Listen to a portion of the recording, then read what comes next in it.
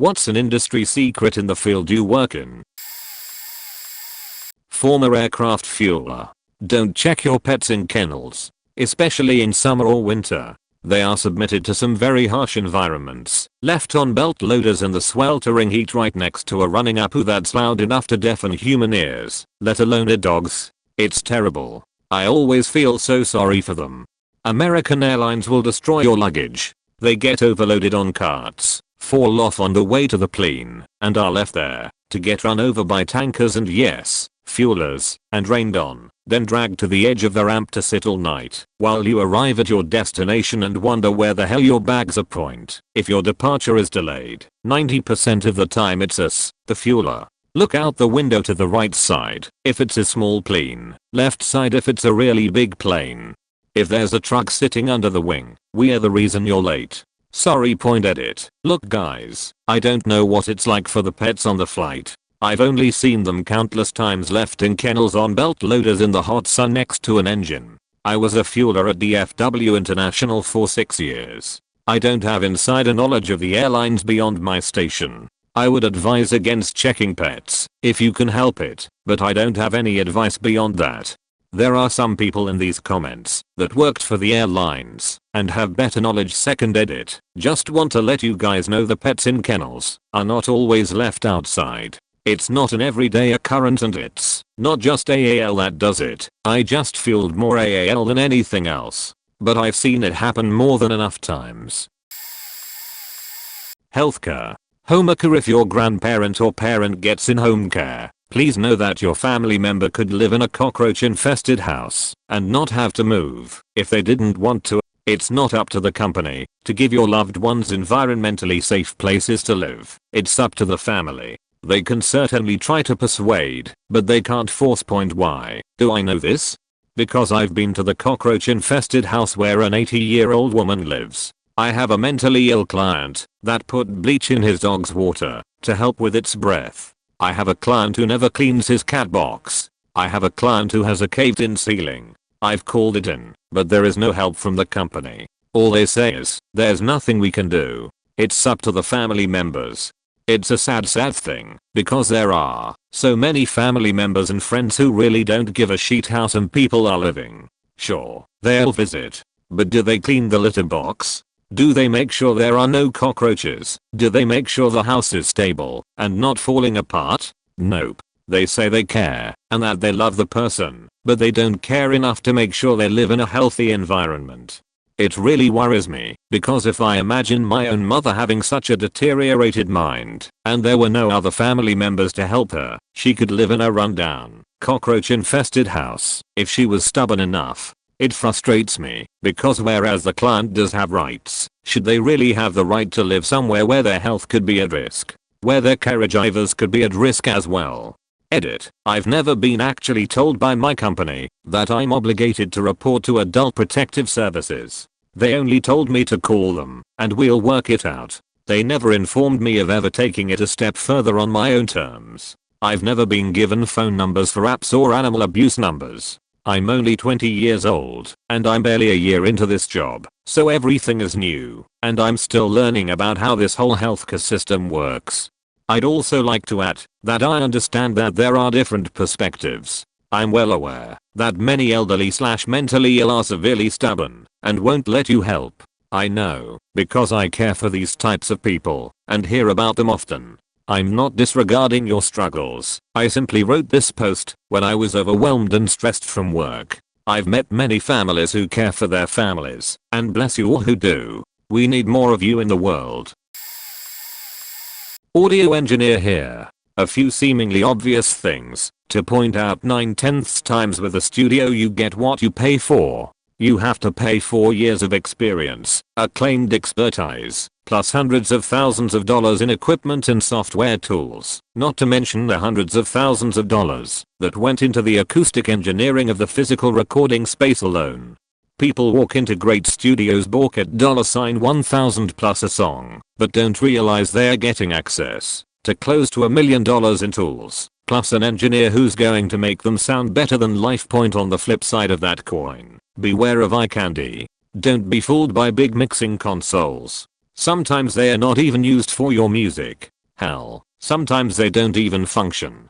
I've seen studios where the sole purpose of a large board is to dupe unsuspecting musicians into parting with their money. Point in larger studios, bands with smaller budgets are often stuck with an intern who may not even be getting paid. Point if your music is shit, no amount of production is going to make it a hit. Point as a small studio owner, I only share work that I think will bring me more business.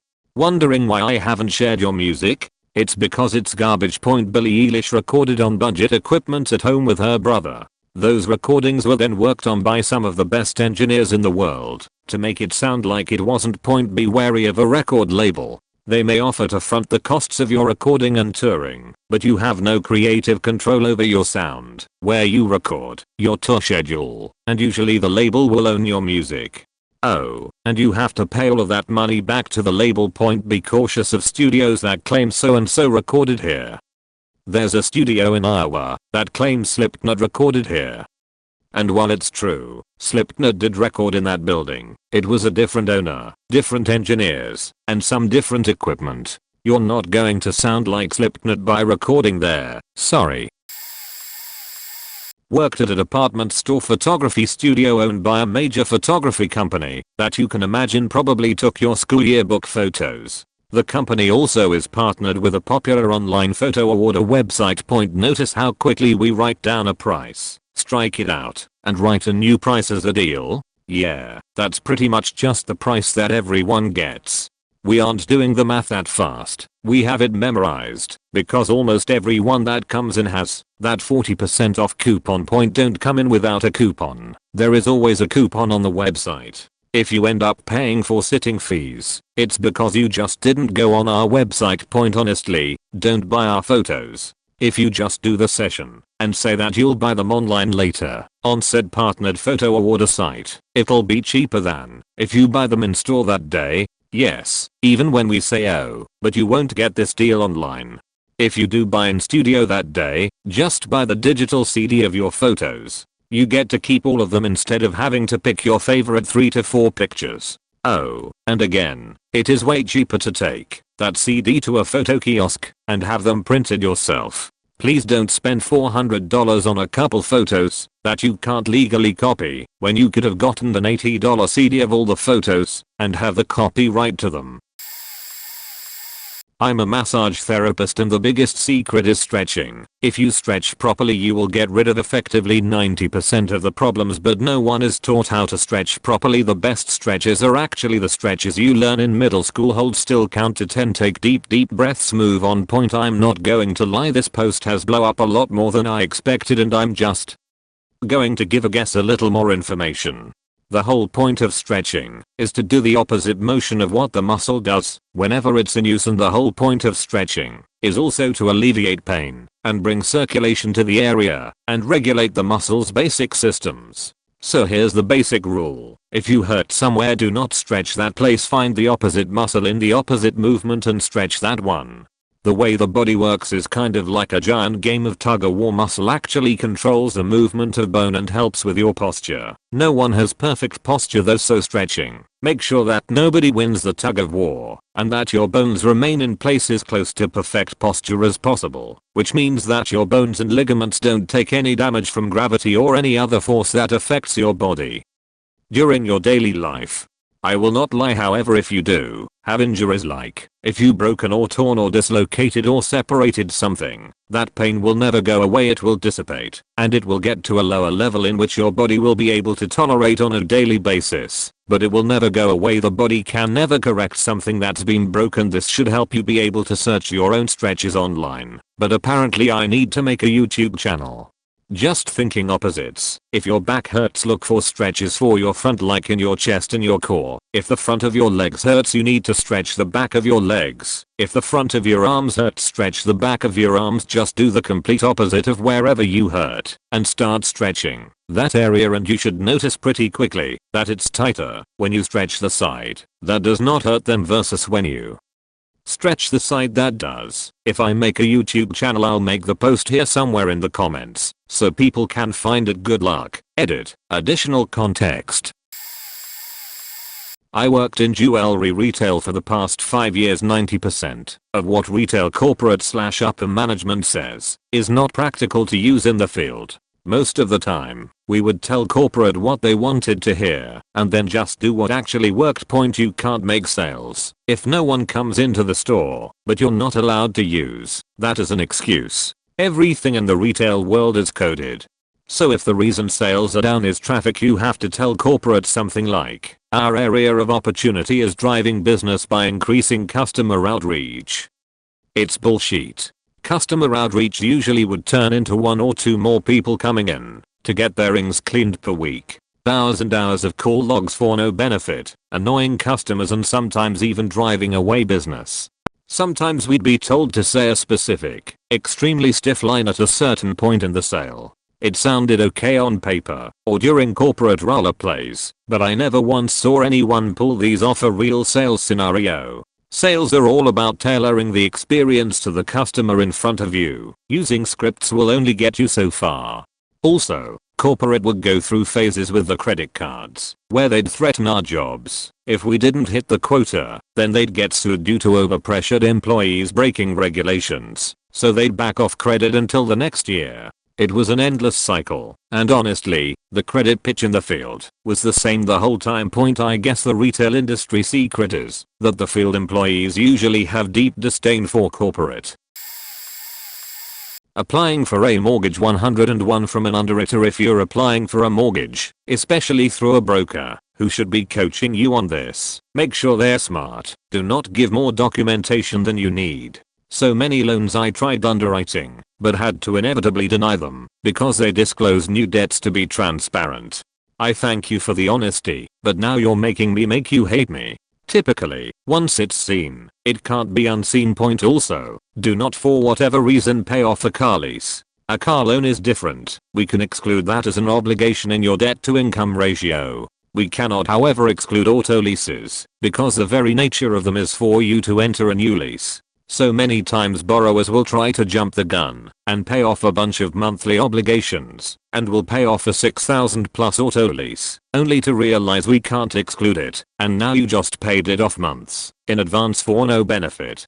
Another thing, if you are applying for a home loan and will be also taking out a credit card from a furniture, appliance, or tool store, IKEA, Home Depot, etc., do it after you have your hard credit report is pulled. Once a credit line is open, its monthly payment has to be factored into your DTI. However, if it's not on the credit report and say shows up on your asset statements, in certain cases underwriters can have it disregarded as not important new debt, unlike an auto loan or something. So long as it can't be proven to be a fixed loan of some kind, it can generally be left off your DTI because it's not risky enough. One more thing, don't shift money around in the last 2 months before applying for a loan. Keep it in one account for 2 months before applying, and don't touch it, or at least don't make deposits into the account that are over 50% of your monthly income. Fannie needs 2 months bank history, and Freddie needs 1, but loans can flip between the two. What this means is, if you deposit say $20K in June, but then shift it around to another account in July, not only do I need the second account that holds the $20K, but I also need to see 2 months of statements for the first account. And if there are any other large deposits into that one, then I might need to see 2 months of those as well. Anything over 50% of your monthly income often has to be tracked to make sure it's not bad money. Also, seeing $20K go in and then $20K go out does not mean it's the same money. I need proof like wire transfers, etc. The analogy I use is, if I pour a bucket of water into a pool, I get down and scoop a bucket of water out. I can't be certain that the exact same water I poured in is the same I scooped out. I need to confirm the money coming out is the same good money going in. Point edit. This is the very first time I have been awarded on Reddit. Thank you so much, kind person of Reddit. Just made my day. Grocery store employee here. Gonna just list a bunch of things a lot of people don't know. There are rats. The conveyors have a 99% chance of having dried chicken juice on them. Anything the customer doesn't directly look at doesn't get cleaned unless the health department requires it. The cashier has complete power to decide to bend the rules for you or not. If they don't, it's because you were rude or annoying. Everyone hates you if you bring more than 15 items through the self-check. Also, when you say you accidentally wrote the number 4 peanuts on a bag of bulk pine nuts, we know you did it on purpose. You aren't slick. Loss prevention are usually dudes who enjoy hurting people or want to be cops but aren't cut out for it. They absolutely have the right to grab you if you steal a candy bar, and if you resist they will leap at the opportunity to slam you into the co-insta machine because they enjoy it. They have a muzzle for biters and they keep every weapon they confiscate. Big chain managers make $200k plus a year. My store does $300k in sales every day. We don't care if you take your business elsewhere because we wouldn't take your expired coupon. If you never shopped here again it would not even register as a blip in the numbers. There is no warehouse out back where we keep extras of everything. We get 3 Swift trucks a night and our freight crew puts all of it on the shelves. If you're a WIC recipient and you are rude we can contact the WIC office and potentially get your benefits revoked. Also if you hide things you don't want in a shelf somewhere that it doesn't belong instead of giving it to an employee or, God forbid, putting it back yourself, we will all gather in a graveyard that night and perform a ritual to give your entire family a terrible pox. It hasn't worked yet but you should know we are getting better. Order phones online. In-store salesmen will scam the shit out of you and laugh. I did it for nearly 2 years until I started to whistleblow and told every customer that came in what to look out for. Then a customer came in and specifically waited for me to be free to complain. My manager was free and I was with a customer and she decided to wait. Then came to me asking for another carrier's SIM card which we OBV wouldn't carry, and the complaint got me fired. Just to give you an idea I was charging people an extra $40 to $300 depending on how much money I wanted to make. Things to look out for. Free usually means they are using a discount/sale to justify a purchase you don't need. Accessories are marked up to almost 200%. You don't need insurance. If you don't want it, you don't have to pay $20-50 to get your phone set up. Activation fees are typically 50%. Cheaper ordering online. If you've been a customer for at least a few years you can call customer service and tell them you want new phones but don't want to pay for the activation fee and they'll probably waive it. If you need support quickly call customer service and ask for sales. The most important thing to know is we are not tech support. Everything I know about fixing phones is from googling the issues and seeing what works. There is no cell phone repair school that I attended before being hired. When I started I didn't even have a manager and had to figure things out on my own with another new hire. You only have to pay taxes on a phone. Google price of phone and multiply it by your state's sales tax and that is all you have to pay. $1 more and they are taking advantage somehow. Thanks for coming to my TED Talk. I write and sell erotica and romance novels online. It's not exclusive to writers, but there's a bunch of acronyms that people throw in on their book blurbs that must be relatively confusing to someone just getting into it, but the regular reader will know immediately, the most prominent of which is guaranteed E, a promise from the author that by the time you get to the end of the novel, your 2 leads will have a happy ever after. Slightly more towards the erotic side, you've got SETI, Joy, RAC, Prick, SSC, Pi, ABDL, CFNM, DDLG, and, my personal favorite, the delightful Akinkbiki arc. You'll also find certain words that mean specific things. Taboo, for example, usually designates incest and pseudo-incest stories, whereas shifter refers to the whole category of I'd quite like to fuck a sexy were animal books. And then there are words that are used more by sellers than by casual fetishists. Forced B, that is, the fetish where, usually, a man is forced to go down on another man, and almost invariably finds himself overcome by the sheer erotic humiliation of it all that he comes right then and there, has fallen out of favor in a lot of services search algorithms, which will block and potentially ban you for any indication of the idea that force is involved. That was replaced with coerce B for a while, but when that started to get flagged as well the industry settled on the term encouraged B instead. Forced B is still the term that's mostly used by people who are into it, but people who spend money on it know what to search for online, knowing how to jump through the hoops, to help people in the know find what they want, is one of the weirder sides of marketing smut. Not much of a secret, but how anything survives the shipping/receiving process is about as mysterious as the specific biological function or functions directly responsible for life and consciousness. The people are overworked and underpaid. The facilities and equipment are typically in various states of neglect and disrepair, where not even something as standard as a parking brake to a forklift can't be assumed to just work. Many of the freight/pallets a shipping company receives from its customers are constructed by other people who are also overworked and underpaid, or are following a rule set implemented by corporate that is concerned with saving $$ and nothing else, which means pallets that are too tall, top heavy, are loosely wrapped, and or are riddled with snag points. KitchenAid is the worst faking offender for all of this. As a result, pallets of freight will topple, either in transit or on the warehouse floor. Stuff will fall on other stuff. Freight gets crushed. ID stickers have incorrect information, etc. Some workers won't give a fuck and will place something like a heavy transmission on top of a pallet of paint cans with no padding, or they are under pressure to get a trailer filled to the company's minimum required cubic feet of product per trailer. I don't know how the industry was before the 1980s, but deregulation of the shipping industries turned warehouse work for some trucking companies into a faking death trap. Working in warehouses associated with the Teamster solved some of the problems mentioned above, but pay was still terrible, the hours still long, and part-timers were treated like shit. I do not work in insurance, but this is a bit of insider information that served me so well I will share it here. If you ever have a serious work injury that requires long-term treatment, you may get the case closed drawn around by the workers' compensation insurer.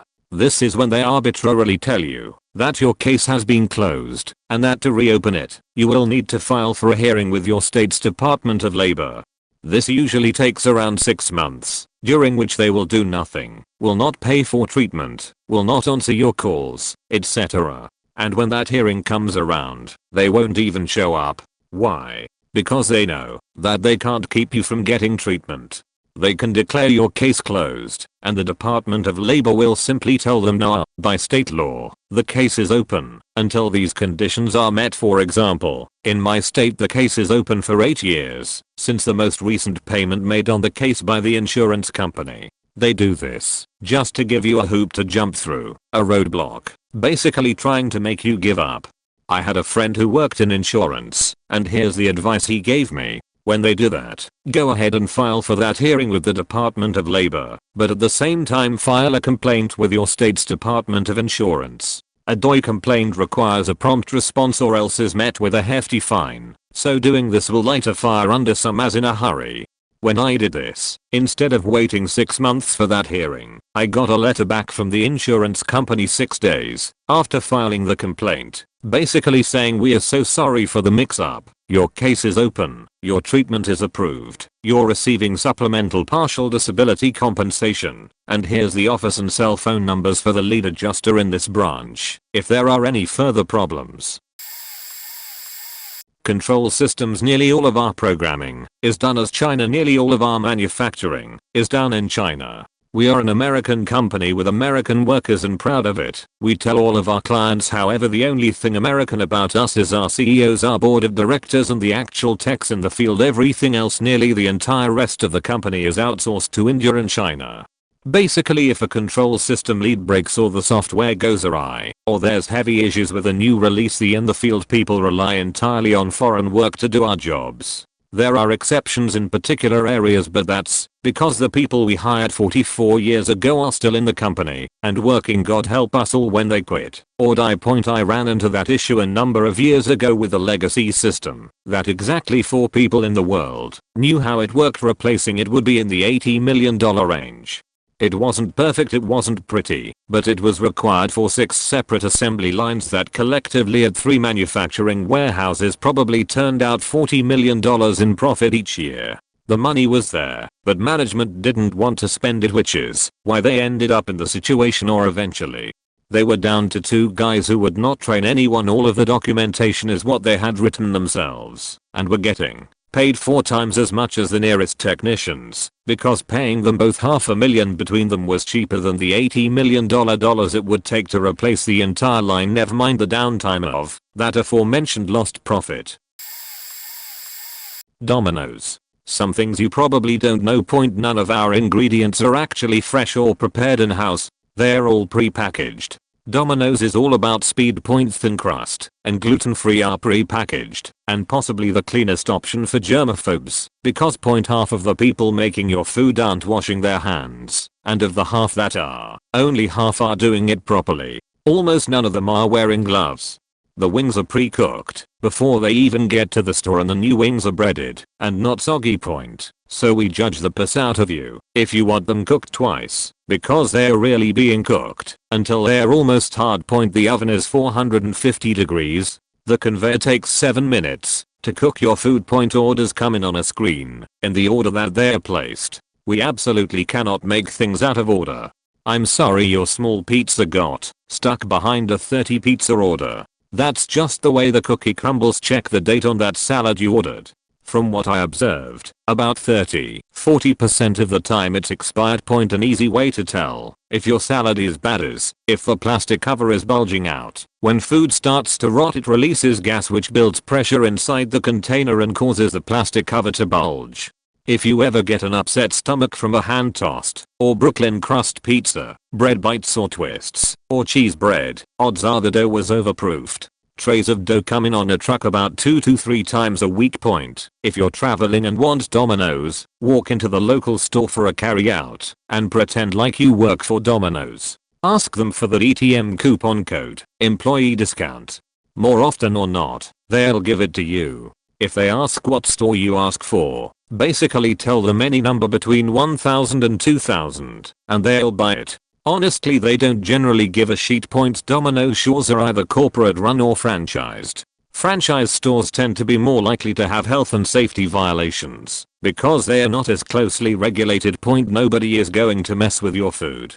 Insiders are either too busy, too stoned, too apathetic, or too all of the above to give a fuck about your food. And drivers aren't going to compromise a tip. The new cheeseburger pizza? Curious about the sauce? It's a mixture of ketchup and mustard. Want to make your cheeseburger pizza a bacon BBQ cheeseburger pizza? Swap the sauce for BBQ sauce and swap the American cheese for bacon. Same price. Nobody answering the phone. Look up the store hours. If they are open, it's super busy, which means your food is going to take longer. Sometimes a lot longer. If they are closed, hang up, because nobody gives a shit. Once the store is closed. Think you're going to call the store and demand the name of the person you're talking to? 9 times out of 10 you're getting a fake name. Some even use fake voices on the phone, because calls are recorded. If you order carry out, please actually pick it up. There were days where I saw over 30 pizzas thrown in the trash that were never picked up. Don't scare the bums that hang around the stores. Sometimes the store manager gives them messed up or abandoned orders to keep them fed. Domino's doesn't care about product quality as much as they care about time. Does your pizza have a little hole in it that was just covered with cheese? Wonder if the people at the store knew? Yes, they knew. Domino's stores have a very high turnover. Most of the people in a store have been there for less than 6 months. Menu items. Domino's does not have breadsticks. They have twists and bites, and both are drowning in oil. Domino's does not have stuffed crust. If you order wings, buy plain and get sauces on the side. Your cleaner, less sticky fingers will thank you. Do not order the Alfredo. The sandwiches are drowning in grease. There is nothing healthy about them. Really, don't order the Alfredo. The pan pizza is floating in a pool of grease and then has more grease on top. It's more grease soaked bread with cheese and toppings than anything else. Seriously, for the love of God, do not order the Alfredo. Delivery drivers. If you tip on credit card and call back for a refund, your driver loses that tip. Don't be that person. You should never tip less than $5 for a delivery. Drivers using personal vehicles are not insured by Domino's. If a driver gets into a wreck on the clock or gets a flat tire, Domino's will not pay them a dime for it. Most of your drivers are carrying knives or other weapons for protection. They deliver to some sketchy places. Drivers really can't take $100 bills. They are not lying. They also really don't carry more than $20 in change. Also, if you ask for full change back, it really does ruin their day. Domino's drivers are highly exploited in terms of safety. They are forced to drive in conditions that are blatantly unsafe. After tornadoes, during flash floods, blizzards, ice storms, etc. Be kind to them. And if the weather is bad, tip as well as you possibly can. Smarter drivers will absolutely hoard Parmesan bite coupons and trade them for free food coupons at other fast food places. Cops don't even know the law. One of the unofficial steps in the booking process is sit for 5 to 50 minutes flipping through a penal code trying to figure out what to book people with. CHP has a game where at the start of the week or month someone will flip through the vehicle code and find a code no one knows. Then they will enforce that code for the week or month until they pick a new one. During the academy, one of my CHP instructors inspected all of our sunglasses and found out that 90% of us qualified for a ticket if we drove with them due to obstructed peripheral vision. Most cops collect a number of stupid laws that they know everyone breaks to use in pretext stops. Example: anything hanging from the rear view mirror, including a handicap placard while driving, is grounds to get pulled over. The best part though, the law as it's written isn't the law. The actual law is defined by case law, and most lawyers and judges don't even have the basic outline case law memorized. They specialize in different fields of law such as DUI or domestic violence, because it's the only way they can keep up on the ever-changing law by ignoring 99% of it. Most of the court process is lawyers presenting different interpretations of laws to each other that they have had to dig up in libraries that you have to pay to access, so the general public does not get to know what the actual law is unless they pay to access these case law libraries. And even if you somehow paid for every applicable case law to be sent to you, there is no reasonable way any one human could ever keep up with reading it all. If a cop wants to, they can always find a reason to arrest you and always find a reason to cut you loose. There is no really cool protection under law in America. As I write this, I hear the cop Fords and Dodges accelerating louder than the sideshow drivers they are chasing at freeway speeds through residential neighborhoods, and I know it's the cops endangering the public far more than the sideshows. Also, if any car people care, the Crown Vic and the Cop Marquis both have a governor that tops them out at 128 miles per hour because they shake and become uncontrollable past that. The Dodge Charger half of California's cops are driving failed testing because during the endurance test the engines kept exploding due to whatever tuning CHP demanded. Placer County and El Dorado County sheriffs have been eluded by an imposter sheriff who pulls people over on the freeway in a custom Ford Pinto, and no one questions the sheriffs driving a Pinto to the point they had to put out a press release that the Pinto did not meet their standards and was not in their fleet. Prices on items that don't sell well don't necessarily go down to reduce merchandise, they go up sometimes. I work at Gap and we've had these ugliest sweaters in since June. Originally when they came in, they were priced at $11, but hidden under the $25 marker, where no one would think to look for a sweater in June. Sometime in early August they were marked down to $10.50. A few people bought some, and though nothing of it, because the original price was marked over with the clearance sticker. Today, I had to put new sale price tags on them. Guess how much? $25.99. So in about 3 months time, those ugliest sweaters went from $11 to $25. Same for jeans, except once in a while they'll have a wild sale, like 50% off on family denim. This Friday and Saturday were those days actually. They moved all the expensive $45 plus jeans up front and put them on sale for 50% off, and all the inexpensive $15-20 jeans in a back corner of the store with no sign, but they had clearance stickers on the tags for the same discount. All the expensive jeans went first and the majority of the $15-20 jeans remained untouched. I put new tags on them today and moved them up front with a big sale sign above them. Guess how much? All $25. In 2 days, $15 jeans went up to $25. It makes me so mad. But I can tell you that when we go to the back to find a bigger size or color for you. No, we are not smoking a joint or lazing around. There are HD cameras and security guards in the back at all times, and one of my managers patrols the back just waiting to catch one of us slipping up. Grades are there to be given to you, but it doesn't necessarily mean that I will follow their logic. If I see you got a really faking horrendous F the first time you took the test, but then you got a decent C and I can see you tried, it's a pass from me point. If you got a legit story for missing an assignment, or handing in some late work and the teacher refuses it, it's because they don't like you. Simple as that. Stuff you think is pointless is usually what we teachers consider the most when deciding whether to round up your score or to let you do something we usually wouldn't. Sitting in the front row, not using your phone often, asking questions, and at least looking interested go a long way. We all have favorite students, and will favor them if we feel like. Same can be said about the disrespectful sheetheads. Not gonna generalize with this one, but 9 out of 10 teachers in many institutions I've worked at would often work hungover or high on something. If you feel like taking a test is exhausting, imagine making a test. Many times we just change some questions from the books, or recycle them from previous assignments. If you're smart you'll always review those. Cheat sheets are just an attempt we make on forcing you to study. Maybe for exact sciences they work better, but for humanities, if I'll let you use a cheat sheet it means the test will have lots of stuff you can't answer with your sheet. I would never ask you when did slavery end in America, but analyze the social impacts of the end of slavery in America. You won't be able to answer this if you copy your sheet from someone, but if you made it yourself and summarized all the info from the book on it, you studied and didn't even realize.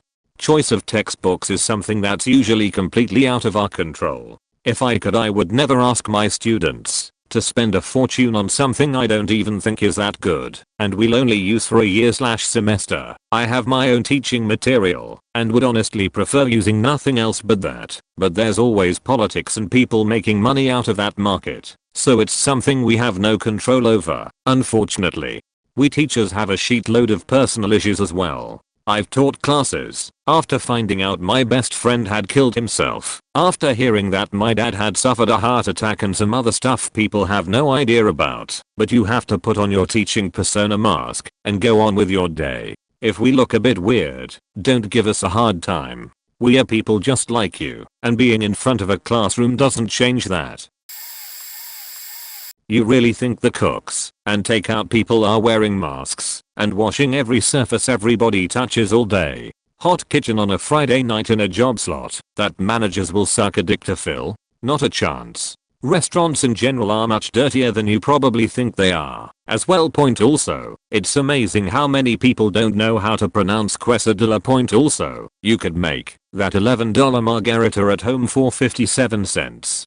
No, I'm not joking. We buy the $11 handles and pour them into blank fifth bottles, 52 shots per handle, 2 per drink, plus margarita concentrate, and even cheaper triple seconds. Also, why does everybody hate tomatoes so much? Also, old people love to comment on my left-handedness. Also, for higher end restaurants, when they put bread on the table, don't eat it. Maybe they really don't reuse bread, but maybe they do.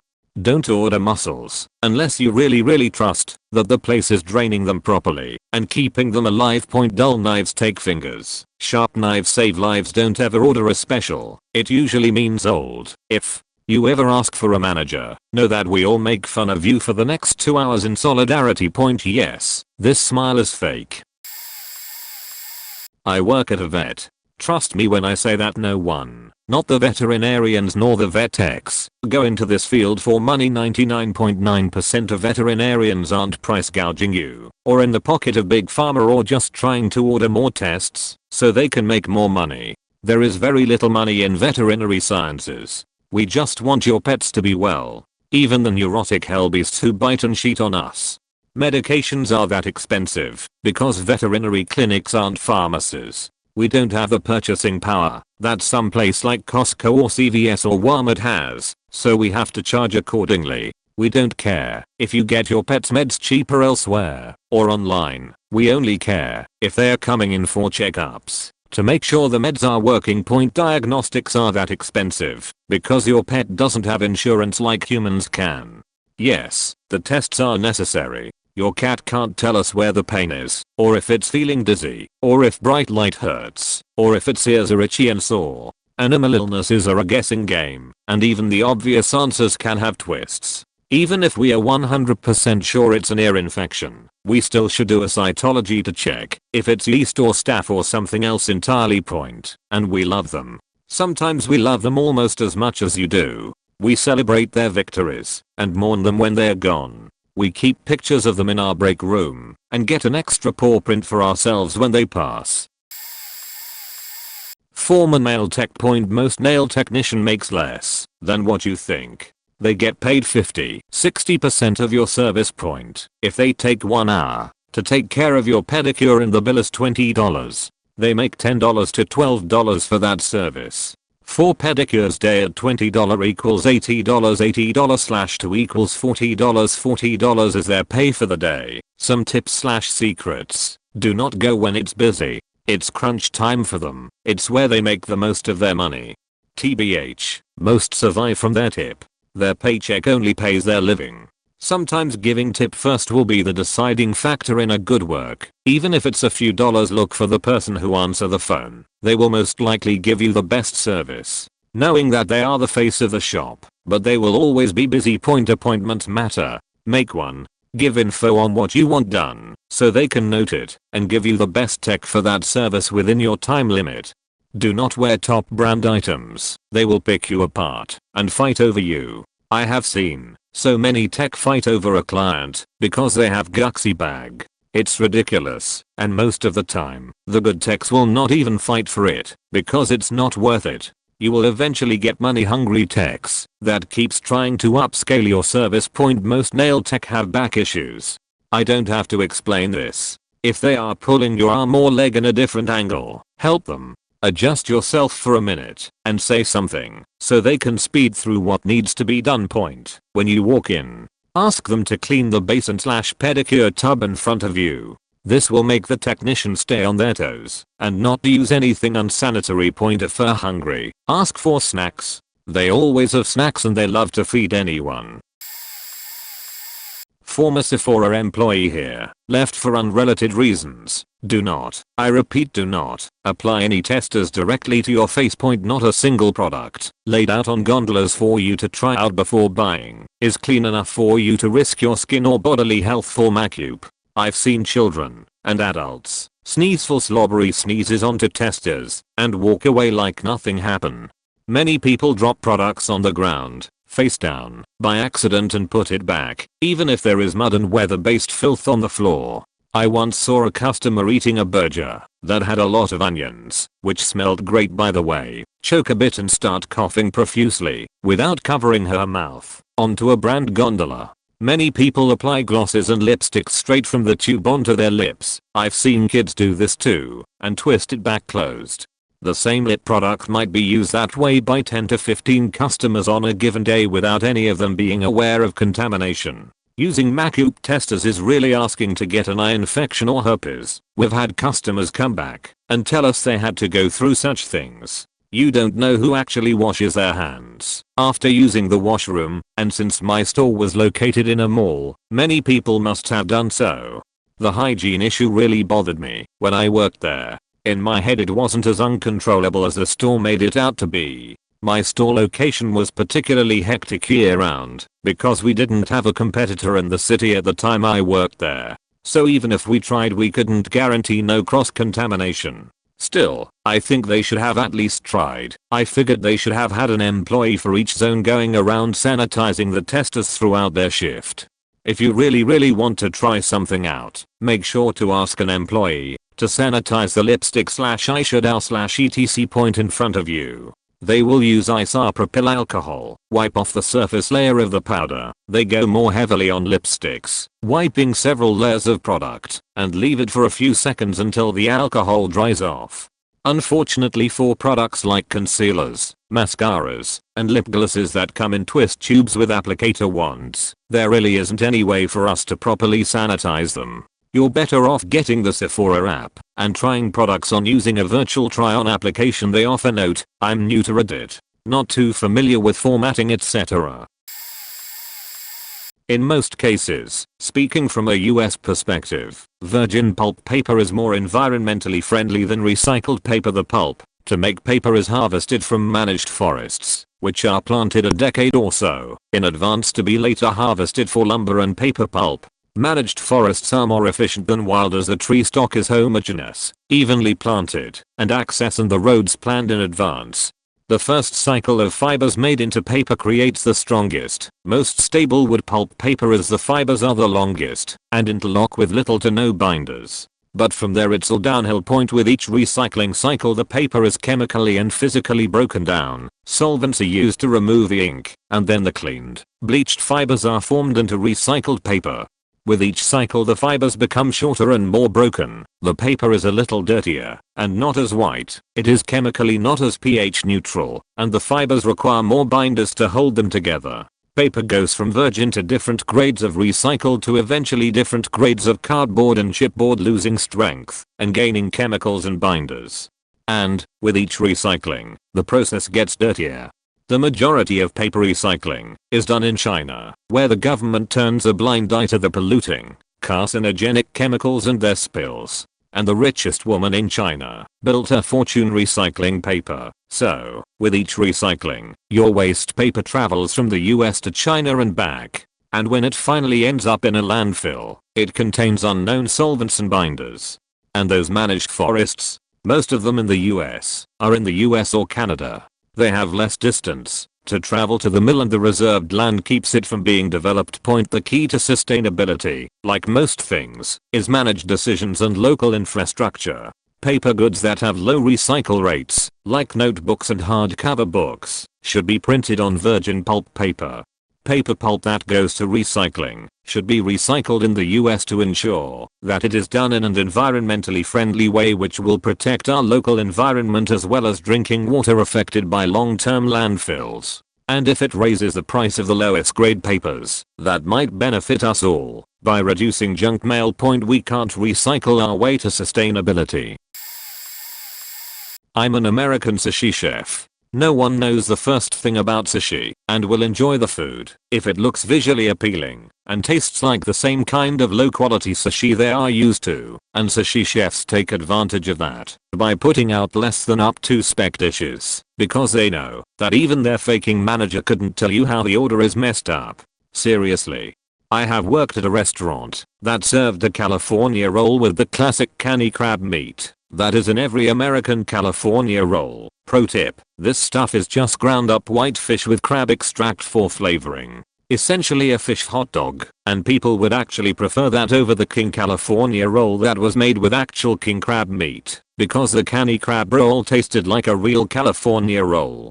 The only way to get quality sushi made with quality ingredients is if you order at an upscale restaurant. The mom and pop shops and chains literally give you what you'd be able to get at Publix, except it won't be older and refrigerated like the supermarket sushi. Also, God help you, if you order from a mom and pop shop where sushi isn't the main food on the menu, more than likely the prep is at least a day old because of how little sushi sells compared to the main food on the menu, and they are gonna be looking to save on food costs. So it's likely they won't throw out not fresh prep until it starts to be obviously going bad. Finally, if you work in a kitchen, getting really good at sushi is an amazing opportunity. There aren't exactly a lot of quality sushi chefs walking around, and, as stated before, even managers and executive chefs are typically woefully ignorant of sushi. This means they are willing to pay you good money if you are able to put out even decent quality sushi at a fast rate, because they almost always think sushi takes more skill than it actually does. Furthermore, it's cold food, so the actual day-to-day of a sushi chef is magnitudes more relaxed and stressful as, say, the grill guy on the line, surrounded by hot machines all day and having to do way more work putting out the main food instead of the sushi. Hot tubs, all brands, much like other retail places, and despite what we are trained to tell you, there is always a sale. We have big margins. I mean, cost is on average half of listed retail for the spas themselves. Most places have at least 2 if not 3 relevant numbers, listed MSRP, which, ironically, is often listed as sale or everyday price, the event/sale price, and the target price. Obviously we won't sell it to you for cost. Hot tub guys gotta eat too.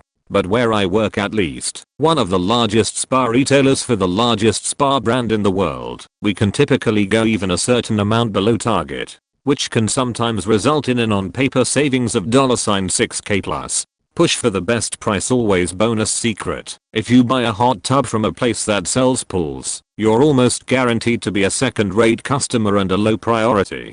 They make more money on filling and maintaining pools than they do on hot tubs, so they usually don't really care. Second bonus: don't buy built-in music systems or TVs, especially if they are the focus of the sales pitch. Or God forbid, if they are the focus of the pitch, and also listed as free with the tub.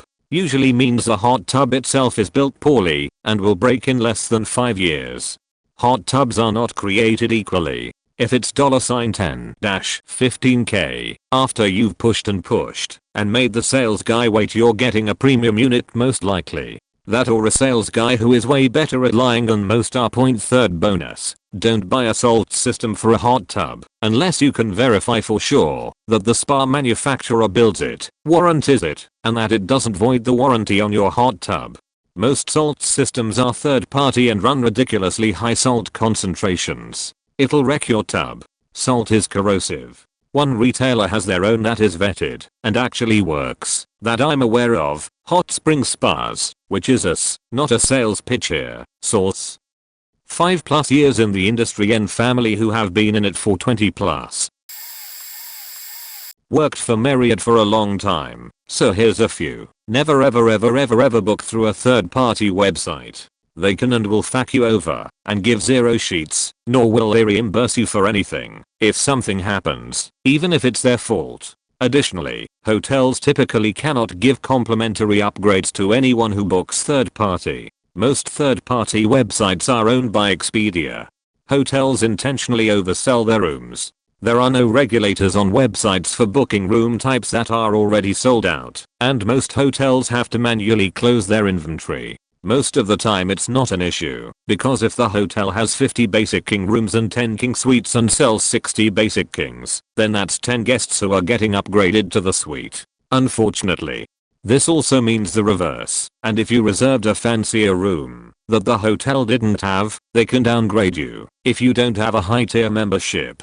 Very occasionally, they will sell more rooms than are even in the building, because there is a chance some guests won't show up. If you arrive for your reservation and your hotel says there was a mechanical issue with your room, typically something generic like plumbing or heating, it's probably because they oversold. Please don't argue with the desk clerk about it. There's nothing that person can do, and you're getting a free hotel room out of it. The pickier you are about your hotel room, view, bed type, which floor, etc., the earlier you need to arrive at the hotel. Not before checkout time, though, please. The earlier in the day it is, the more options the hotel will have available. Your reservation does not guarantee room type unless you are a high tier member of that hotel chain. Your reservation guarantees you a room. That's it.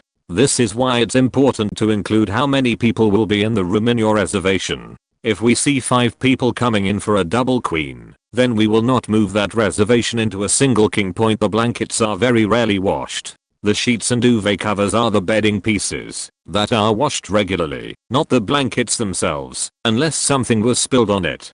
So please keep the flat sheet where it is. It's in your best interest.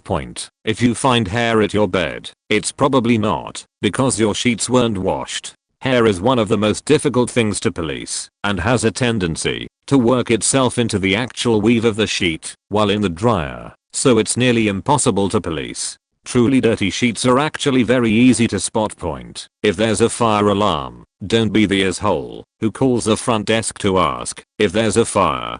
Just evacuate and follow the desk agent's instructions. Best case scenario, it's a false alarm or a system test and you're slightly inconvenienced. Worst case, you and your family die in a hotel fire. Get out of the building. If you are a smoker, hotels have highly sophisticated alarm systems that will alert the front desk immediately if something is amiss in your room. The system will tell us which room is having a problem and typically give us info on what that problem is. More to the point, the system will tell us if you tamper with the smoke detector in your room, which is illegal. Don't fucking do that.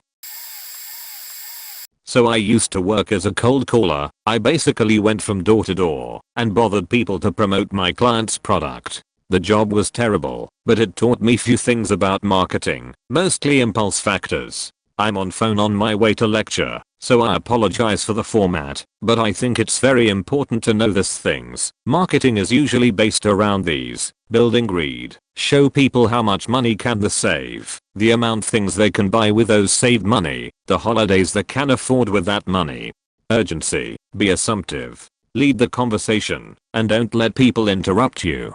My teammate was once selling his pitch to a macho man and I saw the teammate take action, and literally after short intro he asked the macho man if he should take his shoes off when entering his home. He went in and absolutely sold his pitch to the macho man. The man didn't mind my mate entering his house because he was confident. You can do anything to people as long as you look confident. Fear of loss. People might be deciding if they want to buy from you. Lie to them by saying, yeah, but I have only 3 products left, or I'm leaving in an hour. They are going to fear they will lose great deal. Indifference. You will sort everything for the customer out. They don't have to do anything. Jones effect. Show their neighbors or friends bought your product.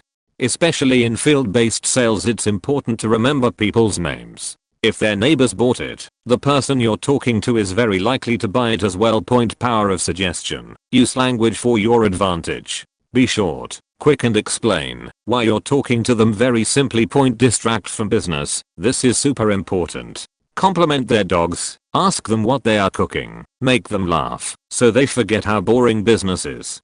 Yes, train. Ask them questions they will answer yes to. If they answer yes to every question you ask them, they are very likely to say yes to the product. This list of impulses is more or less found in every ad. People looking like you, distracting you from business, being all happy and beautiful. Don't be fooled, guys, but you can use this to your advantage to make people like you. Basically, it was my job to make people like me and the product. You can use this in job interviews. Smile. People instinctively smile back, and if makes them happy, works like a charm. Maintain eye contact. It builds trust. Be excited about talking to people. It makes them like you. Keep your introduction short and simple. Keep them interested in what you're saying. Have a good attitude. Maintain that attitude. Be prepared. Be on time. Know what you're doing and why. The bigger picture. Mind your body language. Be excited even with your hands. Buying a mobile home is usually a poverty perpetuating trap, and selling them is not. Owning a park is by nature highly predatory, usually on the poorest people and the elderly in our society, so really scummy all around. Don't buy mobile homes, guys. They are not mobile, and it is rare someone buys a used MH home, so essentially, when you are ready to move you will get zero return on your investment, and if it's not paid off you still owe that money. Most MHs, paid off or not, end up being abandoned because they won't sell and or the park won't approve a new person to rent it. They don't meet our criteria, so you end up leaving. The park reclaims the home as an abandoned structure. They fix it up and either resell it or rent it as a park-owned Joman Voila. The owner makes bank off your investment that you walked away from, likely with debt still, because they cacked up your space rent again and you couldn't afford it anymore. Worst part is all of that is completely legal. No recourse for anyone. Just robbed you of years and thousands knowingly. It's a racket, and it makes me sick to my stomach. I work for someone who has made an entire business out of it. If you are going to buy a MH, put it on your own land. You can buy a home and plot and then for maybe 2,000 to 5,000 more put it on a permanent foundation, which then will, in turn, qualify as an FHA loan. I.e. don't have to pay cash for the land. It all gets rolled into an FHA like a regular as house loan. Get a good real estate agent who knows this field and you can save $100,000 plus and still have a decent home when you are done. Best part is your house's value is evaluated at the level of your neighbors, so you can instantly value $100,000 higher as far as the bank is concerned. Seriously, it's the only smart way to buy a MH home. Auto sales industry here. Do not go to the dealership until you know what car you want to buy. And once you know what car you want to buy, do not go to the dealership that doesn't have your car. Why is buying a car so hard? The Best case scenario is, go to dealership point, find your car / sign for car / drive car home point. Why does this scenario never happen? If you don't know what you're looking for, how are you going to be sure if you found it or not? If you don't know what you're looking for, you cannot be sure you found what you're looking for. What did you think was going to happen? That the car itself was gonna tell you, I'm the car for you, test drive me, and take me home with you? That only works at the animal shelter, and even then it's not the animal's voice in your head, it's your voice personifying the animal's reaction and behavior to your presence. Even if, after several hours, you and the salesperson find you a car that feels right, they're not going give you the price you want, because after spending several hours you've given up all your leverage to walk away. They know what you want, and that you're in the mood to buy it now. It's a coin flip that you'll leave and look for what you found here at the next dealership. They know it, and you know it. You'll drive home feeling like you overpaid. Even if they give you a great deal, you'll never know. Ever go on a scavenger hunt where you weren't given a list what to find, but you were given clues for what you were supposed to find? Here's another way of putting it. There are millions of cars listed online. What's gonna be faster? Looking at all millions of cars until you find the right one, or starting with a wants and needs assessment and narrowing down your search parameters until you get down to 3 to 5 cars? You don't want to be pushed into a car that is more than you need. You need to know what you need and what you want on top of what you need, like a moonroof, for example. No one needs a moonroof and then pay the lowest price for that at the dealership that has your car, not the other way around. Please visit for more info. Worked at the counter for my school's library. Use the catalog system. If you ask me for a specific book, all I did was search in the catalog, which anyone can go to from any browser. Also, tons of books had online copies that you could access through the catalog, and you can search for articles and journals and access results from other schools. I'm not doing anything on the computers. We only have them to look productive. The supervisors tell us just to do our homework or go on Facebook or something. I've seen the supervisors just reading or looking at videos behind their desks. 2-point library sensors are sheet. We have one going into a reserve room, but they built it next to some huge metal thing. Sensors are based on magnetization, so it'll literally go off even when no one went through it. I've never seen anyone taking non-checked out books out of the library before. Usually when the sensors go off, it's either a false alarm or someone checked out books from another library / bought something from the bookstore and those employees didn't desensitize them. But also, please don't steal our books. It's so annoying seeing that a book says available in the catalog, but checking every possible place in the library and not finding it. You don't even have to be a student to check out our books. You just have to get a library card from the county. Also, don't shelve books yourself unless you can read Library of Congress call numbers. If a book goes in the wrong place, we'll most likely never find it unless we notice a book in the wrong area while shelving. I used to work at Wendy's. The chili is made with stale, week-old frozen hamburger meat. They've got a bin that they put all of the stale patties in when nobody orders enough burgers. At the end of the day, they put all of the meat in a bin full of water, nuke it in the microwave for 20 minutes, and then they chop it up with the lid of the container. When it's thoroughly mashed up, they put it in bags and toss it into the freezer. It usually takes a week until it's pulled out and used. This isn't even mentioning how often they leave the chili out without stirring it or adding water under the container. That wasn't even the worst part about working at Wendy's.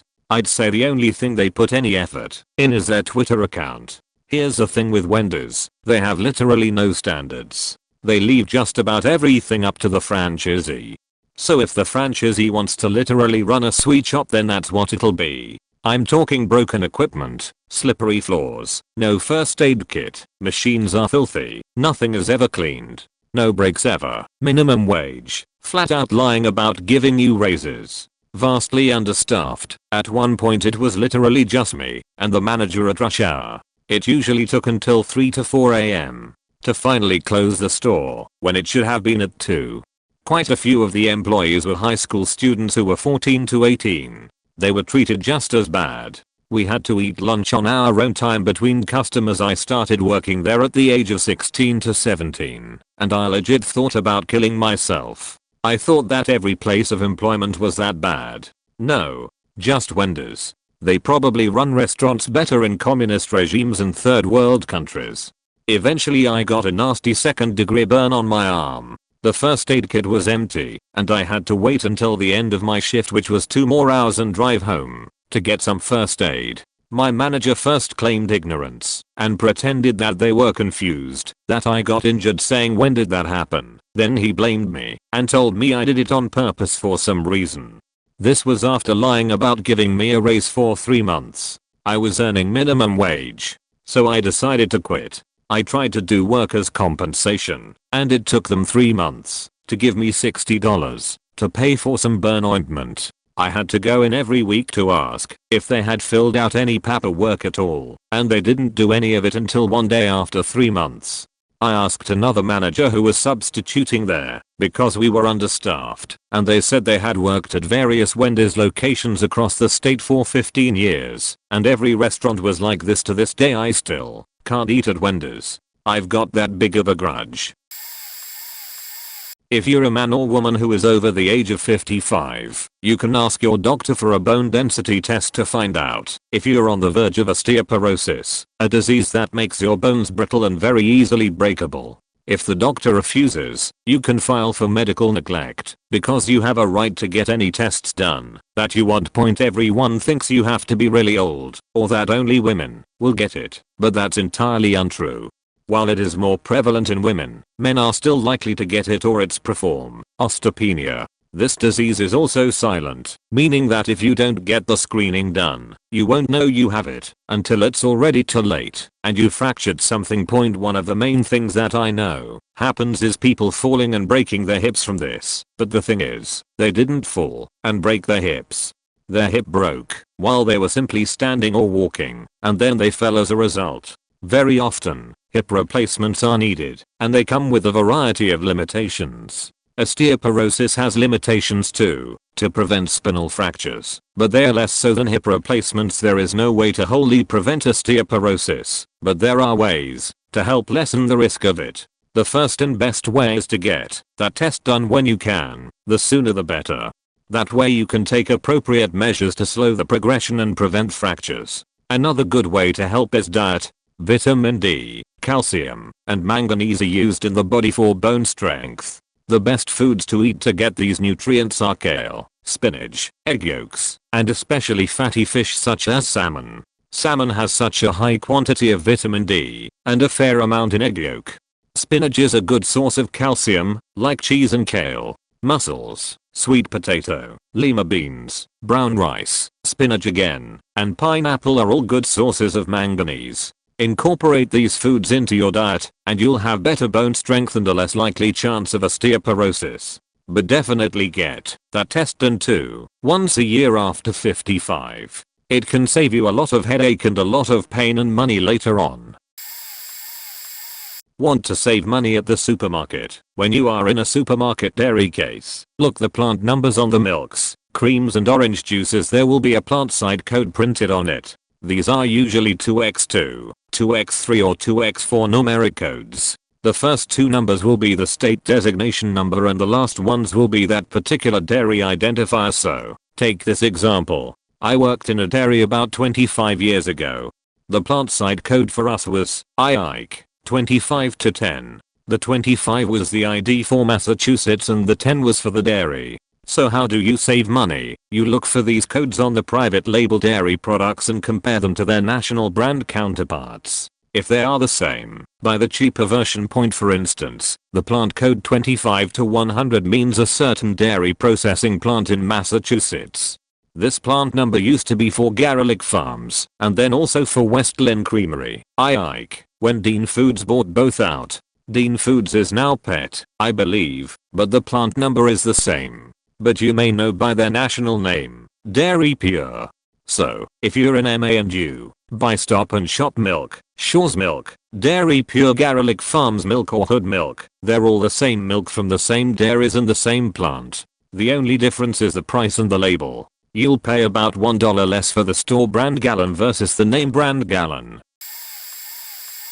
Don't pay a hardware store chain to install an appliance when you purchase it. Yeah, Lowe's, Here's looking at you, you corporate rip-off factards. If you can find a qualified installer or electrician, more on that in a minute, call them directly and tell them where you've bought insert appliance, dishwasher, hot water tank, microwave, gas stove/dryer, sink disposal, etc. and schedule an install. My husband will do it for the exact same price as what he gets from Lowe's to do the job, and you'll also get it done much faster.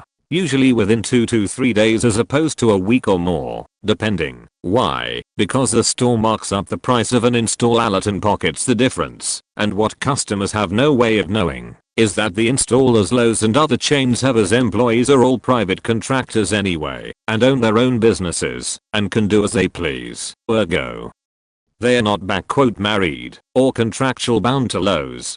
Let's say you buy a new hot water tank, but you can't install it yourself, so you pay Lowe's an install fee, in addition to the price of the tank, to do it. They'll charge you anywhere from $350 to $400 for the install. This includes my husband going to get it, loading it on his truck, bringing it to our residence himself, doing the install, and then hauling the old one away.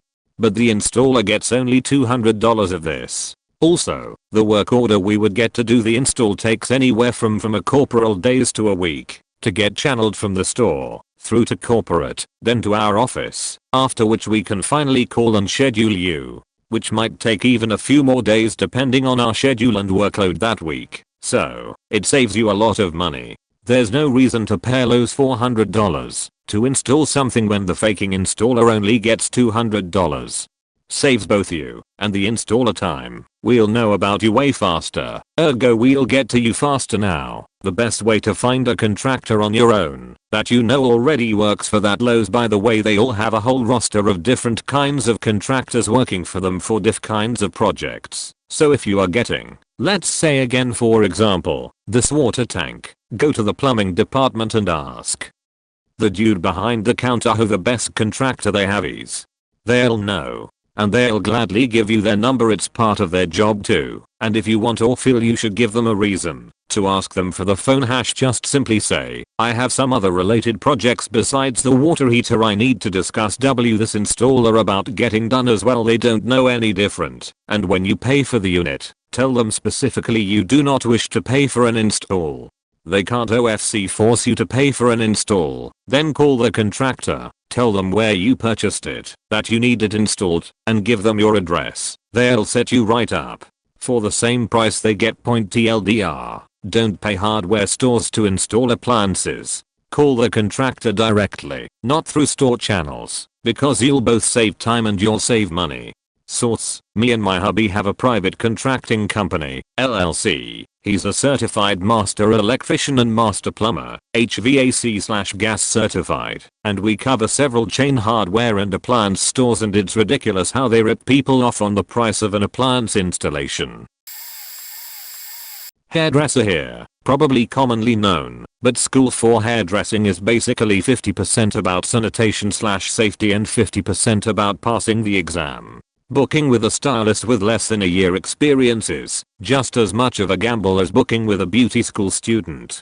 In the US, because other countries have very different licensing procedures. Also, bonus, I worked retail at Urban Outfitters a few years ago, and please don't buy their clothes. I watched clothes move from the floor to the sale room in under a month, because they all ripped in exactly the same ways. I brought the last romper in a set of rompers to my manager, let her know it had ripped just like the rest, and she asked if a customer noticed. No, put it back, and wait for a customer to notice. Likely true of all fast fashion, but that was my first and last clothing retail job. Another bonus, I worked at McDonald's in high school. Corporate restaurants are great, but franchise suck. Probably true of all fast food, but they cut costs in any way they could. Literally, a manager once poured water into the grilled chicken hot holding cabinet because it had dried out and was a few too many hours old. Good as new, she said. My former corporate-owned restaurant was very strict about every food safety guideline since they had corporate money and the food was just better. For further context, I was a mediocre to average employee at the corporate and excellent at the franchise store. The US healthcare system. Despite the uninformed gossip out there, your insurance company wants you to be healthy because it is cheaper for them and hates denying services and procedures for you. If you get a denial, the problem is most likely the crappy documentation your personal physician wrote in your medical record. Costly services and procedures require documentation in your medical record of your condition and all other options that have been tried and failed. If your insurance company ever denies a service or procedure for you, have your physician file an appeal. If your physician did their job correctly and there is documentation in your record for why you need it, it will be approved, unless it is a non-covered benefit. If the appeal is denied, appeal again. This is called a second-level appeal, and the physician who works for the insurance company who determines approvals or denials will have a phone call with your physician. This is where your physician who did the crappy documentation can explain the necessity of the service/procedure or an uncovered benefit can be approved if it will significantly enhance your quality of life and isn't just a cosmetic or non-life-threatening procedure. If the second-level appeal is denied, you usually have one more option. You can file an appeal with the governing body over the insurance company. This option can only be done after both appeal attempts have been exhausted with the company itself. Almost always, the person appealing wins these decisions. This is true for Medicaid, Medicare, healthcare exchanges, and private insurances. Some of the details might be different from state to state regarding the number of appeals available and timing of appeal requests, so you should check your explanation of benefits for details. But the point is that almost nothing will be denied to you if there isn't an alternative option you haven't tried before and failed, except for non-essential cosmetic procedures. This isn't much of a secret in the animation community, but almost no one outside the field knows about this, and often gets it mistaken. Point animation has little to nothing to do with your skill at drawing, and vice versa. Point you can be one of the best artists in the world, and can't animate for sheet, as well as the other way around. They're similar, sure, because after all, you are drawing all the time in both. So knowing how to do one of them will definitely help in learning the other, but the actual skill sets and knowledge involved are fundamentally different. A very large number of people outside of the animation community has a general disrespect for stick figure animation, as they generally don't think it takes the same level of skill as professional animation such as cartoons or anime, but this couldn't be further from the truth. Animators generally follow the idea that there's 12 different principles to animation as a whole. Arcs, secondary action, straight ahead / pose to pose, etc., which are all the main general aspects to what makes an animation. Solid drawing is only one of those aspects, while all 12 are required to make an animation appear good. So despite a stick figure animation not having good drawings, the other 11 aspects are still followed, and in most cases even more focused on, since the animator has to make the animation more visually appealing, since the viewer is looking at a stick figure instead of a complex character. What many don't understand is that the actual key animator in a studio, the person doing the actual animation, typically draws very simple figures in their animations, compared to what ends up in the final product. A lot of people will look at something animated, see that the art looks pretty, and confuse it with good animation, and I wish a lot more people would understand that the things that make an animation good goes far beyond what a normal person who's never studied it is going to notice. Tattoo artist. Can't indulge in too many secrets. You'll have to bust your balls in an apprenticeship like the rest of us to get those lol. I guess all I can say is that if an artist quotes you on a price, make sure you prepare to pay that with an extra 15% minus 20% plus tacked on as a tip. Most shops require a cut from artists to pay the bills. Different shops have different agreements, so we don't get to keep 100% of what we make. There's no minimum wage, health plans, etc., and we have to file our own taxes each year. Plus that shop cut doesn't usually cover materials, so we have to pay out hundreds for needles, machines, electronics, PPE, sanitary items, etc. from week to week, all out of pocket. Point especially now with COVID, the tools we need are pricier than ever. Gloves alone have skyrocketed in cost, so please remember to take tips into account when budgeting for tattoos. It helps a ton and keeps us from having to jack up our own prices, which would drive away traffic before the apps are even made. Also, if we say no to a super cool tattoo idea you have, that's a good indicator that it's probably not as cool as you thought. Don't argue. Don't get offended. We are not trying to insult your taste. We are just the professionals who want to give you work that we can be proud of and will know will heal, right, and look good for years, even decades, to come. Basement scratchers and cheaty artists say yes to everything. Professionals will at worst say no. Otherwise, we'll do our best to come up with a compromise that achieves your vision without sacrificing our personal standards of quality. Point most of all, repeat after me. Good tattoos aren't cheap, and cheap tattoos aren't good. I don't work in the field, but know many who do. I also can't name the experiment or site, but anyone in STEM will know what I'm talking about. Point around 2012 there was a hoax/conspiracy that a black hole ate a man. It was fueled by video footage of a man working at one of the leading experimental science labs in Europe. It went viral, not only because of the fear that science did it, but as this was around the time of the Higgs boson was making news, and people genuinely thought it had teleported him to a wormhole.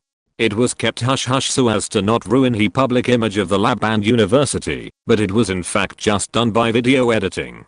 The man in question went underground online to prevent his uni in the lab letting him go for causing public disbelief and fear of science, though he was in trouble anyway. Fake. I think he had to sign something to stop him spreading any more damaging false information/disinformation about the experiment. They never released an official statement, and there are, to my knowledge, still hundreds of thousands of people who think a random STEM student was eaten by the God particle nearly 10 years ago. Edit. While trying to find the original video, I stumbled upon this, which was a similar hoax at another European lab with more coverage. To roughly translate, multiple students/employees at CERN, Switzerland, pulled off yet another elaborate scheme by pretending to sacrifice a woman to Satan. A few years after the incident I mentioned above, it caused a media storm, as I believe at the time they were running the collider, which tends to attract bad press from some religious groups. A mock satanic sacrifice must have been the cherry on top, because I haven't seen as much hype around the LHC since. Adult industry, men really should not take pills or use a penis pump to gain length, girth, etc. The traditional cork ring is incredibly inexpensive, under $20, and helps you not only gain length and girth, but also helps with stamina and strength of the male kegel muscle. Point. If you use a pump, you will always need to use a pump to gain that length and girth. So if you travel, for example, you have to pack that thing if you want to have fun while you're away. If you use a pump incorrectly, you can burst blood vessels. If you take pills, you have to keep taking pills, so the effects rarely last for very long, and it gets extremely expensive. Again, the traditional cork rings run less than $20. If you have health conditions, pills are also not a good idea. If you are a drinker, also not a good idea. If you use a cork ring, you can gain length and girth, and as long as you remain fairly active, set your masturbation, you don't have to keep wearing that cork ring for the rest of your life. I began using one at 18, and did so regularly for 2 years, making substantial gains. Now I only wear a cork ring when I miss how it used to feel. Don't waste your money and risk your health. Look into a cork ring, get beyond any weirdness or stigma you might have about them, and then thank me later.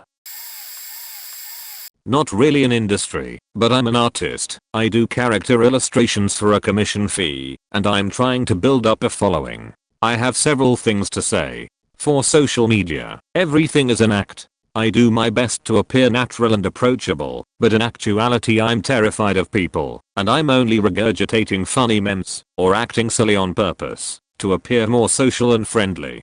If the person you commissioned takes a lot longer than you expect, but still maintains contact, and is online often, or if your favorite artist hasn't posted in a while, but they assure you they're not dead, 90% of the time they are having some of the worst mental health days of their life. Yes, we see and read everything, especially your nice comments, and yes, we depend on that sheet to live. If we ever run dry on compliments or conversation about sheet we like, then we die.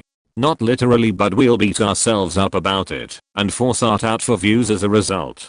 Please talk about us. If you love us, let us know by spreading our art around and recommending people to us, not just for views, but because we so commonly thrive on positive feedback. Additionally, for future artists or anyone interested in being an artist, the secret to enjoying your art is to let go of the idea that you will ever reach the peak of talent.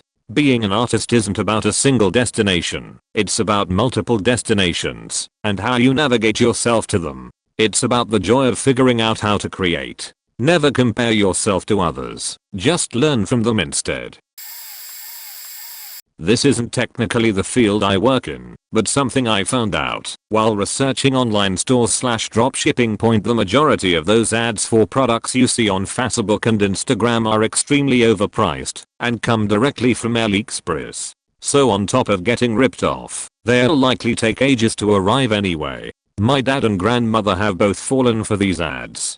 Just go directly to AliExpress if you really want what's being advertised. Just keep in mind things can take months to arrive, although they do refund if it doesn't arrive by a certain date. It might be obvious to some people, but it's crazy how many people are commenting on the ads post saying they want the things and are just getting ripped off. I'm all for people to make a profit from their business, but when they are taking advantage and blatantly ripping people off, it's not cool. The latest ad I saw was a resin astronaut figurine for $70. On AliExpress it was maybe $7. The set was $200. On AliExpress around $20. Even a popular blogger is selling her signature necklace for $45, reduced from $55, and it literally costs about $1 including shipping from AliExpress. Worked for an auto parts store.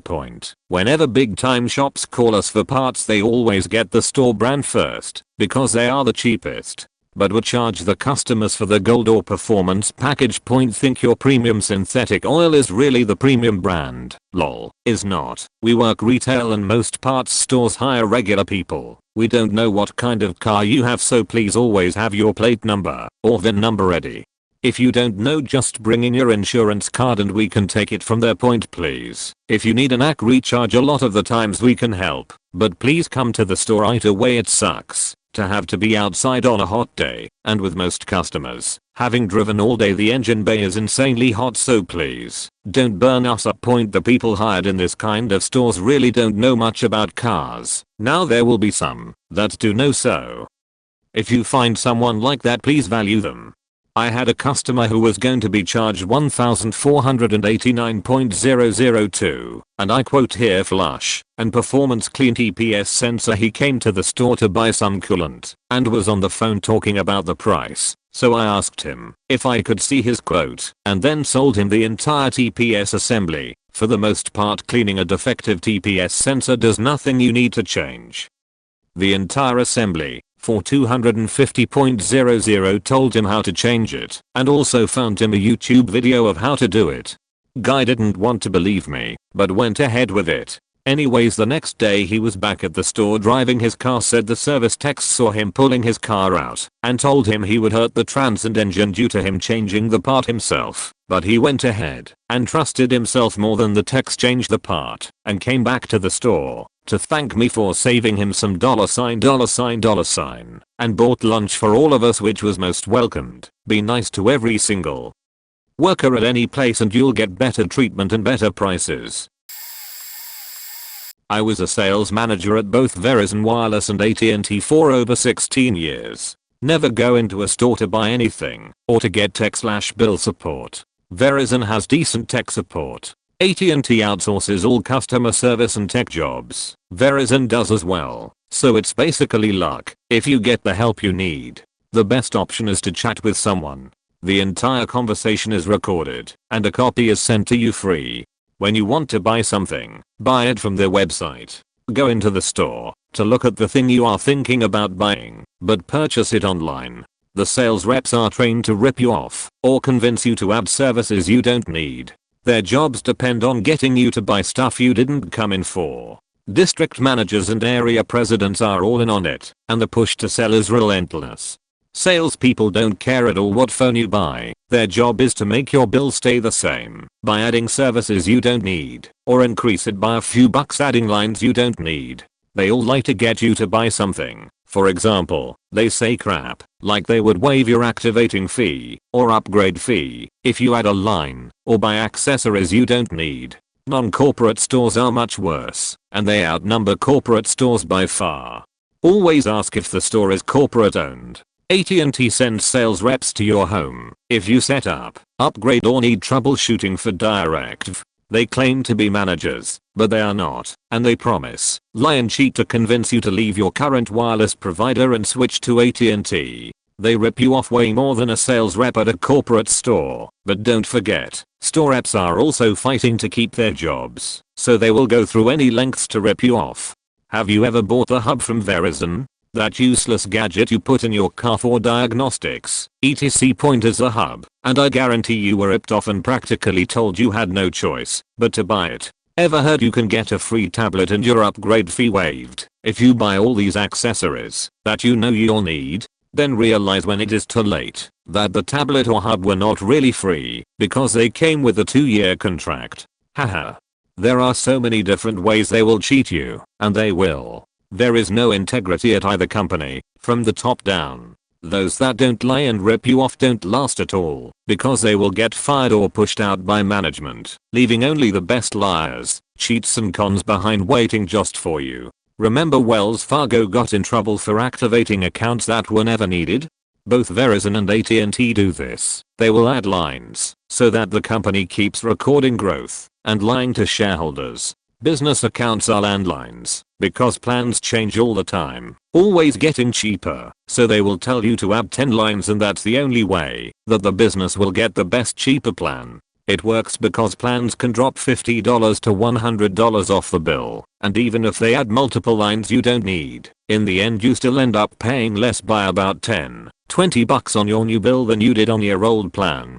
AT&T salespeople were telling DirectV customers that their phones already had 5G because all screens displayed 5G. They would use this to their advantage because the service 5G is not 5G at all. It's a bit fast at 4 grams. The E means evolution, so it's evolving to 5G, but it's not there yet. So by lying and saying AT&T already had 5G, they enticed you to buy phones. At Verizon stores, do you remember being told accessories had to be returned to the original store they were purchased at? Were you told that you had to upgrade online instead of the store? Were you told to transfer your pics and contacts at home? This was because the store reps would be punished if they did any of these things for the customer. If they accepted accessories returned, the store's accessory metrics would be ruined for the day and the district manager would punish the store manager, who would then punish the reps. If you were turned away when wanting to upgrade, it was for the same reason. Most people that want to upgrade to get a new phone do not want any accessories at all, ruining the store's sales metric as well. If you were sent home to transfer your own stuff, it was because you didn't want to buy anything. If you were turned away when you needed tech help, it was because you didn't want to buy anything. Did you ever get turned away when you wanted to return a phone/accessory you bought online at a store? This is because it damaged the reps and store's sales metrics and you didn't want to buy anything. Cell phone sales is a dirty business. There is no integrity whatsoever, and you will get ripped off one way or another, because that is exactly what the reps are trained to do. The best corrupt, lying, con people get rewarded by being sent to all expense paid trips to Las Vegas, Atlantic City, and even other countries on all expenses paid vacations. Where do they get all the money? Lol, by ripping you off daily. The cell phone sales business is the biggest scam in retail. You put up with it because you need your cell phone. The companies know it, so they turn a blind eye when you get cheated. Look at the parking lot. You'll see a lot of expensive cars parked belonging to the salespeople of that store. Look at their expensive shoes, watches, etc. It is a system created to milk you out of everything you have in your pocket when you walk in. Software engineer here, been doing software development for about 6 years. The amount of gatekeeping, code tests, and psychology questions are all bullshit to actually job performance. All those coding interviews are often 5 times harder than what the job really does, and I'm extremely sure many people just cheat on them, because I've seen a lot of people don't even know the language they are supposed to code in, or even basic data structures, or even seen a faking flowchart. Bowers or whoever asked you to code this problem is only doing it to cover their ass in any bias lawsuit, or because they know anything about software. Hence why the problem is so fucking complex with so little time. Truth is, it doesn't matter how good you were in the interviews, you will always be in a 1 to 2 month training phase that teaches how to do the job. If you know basic coding, that's fine. Veteran software engineers are more of a rare thing, to come by even rarer, if they know exactly what they are doing, rather than just soaking up the years for their next job jump point. Often we only want new talent, and then after a while companies just don't care about you anymore once you're a performer in said company. Basically, tech is just as aggressive as hiring young talent as a born agency. Therefore is almost always better to just jump around, cause fake loyalty, and the company will be fine even without you. If not, they call you right away, and you can name your price. What has any company ever done for your loyalty? Nothing. Probably. Oftentimes people really just fuck around all day for tasks that really don't require someone with a 4-year degree, and often are from people that don't have one. Sometimes people are hired for the usual corrupt reasons, and people are not for very much the same. Company just wants the newest shiny thing, even if it doesn't justify why they need it. Like is trendy now, to have tons of new management styles that waste hours of meetings for something that could have been done if we just directly talk to the people that goddamn need it and then code it. You work with less engineers and more managers, or very much people that do not know how to code software. Most of the pay is really about keeping your mouth shut about the amount of bullshit the company shouldn't be doing, bad code practices, and stress the job gives you, and how to problem solve around it. If you make more than 100k, the only thing you are jumping for is a better work environment. Money isn't much of an issue unless you have serious debt, which would immediately bar you from any security clearance job, so good luck. That other 20% is just being a warm body that could be bonus points for any corporate PR if needed. Okay, rant over. Sorry for expose some dirty industry secrets. Working in the ad industry and as a designer, I have worked on a wide spectrum of projects and fields for the past few years. So just some of the stuff I have learned. We have access and see all of your data. So when you're in doubt if big corporations like FB, Manuscript, Google, Apple, etc. have that same access, oh, it is so much more than that, so much worse. How else would they provide you with a service before even you know that you need it? How else would they work on AI? How else would they target you? One of the worst, if not the worst thing you can say and believe, is I have nothing to hide. They can track me and do whatever they want. This is a phrase that makes the higher ups literally laugh and make fun of people who say that. In order to improve our products, we literally can record your screens in a lower FPS number, and you won't ever notice that. We will see pretty much every interaction you make with our product. I have worked on projects for one of the biggest pharmaceutical companies in the world, and the amount of shady businesses, absurd patent rules, bribes, disregard for privacy is just beyond everything that you can imagine. In EU, the GDPR is a nasty thing for them, but in US they can do whatever they want. I have worked around 6 to 8 months on one digital product whose main purpose is to avoid Swiss laws for pharma industries that will come into play in a year or two. And that was just an MVP version of it. When you get a prescription for pills or whatever, it's very rarely because it's actually the best thing for you to consume, but it's because they have signed a contract with some big company and they get a cut out of each sale. Big corporations don't give a shit about you or your health. They want you to be unhealthy because they sell more of their stuff that way. I have worked in the food industry for 15 years as a server and bartender. There are so many things the general public doesn't realize. The ice bins are disgusting almost always. If they do burn the ice, they generally just wipe it out with the same sunny towel used for the tables and counters, then refilled with new ice. Also, closing the lid causes a minor inconvenience, so it usually doesn't stay closed. And the scoop we are supposed to use there is one per side. So the cups that just got ran through the dishwasher once and are still dripping wet are used directly to scoop the ice. Less ice does not mean more alcohol. Lemons typically don't get washed before they get cut. Sometimes there is no way to ring in your special request, so we have to go tell the cook who has several other tickets. So if it takes a little longer, it's probably the extra communication/distractions for the cooks. If there is multiple stations in the kitchen, chances are the order will come up over a 10 to 20 minute span. The first dishes up will be cold, or they get ran first. Yes, a manager and expo should have it running smoothly, but generally they don't, and it isn't your server's fault. The hosts do not care. They hardly wipe the tables, usually don't move any caddy condiments to wipe underneath, and almost never wipe the booth. And the prints on the windows, they ignore seeing them. Also, the dirty bathrooms or lack of tissue is usually the host server assistant. We pay them to do all of those things, then usually end up doing it ourselves, and miss out on tables. Most places pass their health inspection by waiting until the week before and forcing everyone to detail clean everything.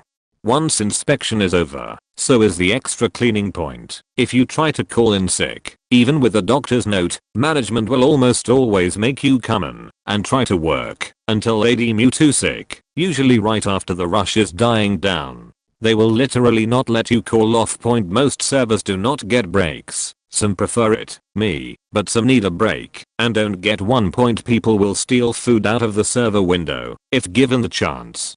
Fries, chips, any bread or finger food, they are the most common. New cooks are awful for everyone, and I mean no offense to anyone.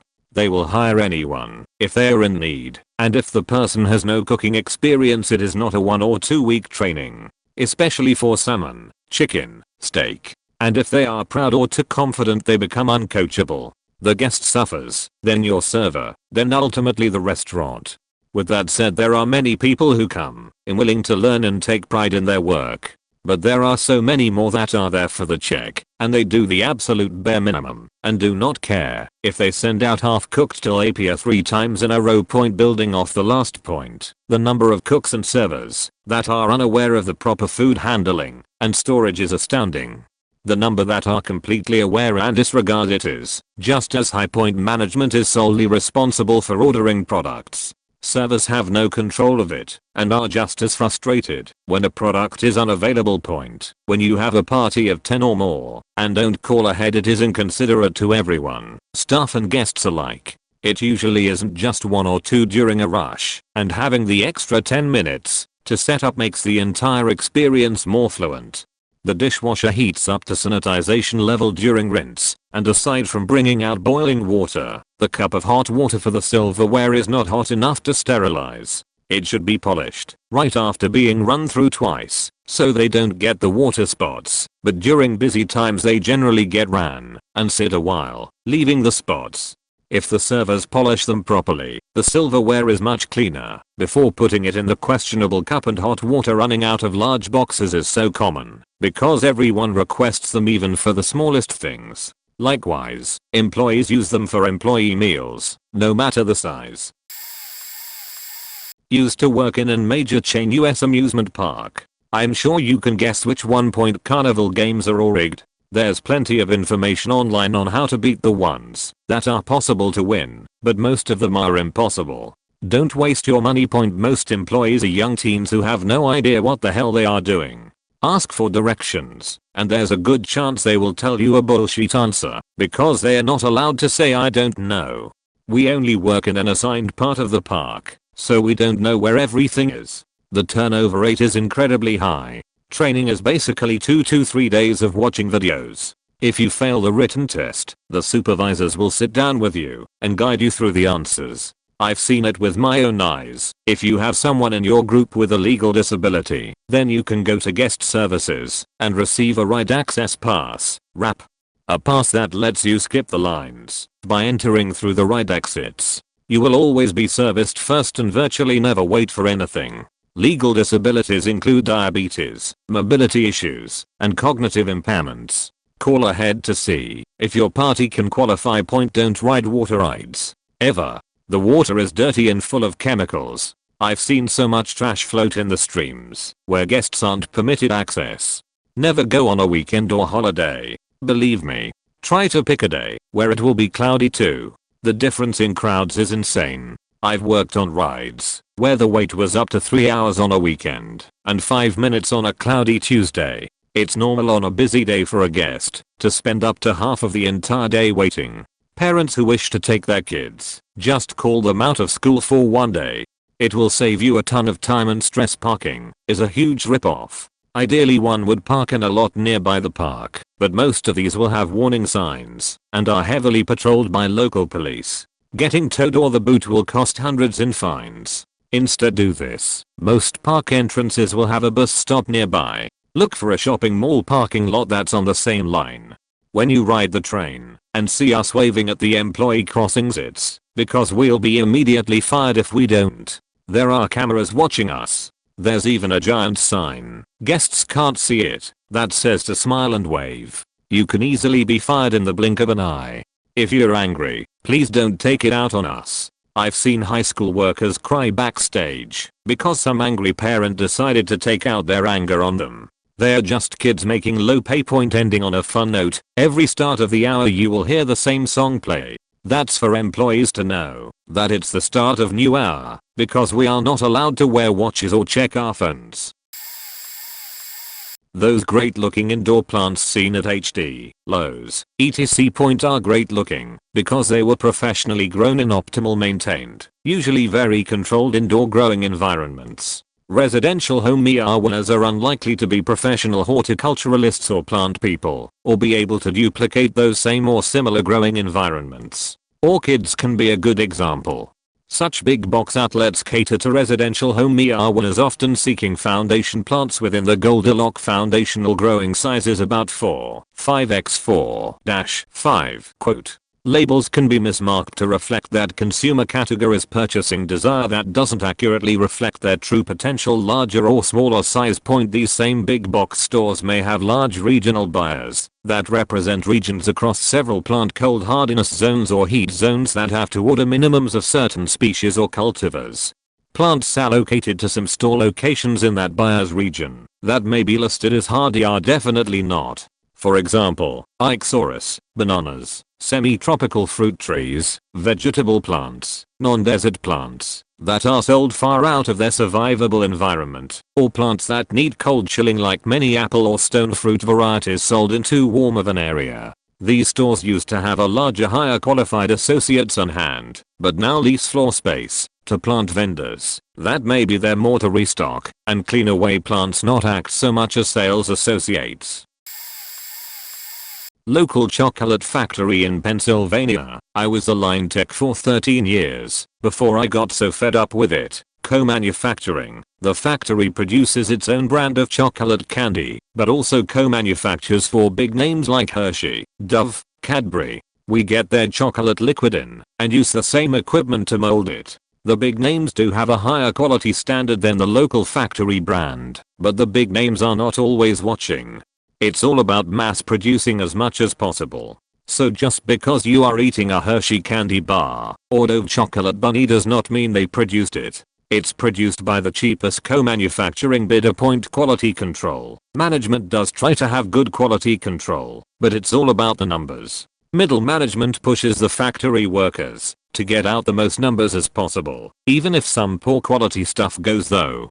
Ever get some small foiled balls by a smaller, named chocolate brand and the foil was half off or loose? It's all about getting the most product through. Point. Poor equipment conditions. Management does try to have clean and modern equipment, but it's all about numbers. Some equipment is from the 1950s or falling apart. It's all about what the yearly SQF food safety can pass. It always fails at first, then we get a list of must fixes. Then after the bare minimums are fixed it's inspected again, and maybe again, until it passes.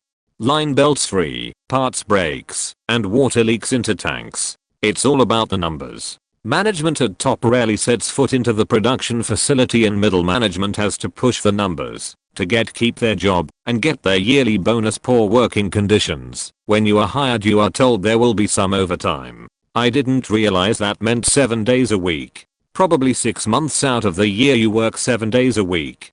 No advance notice either.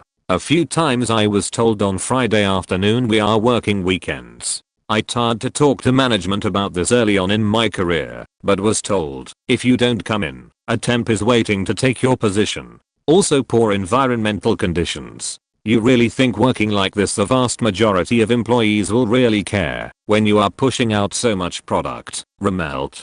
When some chocolate is not molded correctly, is too old, or has possible foreign pieces from broken equipment in it, it is remelted, screened, and metered back into the chocolate line. Sometimes skids of product are found sitting for 5+ years in the warehouse. It's remelted back in. Equipment breaks and broken pieces get into the candy. It's screened, well if the screen is working, and remelted back in. Bugs. Management does try to keep the place bug free, but there are so many bugs showing up. Cockroaches occasionally, but mostly small fruit flies living around drains that clogged. Sometimes they get in, and if the employees see it, it's a joke. Yeah, there is a lot more, but this is some of it. Overall your food is safe, and I worked in one of the better places, but this is just the kind of stuff that goes on. Primary care physician here. Your annual physical is supposed to be about preventive care, screenings, vaccines, and updating your medical history. Once you bring up a specific complaint such as pain, requiring blood work or other diagnostic and treatment management, you will be billed separately for a problem-based visit, even though it occurred during your preventive care visit. Most patients are surprised to see this in their bill. If you take your car in for its 5,000-mile tune-up, and you have a broken rear-view mirror and a flat tire, would you necessarily get either of those for free? If you come in with pain and specifically ask for oxycodone or even Tylenol with codeine, that automatically raises red flags and you likely will get neither one. There is a database that spans multiple states that logs when pharmacies dispense controlled substances. In New York, it's called iStop. It's both sad and satisfying to catch patients lying and scamming. Not a secret, but surprised more patients aren't understanding. Antibiotics are not used to treat colds and URIs, since they are usually viral. Antibiotics are for bacterial infections, with uncommon exceptions like COPD exacerbations, etc. Patients who use antibiotics inappropriately can enjoy nausea, vomiting, diarrhea, vaginal yeast infections, the guilt of contributing to community-based bacterial resistance, and other drug-specific side effects. Ciprofloxacin/levofloxacin known to rupture tendons. Nitrofurantoin can trigger drug-induced lupus. Trust your doctor to make the right call. More to come later, probably. 1. I work in the furniture industry from sales to now marketing, and let me tell you, you're paying 200% above cost. Sure, you can find the same furniture for lower prices at bigger retailers, but that's solely because they have the traffic to purchase higher container orders. Mom and pop shops don't have that luxury. Shop local too. Mattress stores are not greedy, the manufacturer is. If you're purchasing a mattress that's considered middle of the road or high end, 99% of the time it's going to be price protected and will be the same price in every store across the country, which means no negotiating. It's like Apple products. And when the salesman offers you free pillows and mattress protectors, that comes with the mattress for free, and they are just using it to close the deal. You get it anyway. I'm referring to most mattresses made by Tempur-Pedic, Sealy, Serra, Simmons Beauty Rest, Stearns & Foster, etc.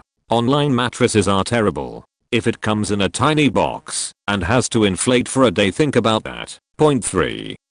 Ashley Furniture is sheet. In furniture you get what you pay for. Not just a cheesy saying. You'll be replacing your furniture in less than 2 to 3 years, spending the money once again, and wishing you had just spent the extra money up front to get better quality. We see upset customers every day. Stop being cheap. Invest in good quality. Finance if you have to. You'll save money in the long run.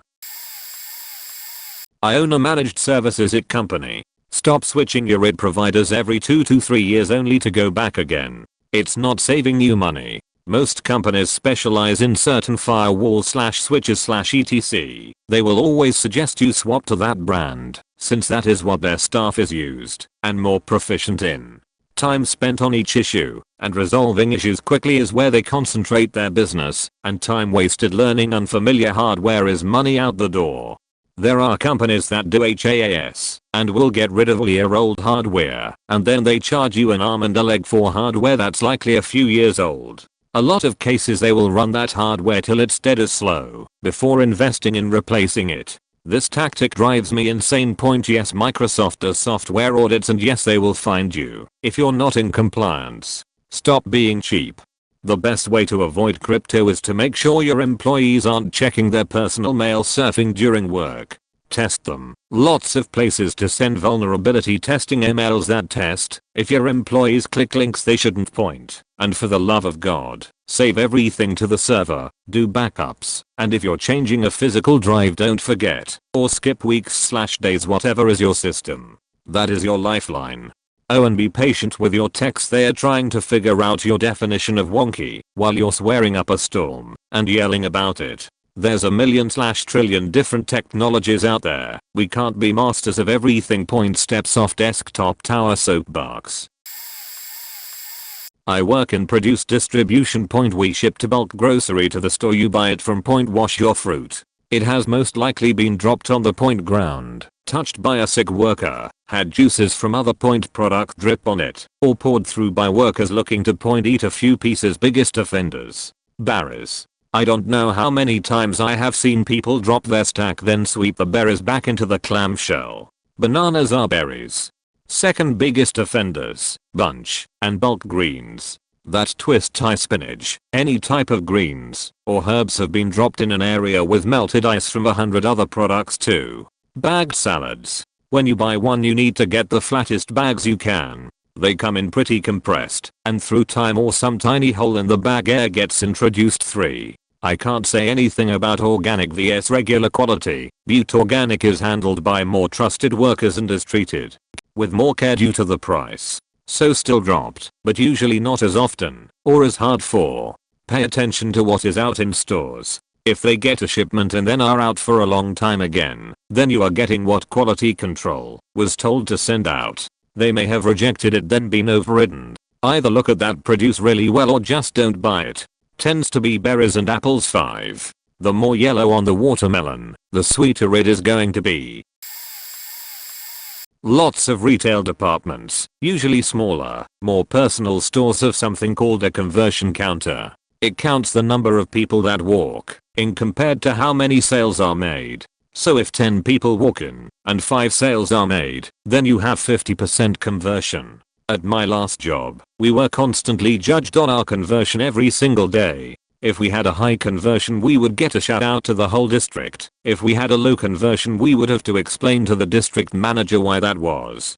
That's why some employees stay constantly on top of you, just hoping you'll buy something, anything, even if it's small point. And while we understood people who just wanted to look around, that's why it made us a little upset if that was the case. Oh gosh, especially during the holidays, when huge families would walk in and not buy anything, or during the summertime when people just got so hot and wanted some air conditioning. Oh, and the worst of all, parents who let their kids just run in and out of the store like it was nothing, or people who used shop kicks. Another thing to point out is that if you just stood under it for whatever reason, it would count you multiple times. So some wives would come in to look, and their husbands would just stay in the front of the store under that damn counter. It was awful. Clearly, the whole ordeal is actually a little bit unrealistic and super annoying, but we were forced to pay close attention to it.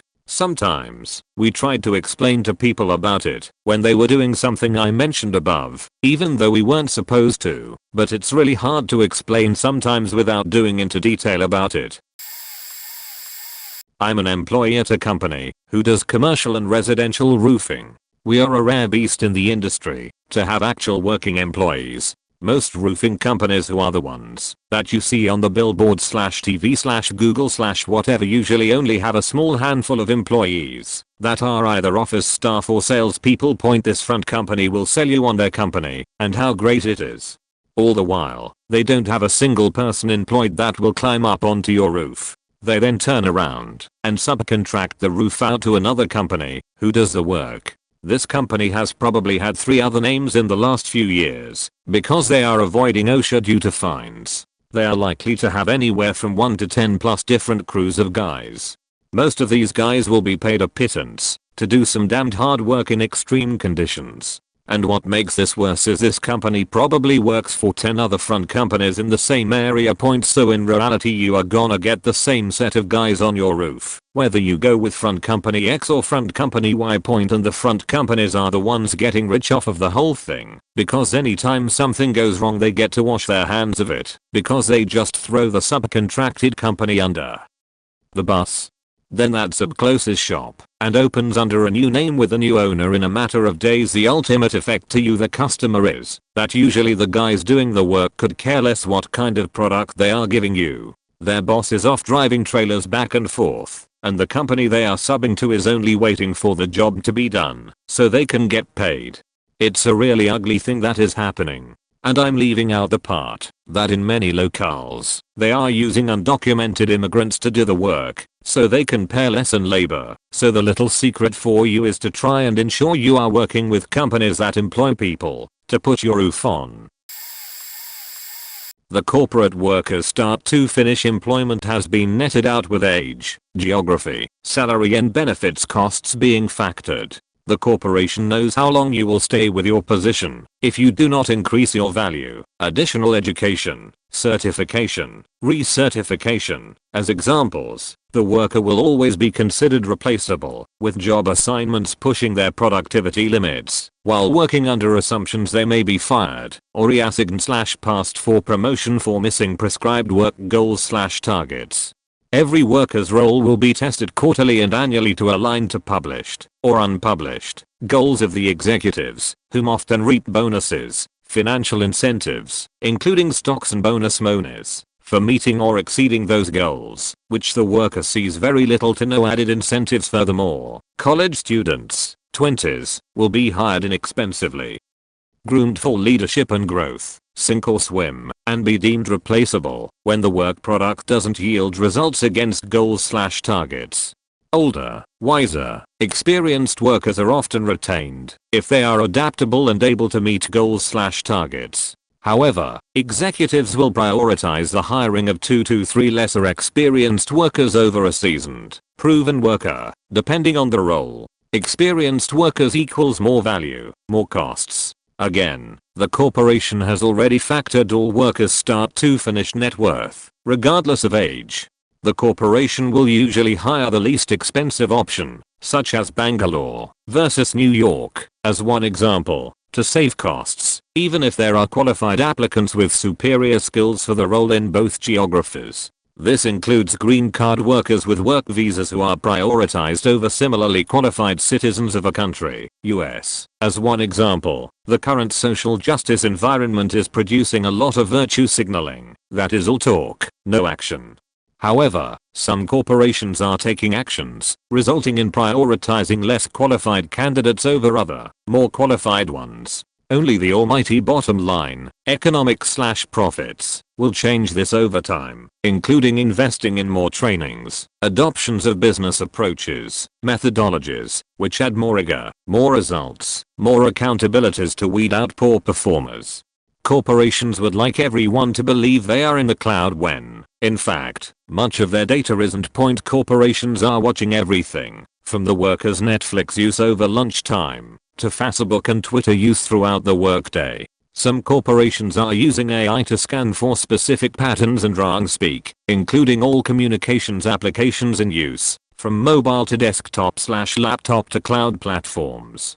One corporation recently fired workers for their comments in a company chat.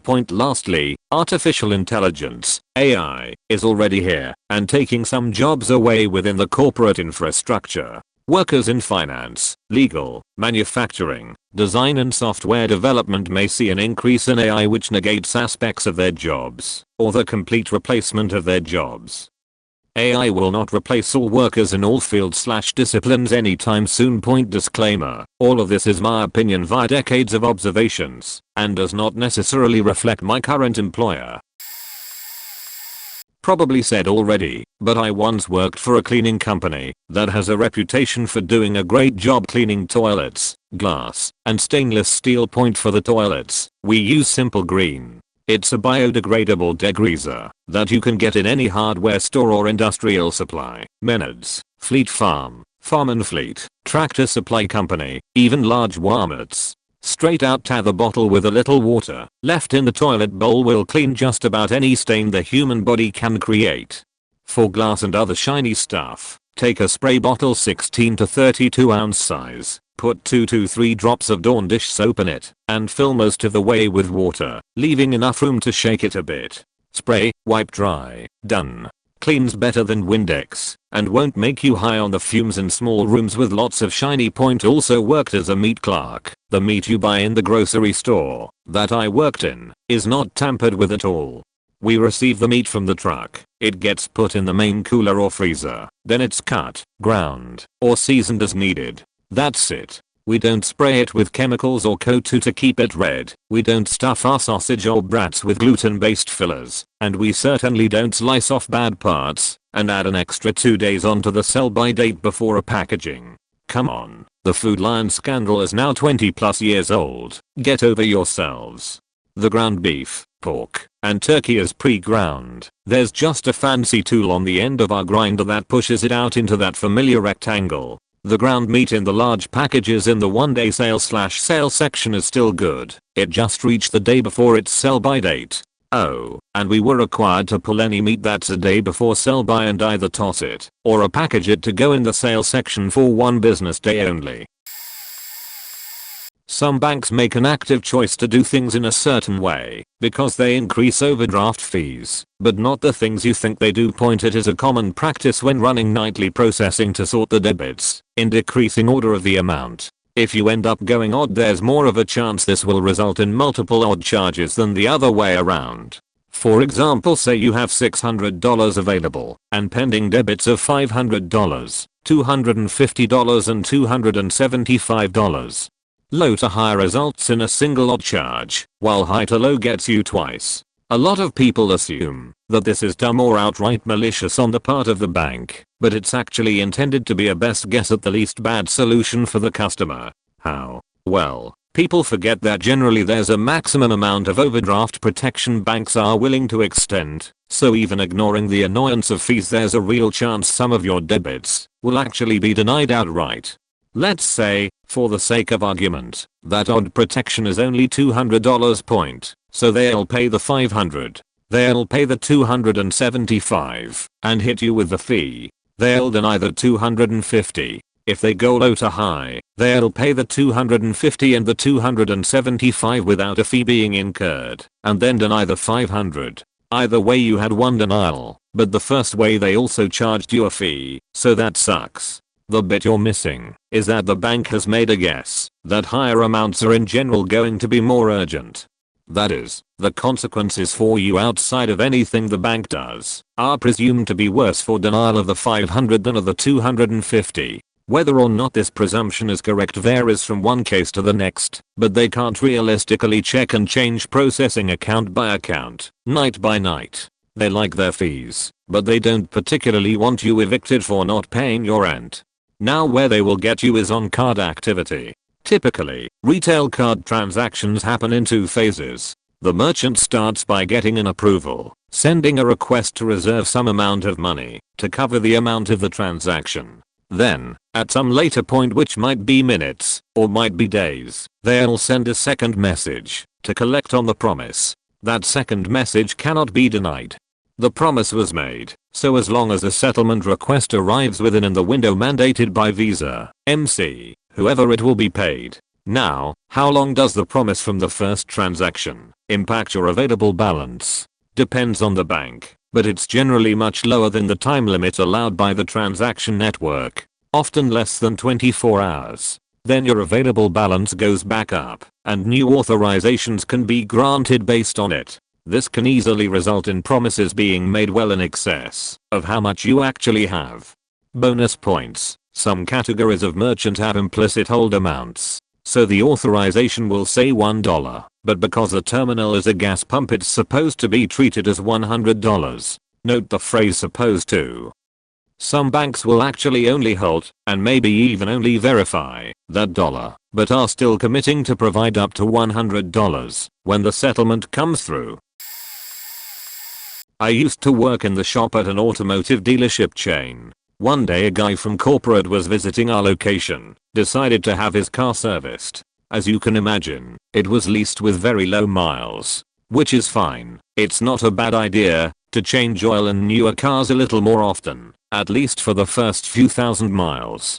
So I changed his oil, check all his fluids, filters, and a quick check underneath to make sure nothing looks off with suspension or tires or fluid leaks or whatnot. Car is basically in pristine condition. So I ship it. Later that day I get called into the service manager's office. Mr. Corporate is in there. We'll just call him Ryan. Cause that's his name. He had both his engine air filter and cabin air filters in there with him. They ask me why I didn't recommend he replace those filters. I straight up told him that they don't need to be changed yet. And they didn't.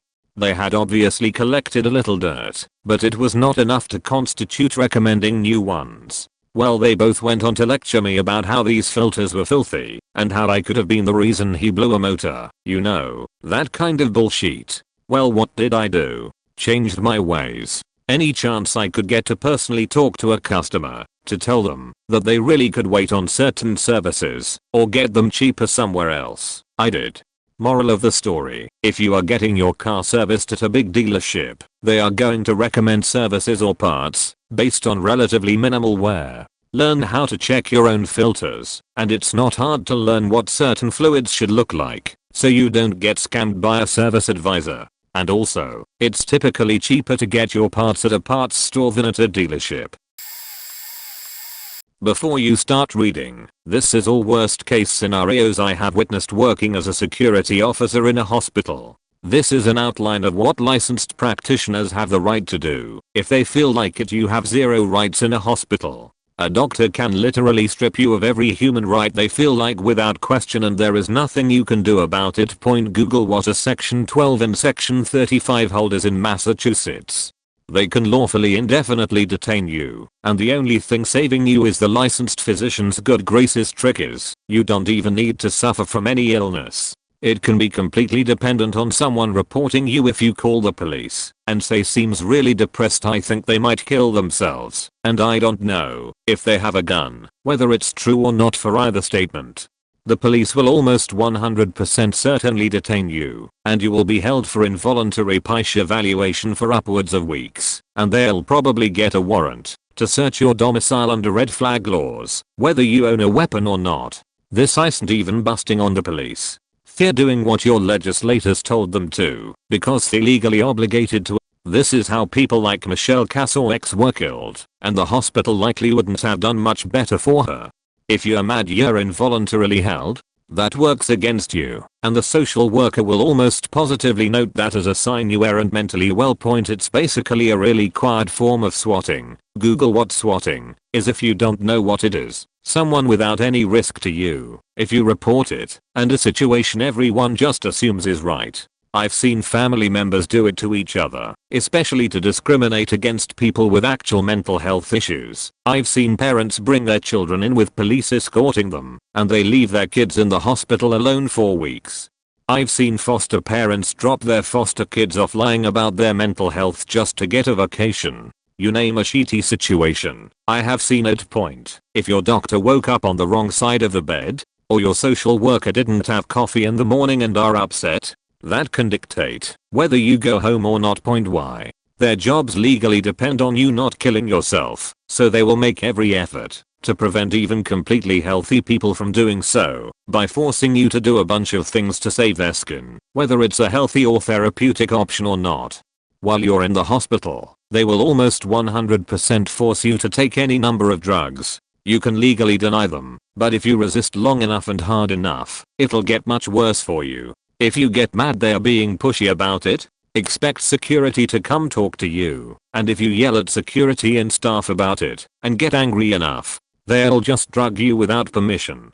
Also, once you are involuntarily committed, whether it was warranted or not, you lose several rights as a citizen semi-permanently, only to be granted back to you by a judge in court. You can voluntarily commit yourself to avoid that, but once again, it's on the doctor. If he doesn't like you, he simply changes the paperwork a little bit and you're suddenly involuntarily committed without your say in the matter.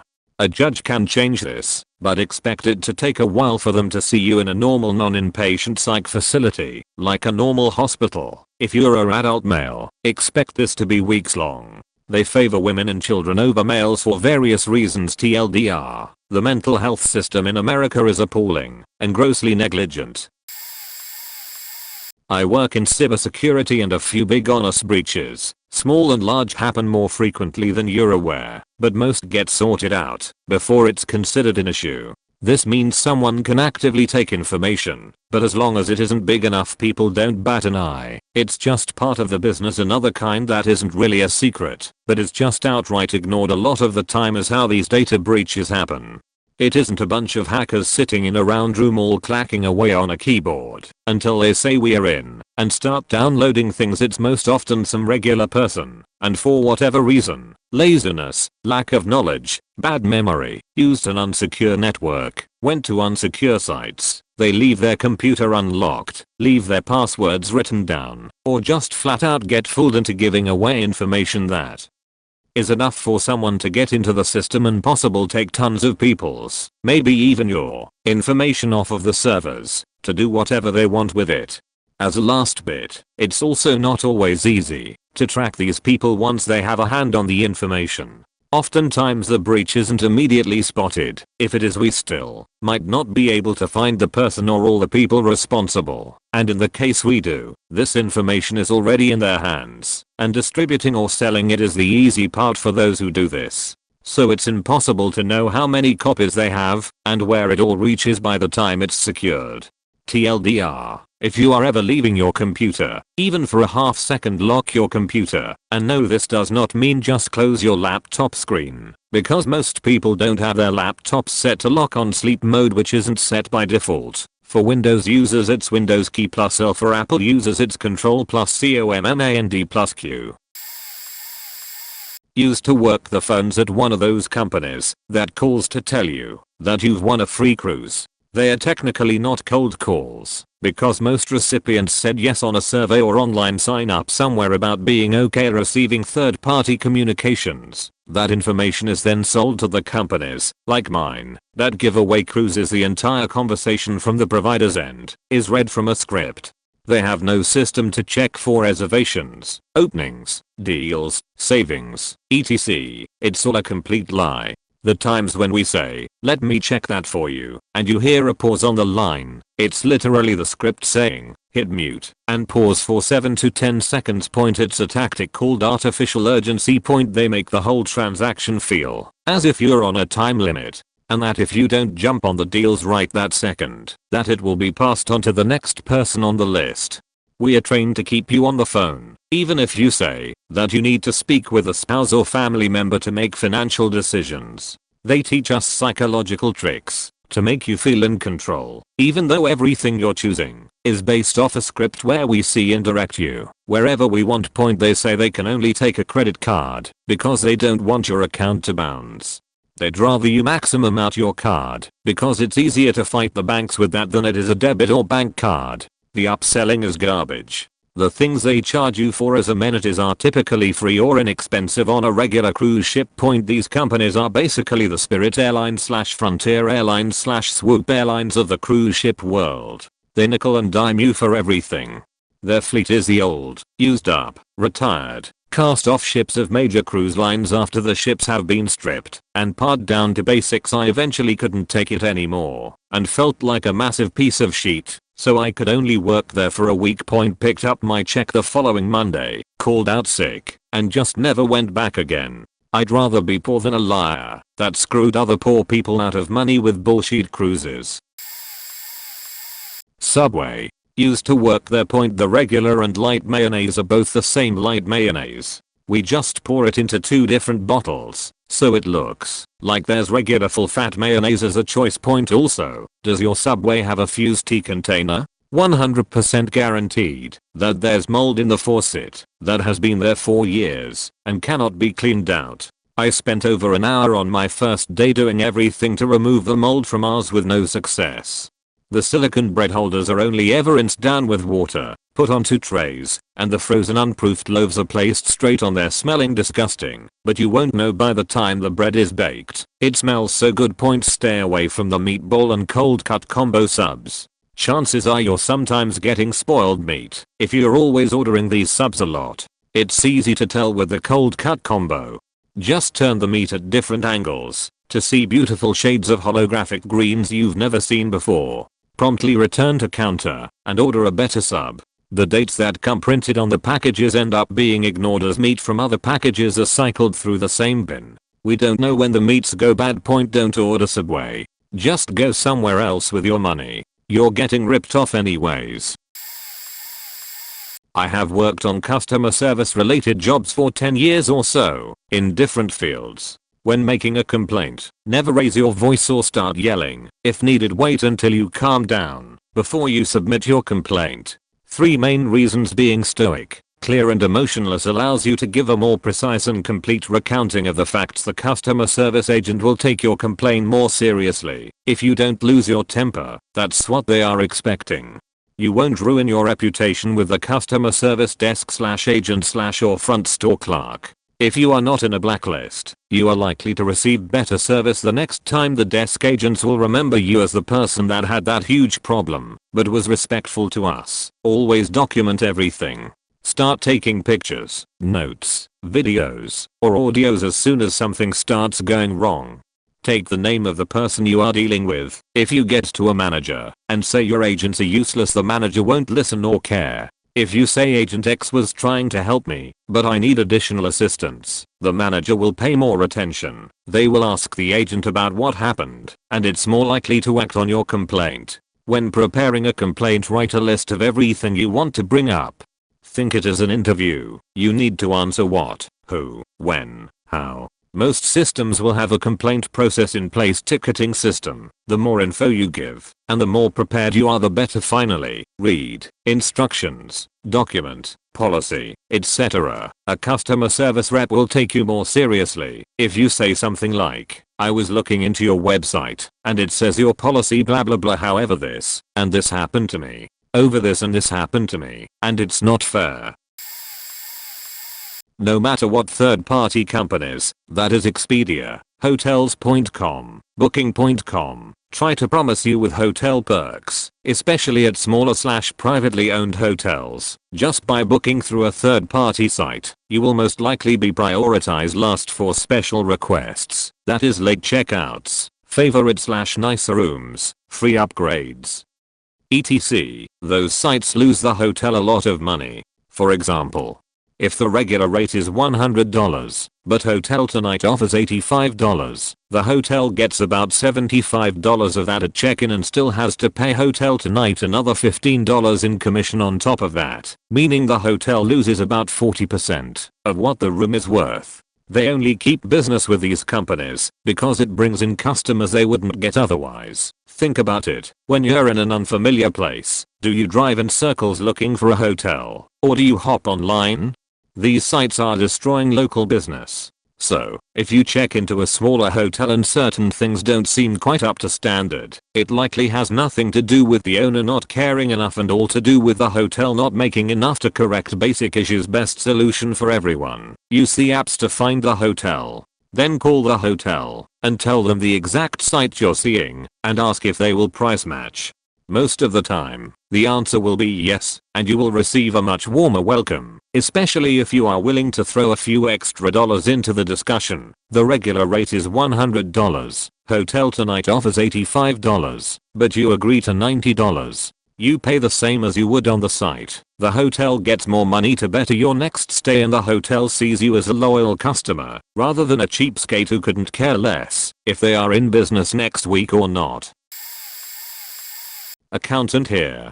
I work as an auditor. We have no clue what we are doing when it comes to the Paycheck Protection loans. Official guidance changes all the time. Also, we fuck up. Make sure you really take a good look at your financial statements. We have so many clients at once, and management who are assholes. Pubic accounting is terrible. Also, if you ever donate money, put a stipulation on it. Right now I'm auditing a non-profit where the CEO has made over $1 million, while the mental health co-workers are making pennies. Yes, I know how much they make from payroll testing. Point also, before you pay someone or use TurboTax to complete your taxes, check out your local United Way's VITA program. CPAs often volunteer to get continuing professional education credits, which we need to keep out licenses. If you make $60K or under, we'll do your taxes for free. Everyone hates the auditors, but to be honest, we don't want to find issues. When we find issues, it just creates more work on top of the mountain of crap I already have to do. 99% of auditors hate being auditors. We are just doing it because we need the audit experience. Just work with us so we can get what we need for testing, and then we will be out of your hair. The last thing we need is an audit to drag on because a client is dragging their feet. When you do that, I end up working weekends, salaried, so no overtime, to catch up. I work for a moving company to make money to be able to afford college, and I was scared to work there at first because even as a 20-year-old I've heard horror stories about movers. I work for a company with 6 employees, yet we have the best reviews in the metro area of my state. My recommendation is to hire smaller companies because we charge less than any big name company in our area and have better reviews. It's just harder to find us. In the 6 months I've worked here, I don't think I've gone a day without being complimented on our quality of work and our genuine concern for other people and their belongings. So if you are going to hire movers, look for the smaller companies. Oftentimes they are found through a U-Haul website or a site called Moving Helper. I have friends who are also movers, but work for big name companies, and even they admit they don't care about your stuff and are just in it for the money. Side note, tip your movers, especially with a small company like mine. I do 2 to 4 moves a day 7 days a week. Obviously some are much easier than others, but even if you just hire us to move a few big or heavy pieces of furniture, a small tip means the world to us, especially since a good majority of us are people who are struggling to make ends meet, and because we don't make much for the amount of work we do and the amount of work we put in to make sure your things are safe and that you're happy and everything fits in the truck. And yes, sometimes we do take a little longer than you'd like to play Jenga in the truck to make sure all of your things fit and are safe. We aren't trying to scam you, but it leaves a sour taste in our mouth if we can't fit what you want into the moving truck. Used to work for the post office as a rural carrier, a city carrier and a Sunday Amazon carrier. Management is corrupt, usually in larger offices. If your mailman is slacking by giving you mail that isn't yours, or delivering packages to a spot on your property you don't like, remember that they could be going through a lot because of work, or just life in general. Being a carrier is a damn difficult job.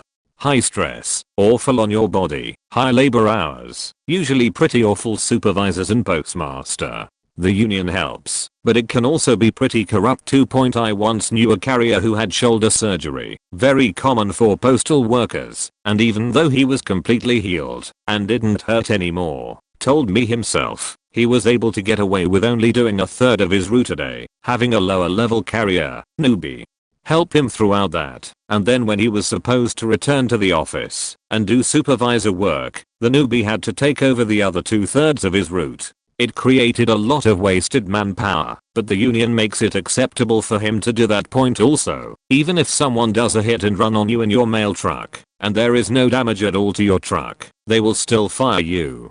The entire company looks down on you for taking any sick days, even if you are allowed sick time, even if you've only taken 2 sick days once a year, and even if you change jobs within the company, your work in your previous role is used against you regardless of them promising that you aren't held accountable for it, whether it was good or bad work. They put you on a 90 workday or 120 calendar day probationary period when you begin your first new role, where they can fire you for whatever reason they feel like.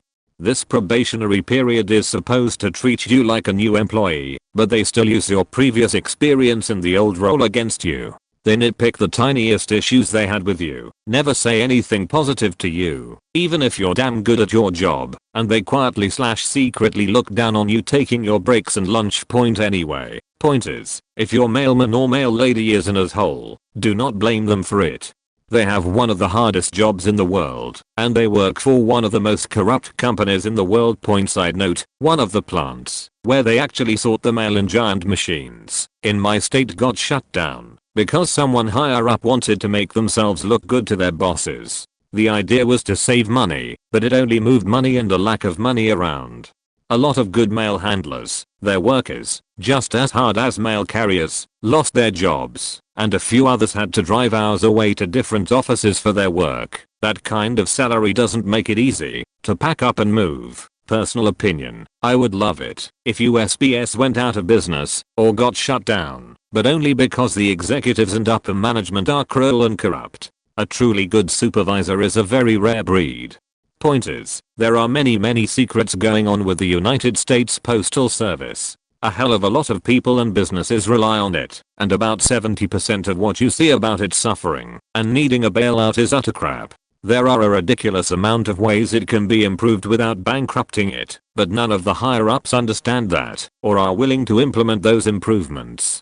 Sorry for the rant. It's just a huge problem that needed to be said. FYI, I worked there for 2.5 years, and though I love delivering mail and packages, there was too much unnecessary poor treatment of my coworkers and myself that made the offices in my state miserable places to work. Going postal is definitely a phrase for a real and serious reason.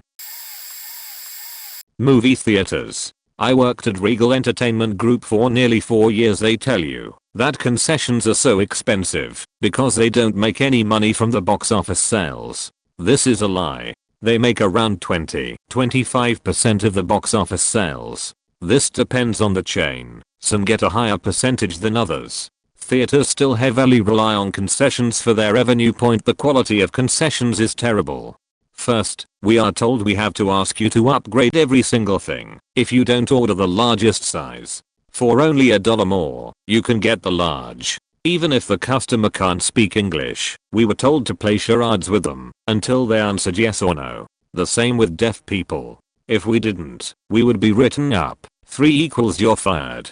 The best thing to do when you order is say something like this: 1 medium popcorn and 1 medium Coke. No upgrades, please.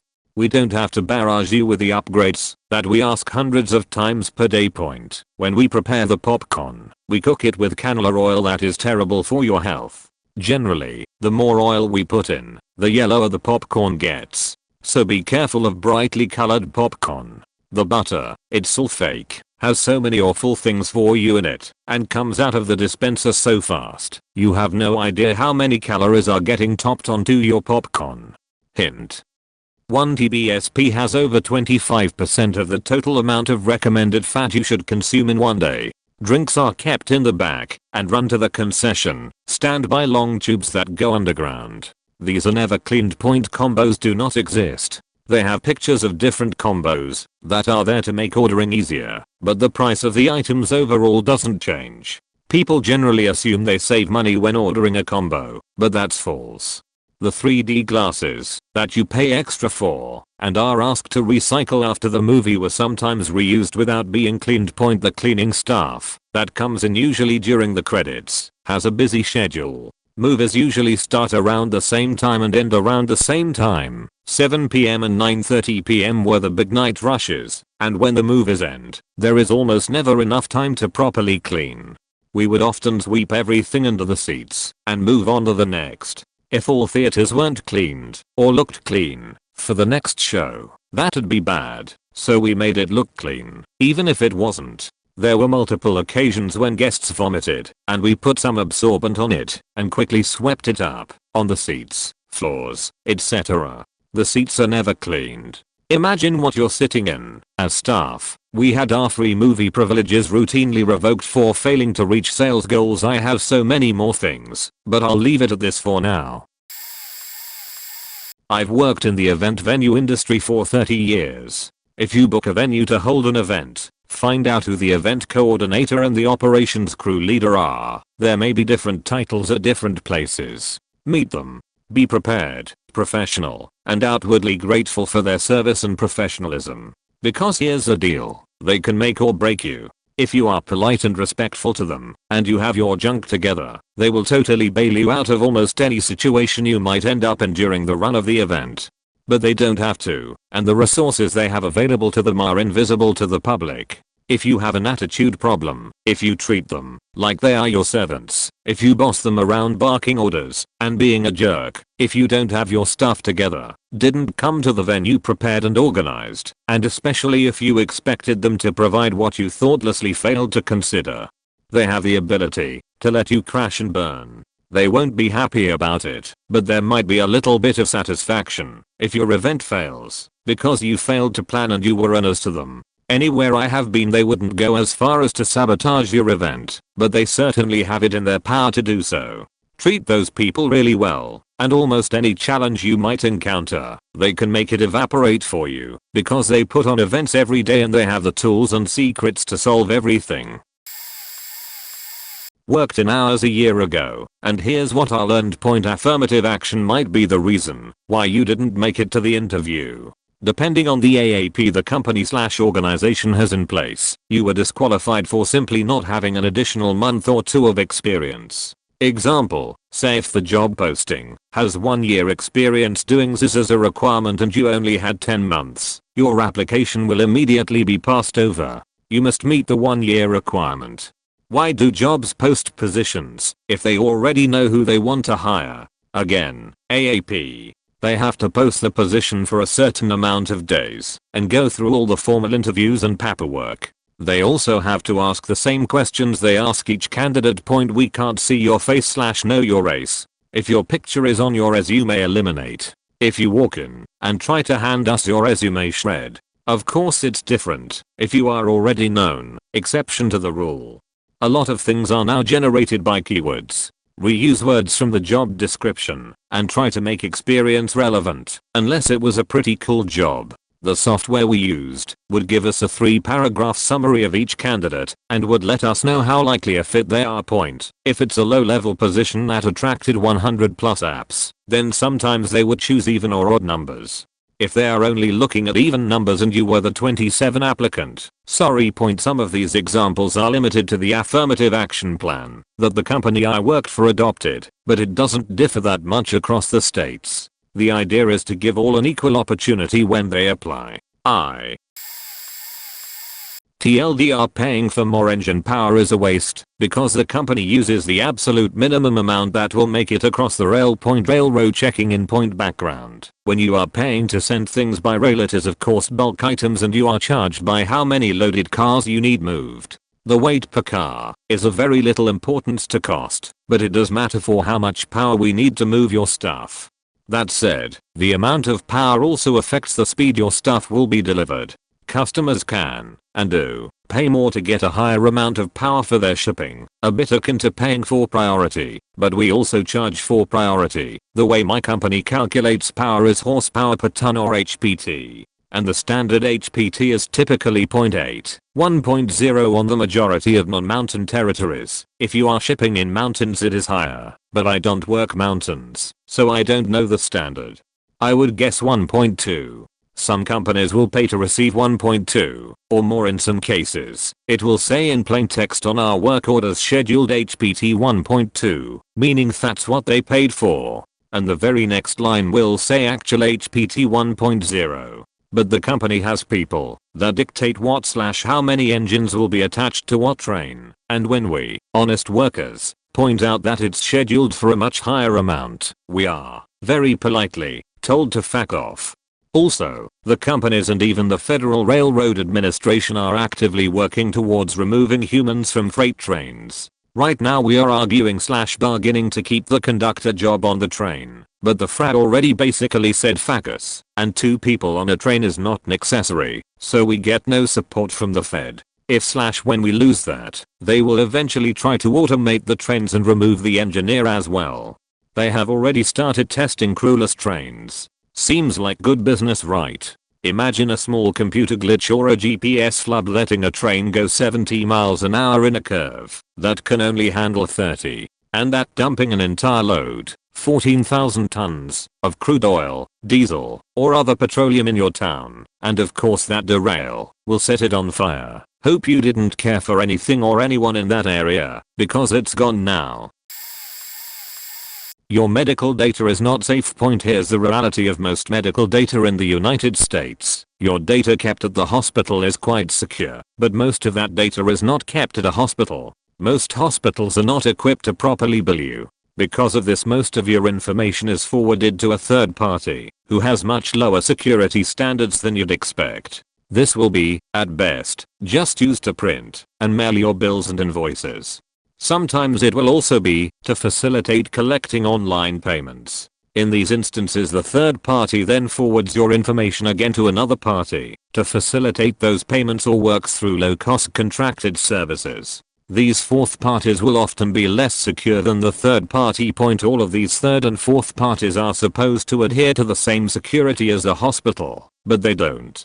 They are very often smaller companies who don't have the money to properly secure your information and only skim by on the fact they're never fully investigated. Mandatory training will be bypassed, security audits are often performed by the company being audited, and no one has the resources to investigate all of them thoroughly. This is also compounded by the hospital often sending more information to these parties than they require. A third party may only need minimal billing information to print the bills, but the hospital might dump huge portions of their database instead simply because it's easier, or they don't have a better way to transfer the data. It's all a huge tangled mess of failures, and I worked for one of them. If you ever get billed for a medical procedure in the USA, assume that a whole bunch of people who shouldn't have that information now have that information. The best case is that bad actors had access to information about your medical history, what procedures, and when, what treatments, how much they cost, and how you paid. Worst case is bad actors get access to PIN like your SSN or CCNs. Happens a lot more often than you think. Lawyer here. You can and will lose cases if you pick a bad lawyer. Before selecting a lawyer, don't be lazy. Consult multiple lawyers near you and pay for the consultation. They will take it more seriously. If they aren't, then you know they aren't the lawyer for you. Reviews online aren't all that helpful. All law firms who have been around for a while will run into a few crazy clients who are also the most vocal. You really need to just go and meet the lawyer and trust your gut. Typically, if a friend or family member recommends an attorney, they probably did well for them. Another sign the attorney is good is if they take the time to explain the law to you confidently and in near plain English. If you are a client, give all the information you have or know to the attorney and be truthful.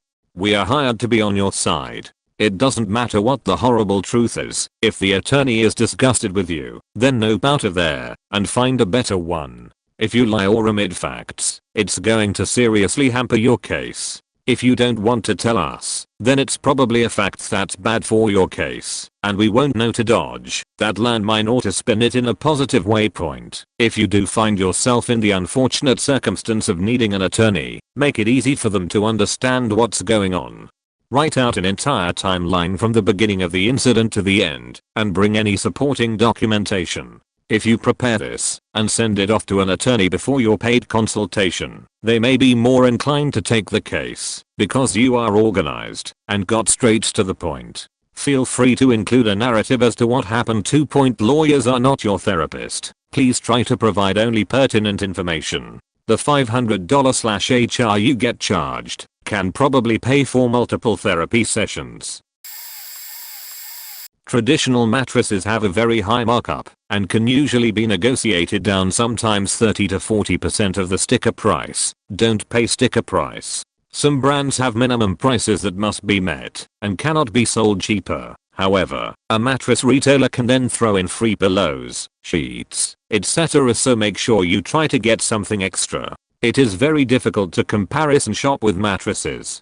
Most mattress retailers get their own slightly unique mattresses with names they choose themselves. Other companies probably have mattresses made by the same manufacturer with similar specs, but they will have a completely different name, so it pays to really do your homework on the mattress and then look for similar amounts of coils, foam, etc. Queen and king size mattresses require center support from the frame. It needs a crossbar with a leg to the floor or you may void your warranty. Stains on the mattress can void your warranty. For the most part, box springs don't really exist anymore. They just use foundations which are just supportive boxes under the mattress. Most of the technology goes into the mattress, so box springs aren't really necessary anymore. Queen size foundations often can't fit around corners and tight spaces. If you have even the tiniest concern it may not fit, ask for split boxes. Mattresses are much thicker than the old days. A new mattress and foundation might look ridiculous or completely hide your antique headboard or bed. You can ask about low profile foundations which are a couple inches thinner than normal size. Former game developer big studios and publishers will offer royalties as part of your overall compensation, but typically have stipulations like royalties only after the first several months of sales. Basically you get nothing cross collateralization if your game does well and our other title doesn't. We can use your royalties to cover our losses. Big publishers absolutely fund multiple studios to develop a single game, then lay off most of the team just after launch, avoiding overhead on maintaining the studio and your royalties. Looking at you, Activision.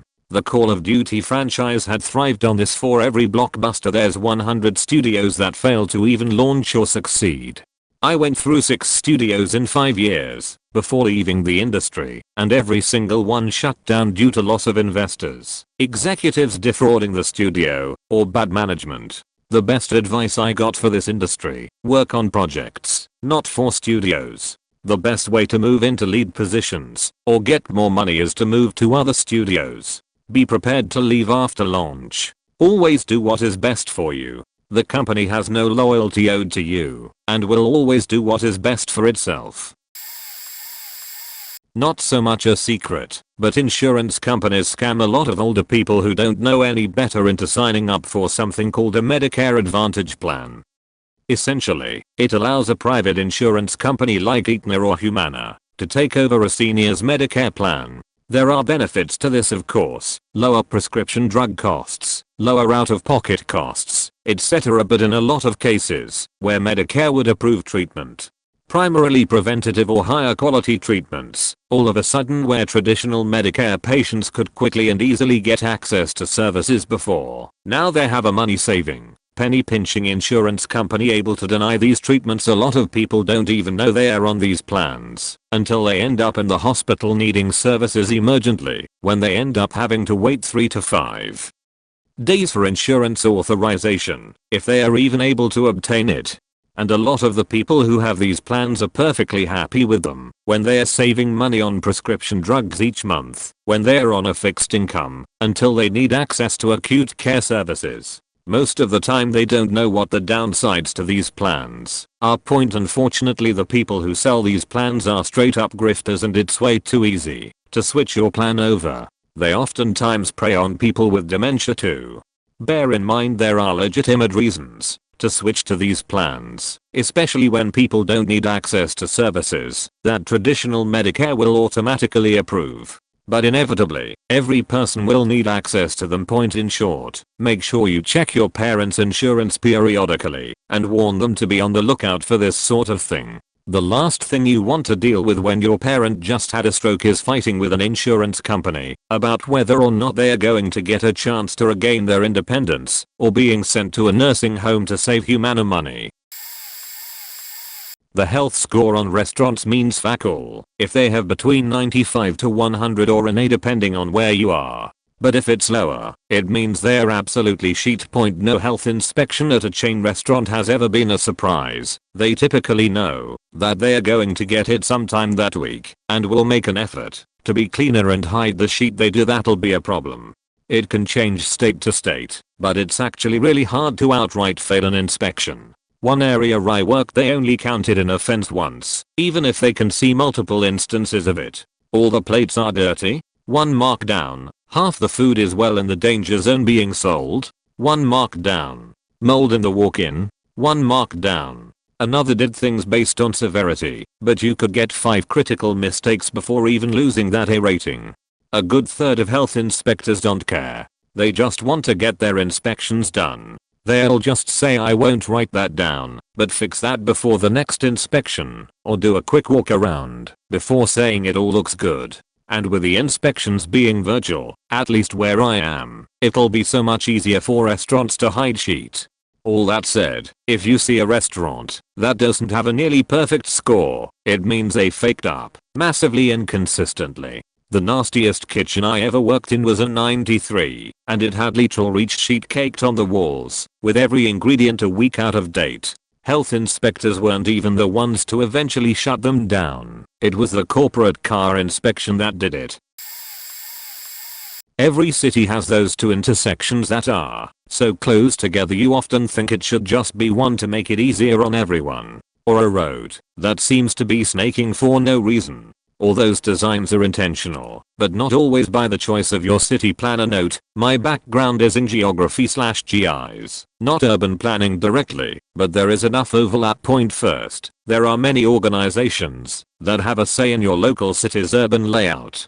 Looking at the US, you have Tiger and the Department of Transportation, at the national level, and each state has their own and each region in the state has either a metropolitan or rural planning organization, MPOs and RPOs, that cover a few cities. Your county might have an extra oversight organization, and each city will have their own city planner or engineer office. And in those offices, you got people handling different issues, so the person planning the public transportation isn't the person planning the streets. This causes a lot of headaches and confusions, because each organization has their own guidelines you must follow in order to get access to their funding.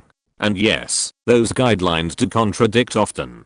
A common example is that a new trend in city planning is adding green to pavement markers because you're more likely to notice green.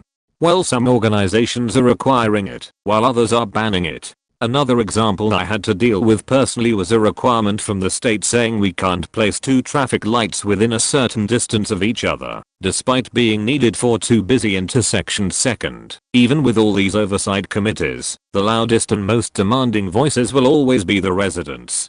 You might have a beautiful idea in your head, but it will get instantly shot down by the residents. An example from someone I've worked with is that they were going to build a bridge just north of downtown. The goal was to relieve traffic of Main Street and give people more than one route to keep traffic low everywhere. Well, this one street was furious that the bridge would lead directly into their neighborhood, so we had to move it about 100 feet south, turning one intersection into two. It is the same intersection as I stated above that needed two traffic lights. This of course did nothing to decrease the traffic on their street, but it created a headache for drivers, causing more accidents. Third, some designs are done on purpose to prevent you from killing someone. Street parking is often planned to make people drive slower and to give a barrier between cars and pedestrians. Snaking roads are done to slow you down, so you are not going 80 on a 35 road just because it's flat and straight. Some designs look stupid, but are actually the smartest designs.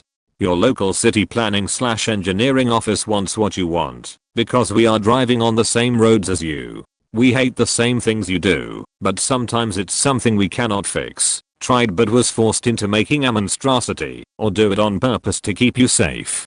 Building one sidewalk takes months of planning and preparing. While many people want to blame the city for a bad road, it is pretty much always not their fault. Ex-furniture store worker here. We were taught to try to skip over the contract as much as possible due to hidden fees and how much of a colossal shit ton of debt you will be in after a certain amount of time if you decide to finance. Point, I've read a lot of furniture store contracts and a lot of them have a bunch of ways to screw you over. We were taught and encouraged to also lie about how we would give you a good deal if you bought warranties on the item you bought by showing you a fake subtitle that's an expensive monthly payment. By adding a lot of stuff onto your purchase without you seeing our screen, we would say that how much you pay without the warranty. Point, we would check your credit and destroy it with how many banks we go through just to get you some money to buy stuff and make commission. Point, then showing you how much it would be with a warranty, which is cheaper than the fake total because we deleted the unnecessary items, and we say the company wants to give you more time and leniency to pay the item off as opposed to without the warranty, cause we really want to help you in case something goes wrong. I never did this, but the top sellers who made thousands in one paycheck did a nasty trick without telling the customer and skipping over the contract quickly. They would add on a lot of unnecessary services and warranties and things you didn't even know existed and you absolutely don't need because commission. Everyone knows, corporate management, they don't care. The top sellers literally make up to a 6-figure income a year because of these tricks. No one does the math. No one reads the contract. It was easy to do. I felt bad, really bad. So did my friend who I managed to get hired there. But everyone said, if you don't do these tricks, expect to be fired soon. I left and I try never to think of it again. No matter who it is, read the contract thoroughly every page, do the math, have them explain everything. The real sellers pretend to be your best friend, so you feel you can trust them. Do your research, otherwise you're an easy target. Let's talk about ticketing point. Service fees are really shitty, but they are the only guaranteed source of income for some venues, especially as large live entertainment companies consolidate power. You can typically save on fees by purchasing at the box office, but you'll still see some fees. Another advantage to buying in person is that venues hold seats for pre-sales and public on sales. However, these seats are released for sale through all channels once the line at the window is gone. Backstage passes are not a thing. In the event that they are, sales are almost always conducted through an artist's official website, fan club, or a third-party VIP ticketing company. In the event that VIP ticketing is done through the venue, they will not receive any specifics about the timing of any VIP events until much closer to the day of the event. If you use Google to search for tickets to a live event, be wary of the results before making a purchase. Ticket resale companies pay lots of money to appear at the top of ticketing search results, and even knowledgeable customers might unknowingly spend way more money on tickets than they would through official outlets. Some venues task their staff with identifying and cancelling orders that were demonstrably purchased by scalpers. So you might be overpaying for tickets that have been invalidated. Scalping companies, even legitimate ones like StubHub, can be tough to get a refund from. StubHub has the best track record. Smaller companies can be very evasive and even threatening in the event of a refund request. I could come up with more, but this was a good start. So I've worked in retail, I've worked in construction/general labor, and I'm currently in the military. So first off, retail, whenever the shelves at stores are empty, or if we say we've ran out of something popular, we usually have more of that product in the back, and either don't want to have to deal with having to bring it to the front of the store and stock the shelves, or we just don't care, and are mainly making it seem like the thing is in short supply, so we can raise certain prices. As for construction and general labor, most general laborers are people with high school diploma or JEDs, and make anywhere from 10 to 26 an hour, more than some people with degrees make, or more than fast food and retail makes. When I was a temp worker working as a general laborer, I got contracted to a factory for 5 months or so, working night shift 10 hours a day, 5 days a week, and I received overtime with anything over 40 hours, so constant overtime. My base hourly pay for that job was $28 because I worked the night shift instead of $26.50 if I had joined the day shift. And all I had was a high school diploma and no previous job training or experience in the field of general laboring. So if you are looking for a good paying job, they always need a general labor somewhere. And finally, military. Recruiters will openly lie to your face when getting you to sign up. They have quotas to fill certain jobs, and will make some jobs seem more appealing than others, even if you aren't interested in that job. Now granted, they don't get paid more to fill such quotas, but they still have to anyways. Though while you might get low pay at first, the benefits you receive is the balancing factor. Also, for those who are looking for a fast way to gain US citizenship, the military has a policy and system in place that helps people gain citizenship faster. If you serve in the military for, I believe, a 2-year minimum contract. This is from a friend of mine that works in online ads. You know how they say, if you're getting some digital thing online for free like mail or Facebook, then you are the product. That is only very narrowly true, in the sense that yes, you are being marketed to, and they do have to know something about you to do that effectively. But people think that all of the data these companies like Google and Facebook collect on you is primarily useful for advertising, and it's this deep dark conspiracy, blah blah blah. Turns out, that's mostly all bullshit. The type of things these companies need to know about you for advertising purposes just isn't that much. They need to know things like, are you male or female, age bucket, income bucket, This whole idea of hyper-personalized advertising based on reading your email or social media posts is bullshit. They do those targeted ads based on tracking your clicks on other sites, which you can mostly block pretty easily if you want, and they don't really keep a whole lot of history of that kind of data. They don't need it. They need your email to be able to serve you your email when you want to read it. Most of the big data stuff they're keeping, almost all of it, isn't for ads. It's for the services they are providing you. They are much more interested in keeping data to keep you happy and on the site so they can serve ads than they are keeping data on you so they can figure out what ads to serve.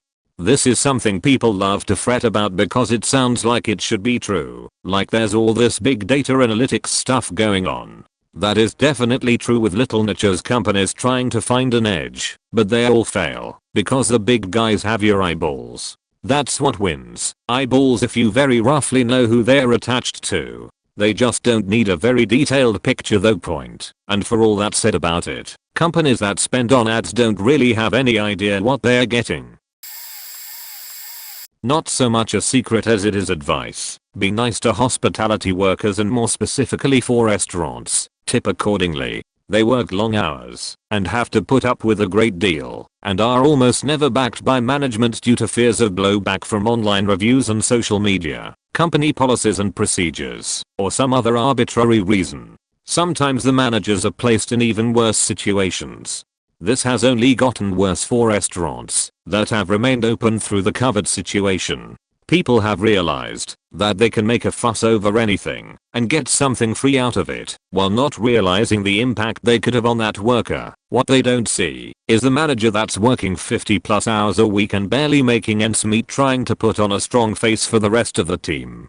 They don't see the servers that have family issues, haven't eaten a decent meal in weeks, and stress every day about how they'll pay their next bills. They don't see the line cooks and dishwashers, who are quite possibly the least appreciated people in the restaurant, getting yelled at and being held accountable for mistakes that aren't their fault half the time.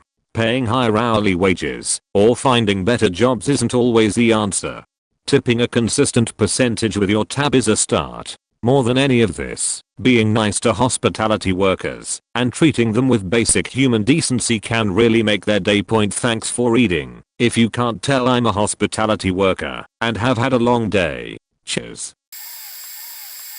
Former makeup artist at Mac here. In case you didn't know, Estee Lauder owns Mac, Aveda, Tom Ford, Bobbi Brown, Smashbox, Origins, La Mer, Clinique, etc. Just to name a few. Even if you claim to prefer one brand over the other, your money is still going to the same company. Most makeup artists don't deep clean their brushes and use it on customers in stores and outside of work on external clients. The most they'll do is put alcohol solution and rub it on some tissue. I've seen some who have applied makeup on a customer, didn't have time to clean, then use the same brushes on the next customer and the next and the next. Mac always claim they don't test on animals and blame China's rules for testing in its own country. This also applies to the other brands. So any makeup or skincare brands being sold in China is tested on animals, meaning they are not cruelty free like they claim to be. It's more like we are cruelty free in most places in the world, except in China. Employee discount for all of these was around 70%.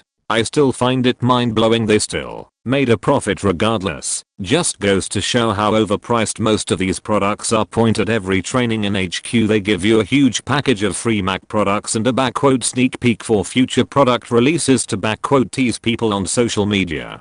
They teach you the correct things to say when selling these products and host mini games to win more free makeup for you to try out and promote. You don't need to have experience to work as a retail makeup artist. You don't even need to have used or like the makeup brand you're working for. You are just a salesperson that needs to meet weekly targets.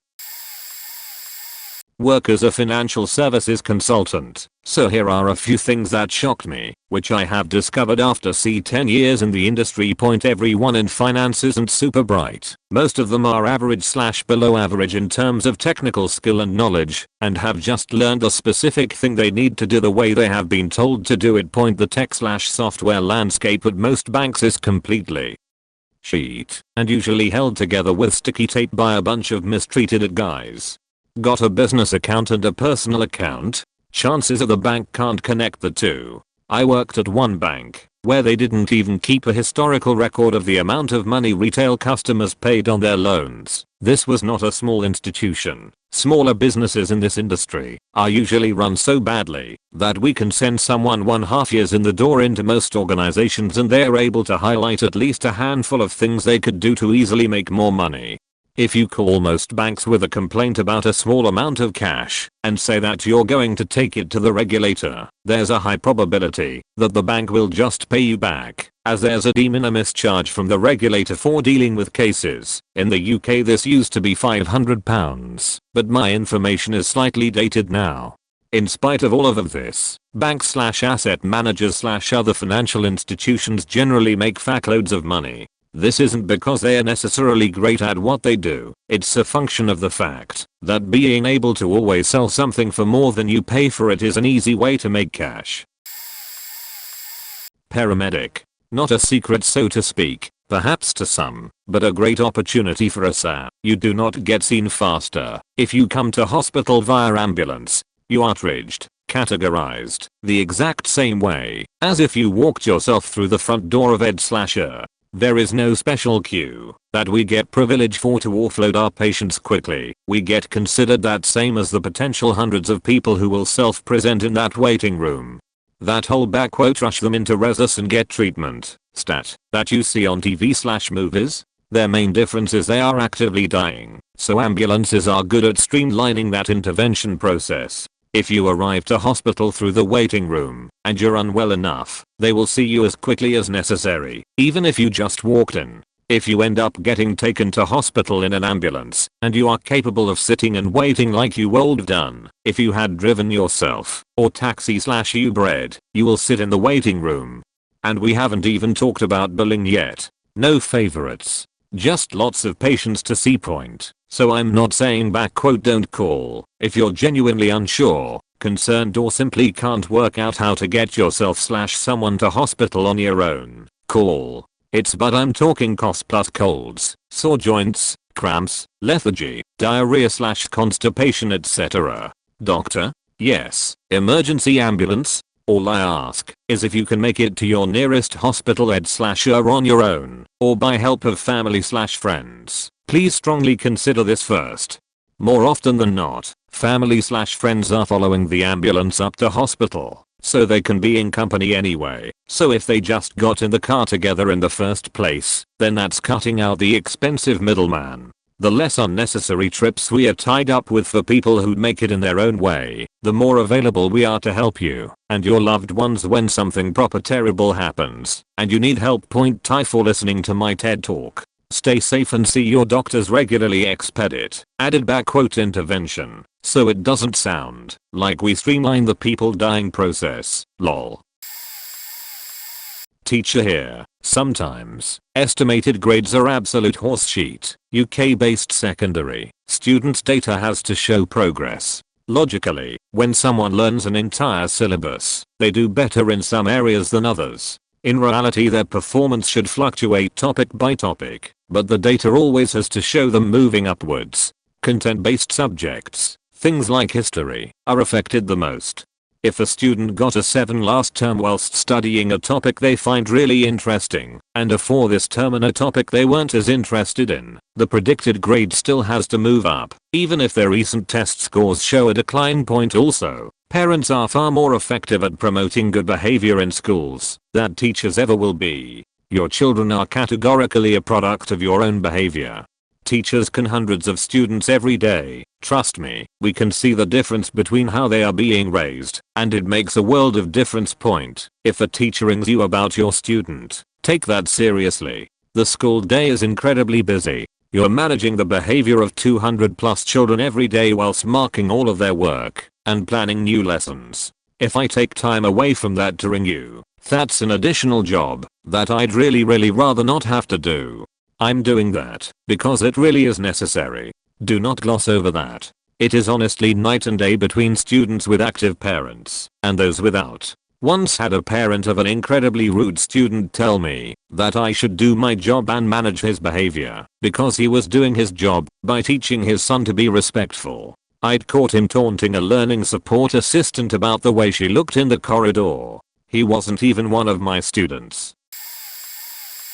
I believe as more and more apps become available for smartphones and tablets, it will become harder and harder for a new app to stand out. Applications and the ability to rapidly develop new feature functionality inside of applications, especially customer-facing functionality, will be the way to monetize existing core competencies, gain market share and expand the customer base in new ways. The faster you can configure and reconfigure your apps, the faster you can unlock shareholder value. For any strong consumer-facing brand, like fashion is a great example, apps are incredibly valuable because you have a piece of real estate on someone's mobile phone, so you always come front of mind. It's like having a bookmark that's even more in your face than a normal bookmark, so that's really important for strong consumer brands. However, I'm a massive strong believer in whatever app you develop, it has to be different from the mobile web experience, because if not you end up with this kind of so what mobile app. Why do I want this to take up space on my phone? Why do I want to download this? What's going to be in it for me? Companies have seen mobile as a relatively small part of their technology spend, and their technological spend was traditionally a part of marketing. Now, of course, mobile and the technical spend is their business. You have to spend on the technology, that is your business, that drives your business. Your apps are a primary income, and unless you spend the kind of money that is required to grow a primary income, then you will not see a primary return. I work in audio and music production. If I get sent a project to edit / prepare and or mix, I'm definitely going to always tune your vocals to some degree. You tell me in your notes you want your vocals raw and natural sounding? Yeah, I'm still gonna tune it, unless you're god tier, and chances are you aren't. This approach is standard procedure in commercially made music and saves both artist and producer a lot of time and money, allowing them to focus on performance and delivery over pitch perfection.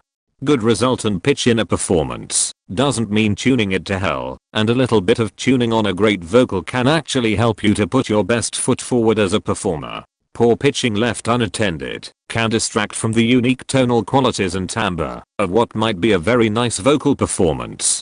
That and being out of tune stick out like a giant sore thumb, making the song nowhere near as enjoyable. In my experience, those who ask for vocals left alone, they'll use words like raw, unpolished or natural sounding most often have the least amount of experience working with producers, or in the studio, or have tried and failed to do a bit of post-production themselves with cheap or entry-level tools that can't do much before audibly ruining the audio. They'll also buy into the hype that gets spread around the internet. Tuning / editing your music equals BAD, okay, and that real musicians don't need any of this stuff. You bet we edit drums, bass, guitar, and vocal performances. The important factor is, how much do we have to do if any, and on what projects? Usually we just want yours and our collective work to sound good. We aren't trying to butcher anything. Sorry if I sound a bit ranty, but I'm still surprised at the amount of people this sort of thing surprises. Here's a list of my previous workplaces and their secrets that would make you think twice before buying from the companies or using their services. Unfortunately they are all Scotland based, but most of it pertains to whole UK. Quite a large fish processing company that deals mostly with mackerel in the northeast of Scotland. Fishing vessels have yearly / seasonal quotas of fish that they can catch, so sustainability can be maintained.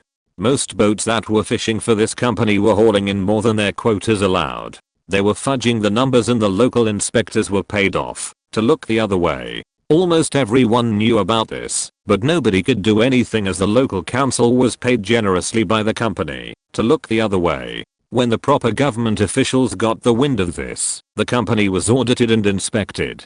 They got a 6-figure fine, but as soon as the coast was clear, they went back to the same shady dealings. Most of their products were frozen and sold to foreign markets. Frozen products have a specific shelf life and a use by date. If a batch was nearing its use by, they would just remove the labels and slap on new ones, extending the shelf life by another 2 to 3 years.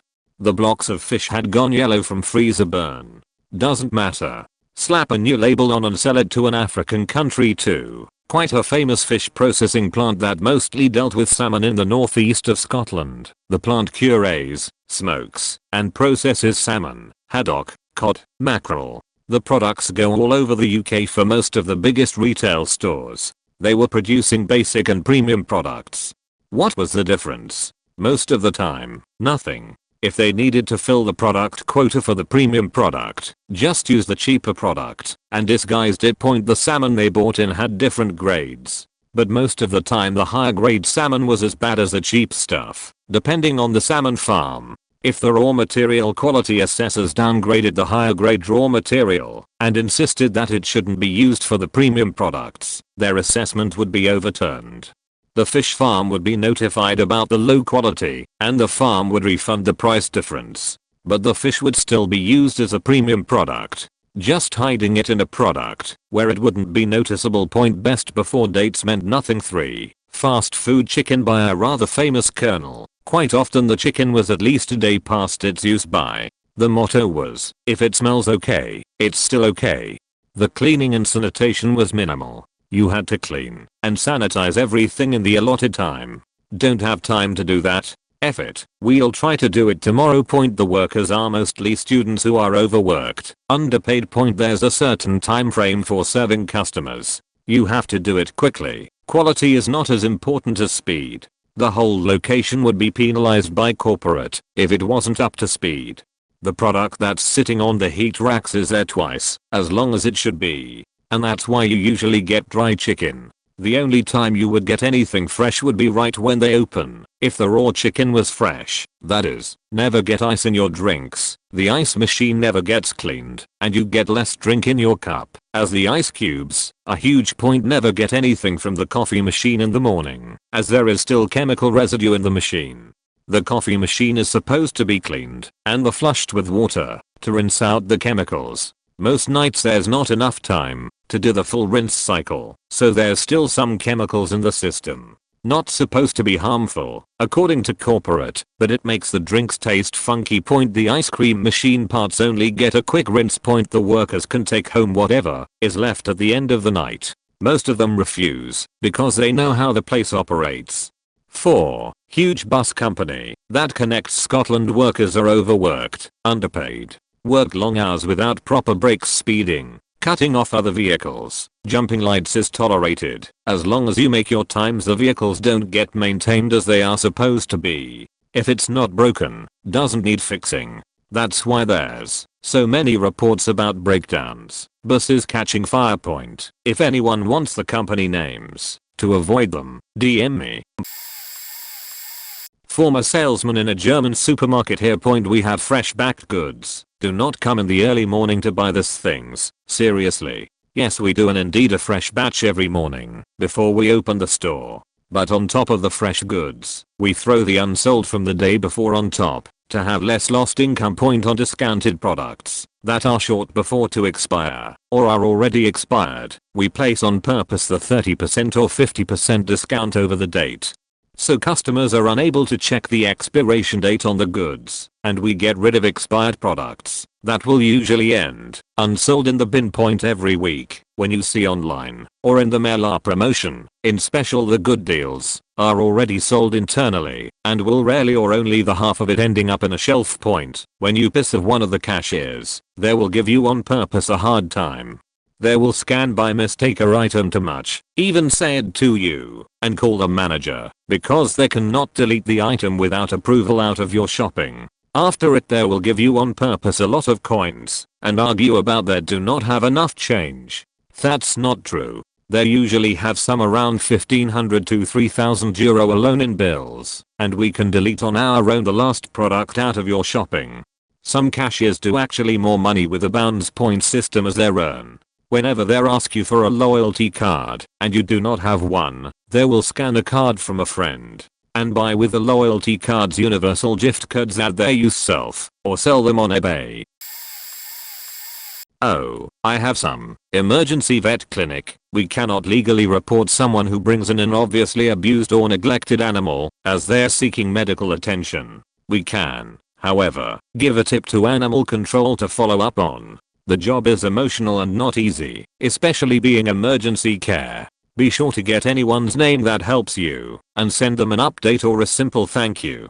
Kroger, the company is doing whatever they can to prevent having more employees with benefits. Part-time associates do not qualify, and they have greatly reduced the number of full-time people they hire on. Most complaints go as far as the store gossip pool, generally with nothing being done about it. Point no brewery. Generally, we can cut you off or have you leave for whatever reason.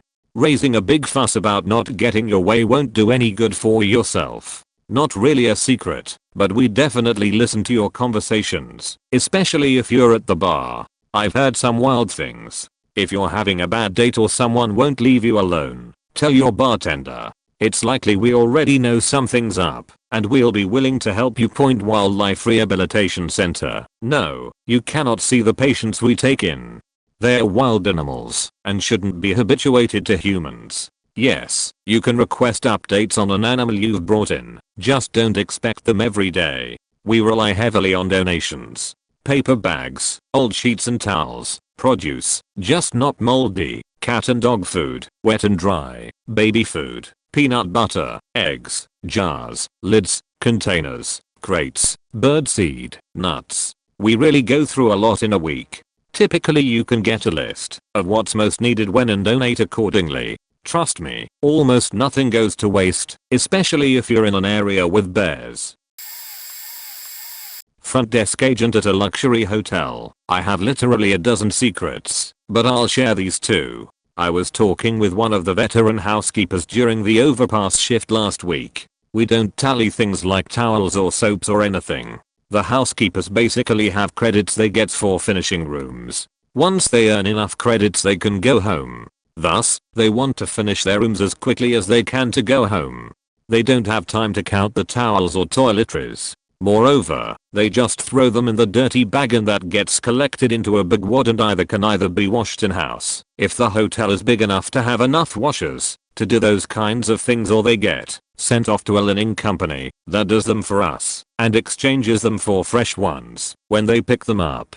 Now we are a luxury brand with multiple locations and with corporate overlords, so smaller hotels may be different. But our hotel has 350 rooms and I've been at my particular property for about a year now, and I've never ever seen anyone charged for towel replacements or anything. It's basically just factored into the room pricing already, since some amount are going to go missing, or ruined or W/E.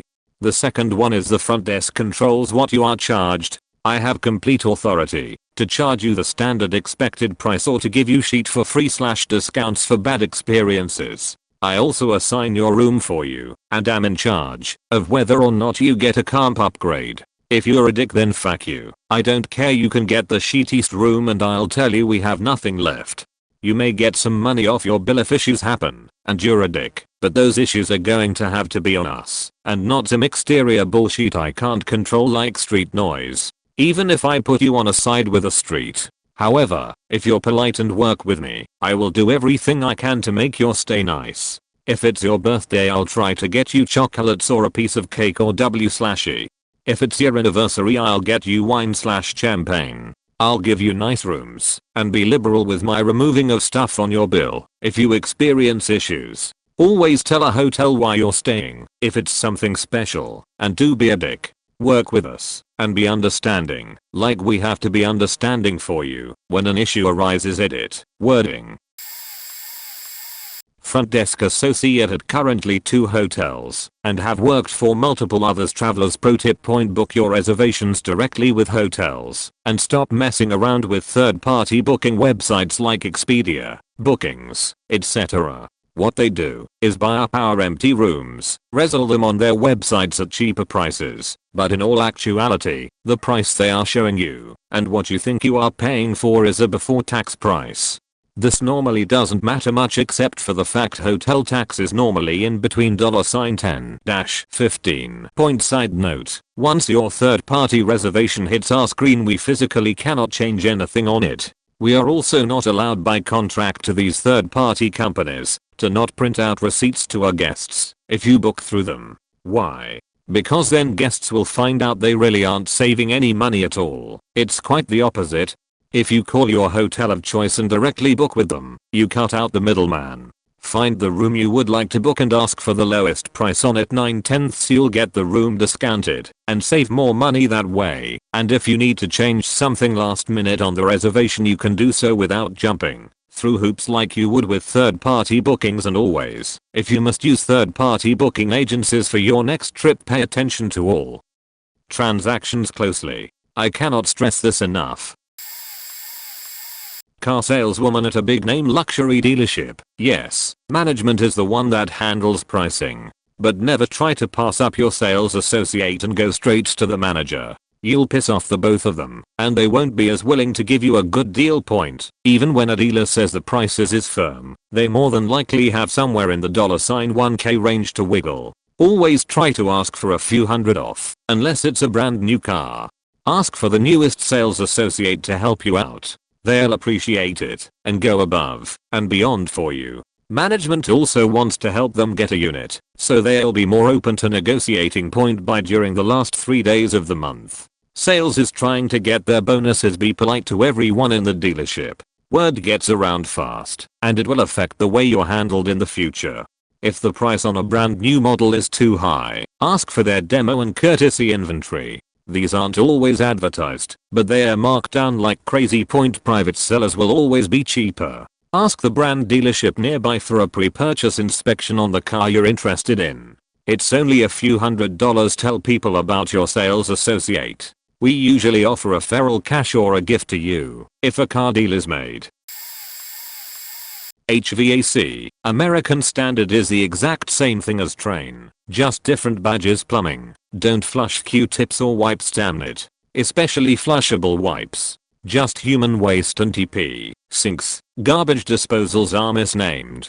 Don't put big stuff or starches in it. You can do like 1 to 2 potato peels at a time. No big chunks of anything really. And remember, there is a GFI button on the bottom, and also a 1/4 inch Allen spot to free the tines.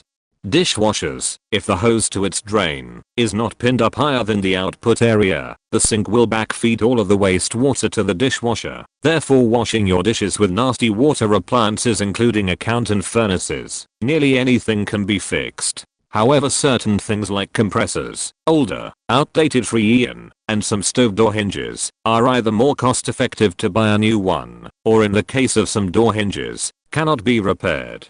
Newer things are more efficient enough to warrant just getting a new furnace rack, rather than repairing it, unless it is a very minor repair. Electrical surge suppression systems truly are worth it. I get at least a call a week, whether it is Storm or POCO related. Don't get generic sheet like Smart Electrician brand equipment. Get rid of knob and tube as well as aluminum wiring. For God's sakes, don't mix dissimilar metals. Copper and aluminum, if you have to, use purple wire nuts. Don't do something unless you absolutely know how. Can't tell you how bad stuff I follow is. Also, your service is always rated for 25/50 greater than what it says. In some bizarre case, everything electrical item you own is powered on and running. Point general, whole home tune-ups are worth it. Water heater flushes, /furnace tune-ups, and more. Always once a year minimum. Point there are more. Just off the top of my head. Point edit. Like a tradesman, we can always tell. Many financial advisors, wealth advisors and investment advisors earn over $1 million per year and are substantially less knowledgeable about retirement planning and investment advice than you'd expect. They are just really good salespeople. A far greater portion of their training is geared towards selling and closing less sophisticated clients. They are trained by the banks and wealth management firms to be really good at sales. They are incentivized in a manner that promotes a behavior of competition within their firms to make the most money. I've worked amongst some of Canada's most successful investment advisors, each earning over $1 million per year in selling commissions and fees. The biggest secret is that once an advisor has made the sale, they receive ongoing fees in the form of mutual fund trailers, typically about 1% of the value of your portfolio each year, and management fees. Some products like hedge funds and tax strategies funds offer even higher incentives, up to 5% upfront plus ongoing fees to the advisor. So the advisor's objective is always to build the largest pool of client money that they can earn ongoing fees on.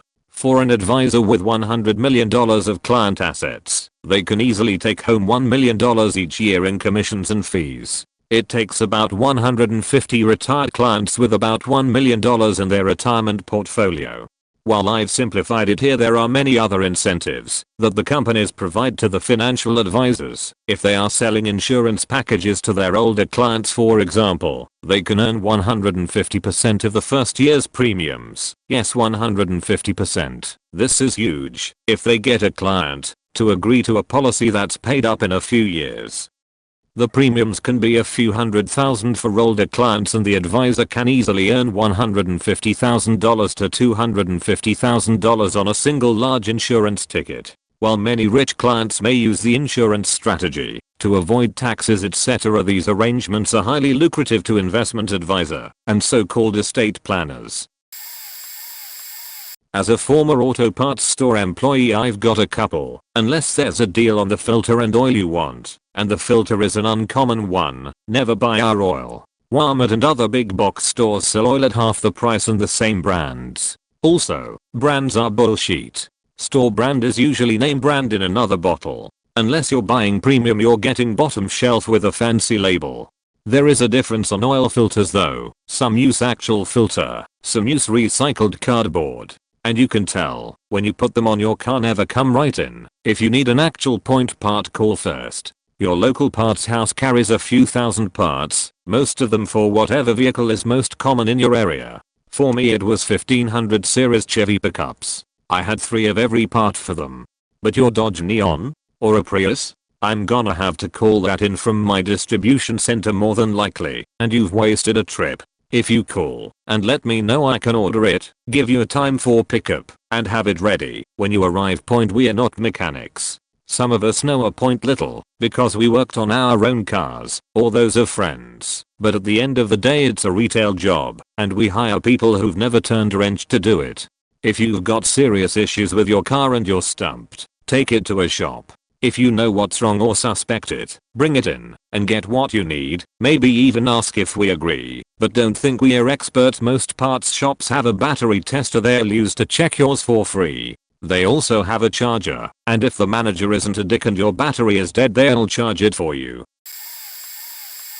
Formerly worked at a high-end designer opticians as a dispensing optician. Most of our customers were very wealthy, and as such, decided that they're smarter than we are. Especially about optics, a very common complaint with new specs is that they feel weird when picking them up. This is just a 1 or 2 day settling in period that's very common with high prescriptions or complex lenses such as varifocals. Usually a quick check to be certain of measurements tells you if there's actually an issue or if they just need to try them for a day. Of course, telling our overlords this rarely went down well, as we work in a service role. Obviously we don't really know what we are doing, and the knowledge that they can pull out of there as holes makes more sense. Point: a very common practice was to send specs away to the lab for analysis and call the customer a week later to say they're back in. I can hand on heart say that this worked every single time. But the whole charade of stroking egos and being spoken to like shit had to go ahead first. The main reason I no longer work as a do is dealing with those people day in day out. Point: listen to people who've spent years studying in medical fields, please. If you really think there's a problem, raise it with the appropriate board in your country, such as the General Optical Council in the UK. Point: TLDR, Google isn't a good replacement for years of study. Point: bit more of a rant than a story, my bad. Hi, airline customer service agent here. Don't be a dick. There will be something wrong with your seat and you'll get reassigned to a shitty seat. Another thing is that we'll charge you for everything we can if you're rude. Your bag 1 pound over the weight limit? Guess, due to the weather, or another excuse, we have to be extra strict today. Nope, in reality, it's our way of saying you're being an ass. If you're nice to us, you might get a complimentary upgrade, but don't ask for one. That's the best way for our first class to be full. Point: if you're celebrating something, tell me. We'll do what we can to make your trip extra special. Again, if you're nice. For example, I had a gay couple celebrating their marriage by going to Hong Kong, where it was recently recognized as legal. I put all sorts of notes in their reservation and had them upgraded on their first leg of the flight that we were flying them on.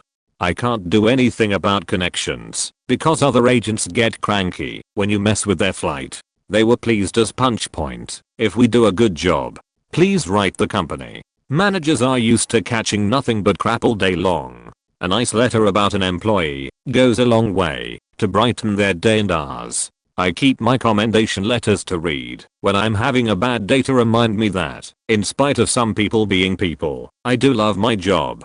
Another way to get on our good side? Bring treats. Some chocolate will go a long way with me. I was having the day from hell. I had gotten cursed out in 3 languages including English. A passenger gave me a pack of Starburst and said I was doing a great job. He almost made me cry because he was kind and appreciative when I was clearly busting my ass. Please don't bring homemade treats though, because of possible food allergies. Know what documents you need ahead of time. You must have the passport book to travel. Not the card, not a photo. It is not our job to tell you what you need. If you need something called Anita for Canada, do it ahead of time, not when you get to the airport. Use only this site. It's the official government website for Canada. Otherwise you get ripped off, and it can take longer. You'd be amazed at how many tantrums I deal with because people don't do their research prior to going on holiday. For most countries, you'll generally need at least 3 to 6 months left on your passport before it expires. Make sure this is done too. We can't do anything about the immigration laws, so don't even ask.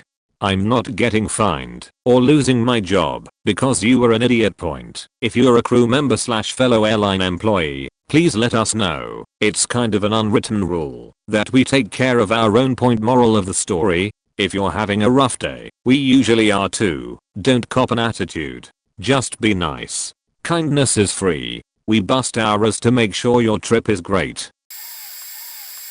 Your insurance rates don't go down because you've been a customer with a company for a long time. Insurance rates are calculated by driving history, zip code, market value, parts and labor, medical costs, uninsured motorist claims, weather-related claims payouts, the claims history on the year, make and model of every other vehicle just like yours, your employment, education, and so much more. So, yes, you can be a great driver and still see an increase. All of it is calculated by risk, and it's done via our system, not by a person manually entering rates. You can yell, complain, and cuss me out all you want, but we don't have a magic change price button. Even if you say, if you guys don't lower my rate I'm canceling, we still don't have magic change rate button. My word of advice? Be nice. I'm always willing to either quote a new policy or spend more time looking for discounts for the kind customers that are just hoping to get a better rate before they shop around. The more rude you are to me, the less time I want to be on the phone with you, and the less discounts I'm going to find. I don't know where people learn that screaming at someone or threatening to leave will lower their rate, but it does not work. Also, yes, if you only get into one accident after 20 years your rates will go up. That's how it works when you lose good driving discounts and we have to pay $15K in your claim. Your risk just went up. Welcome to Insurance 101.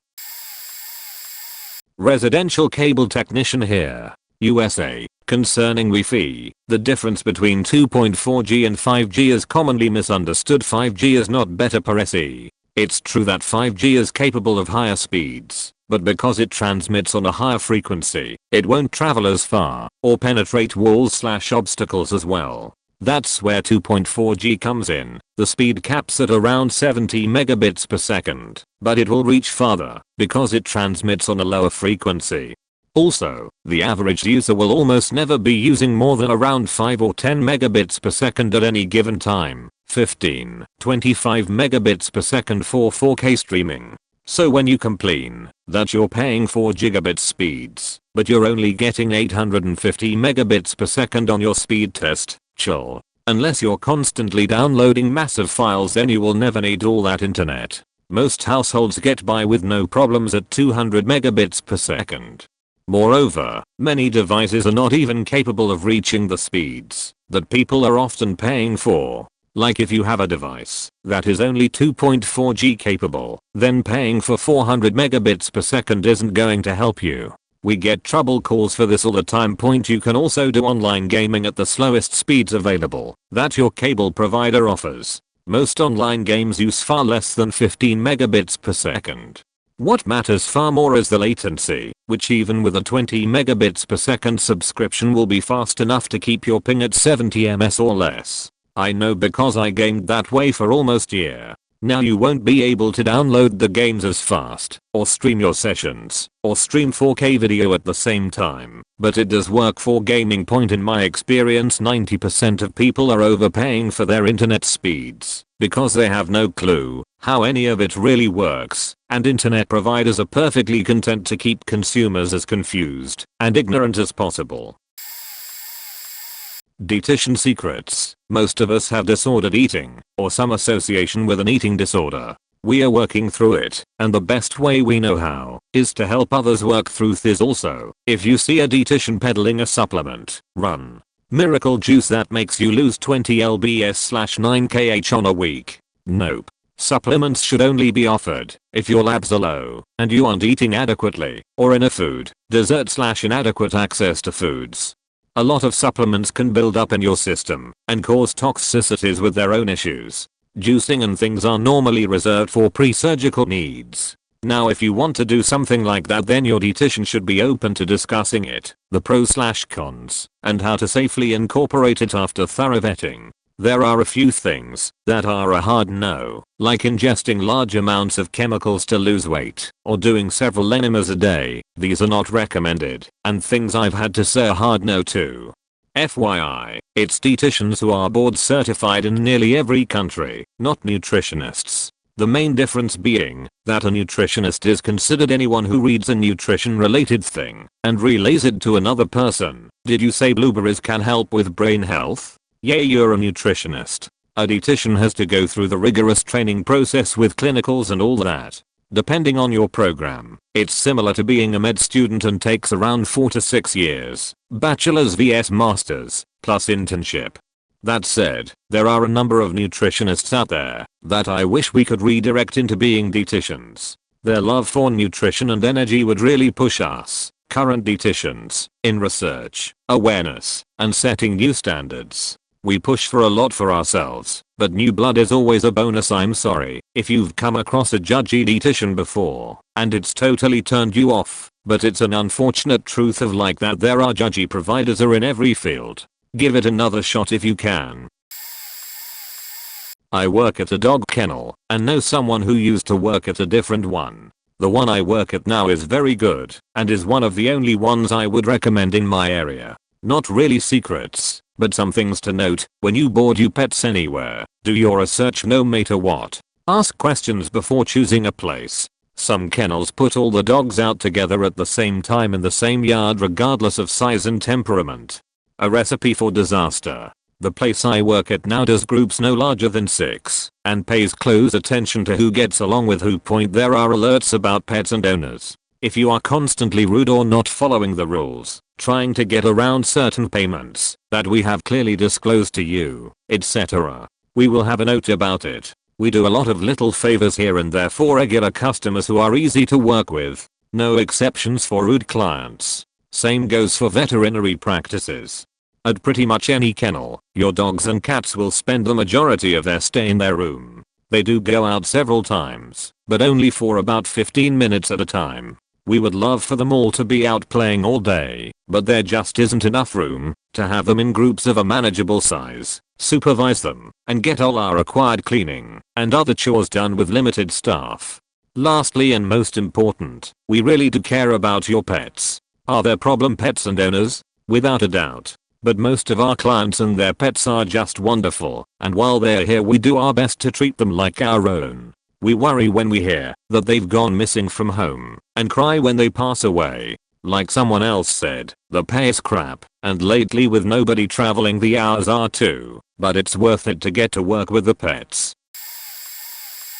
Most guitars direct from manufacturers are terribly set up. I've been at a shop for 12 years, where we always set up every instrument before it hits the floor or is shipped out. When I open up a new guitar, the nut slots are left high, the neck has too much relief, and the fret ends are sharp. It's almost always at least 2 out of 3 of those things. Nut slot height and neck relief are crucial to how a guitar will feel and internet.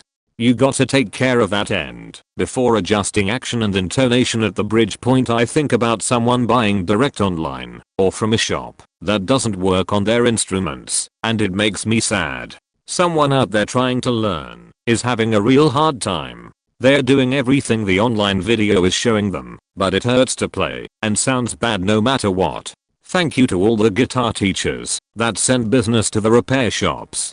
So many times I hear customers saying, my teacher says I need this adjusted point. My ex-coworker worked at a large guitar manufacturer's factory in Mexico. They each had to set up 13 guitars each day, even if it meant staying late. No one liked to stay late. Pointers. Get your guitar looked at by a professional you trust. Once your guitar is properly set up, you won't need to worry about much more than changing strings and adjusting the neck every once in a while.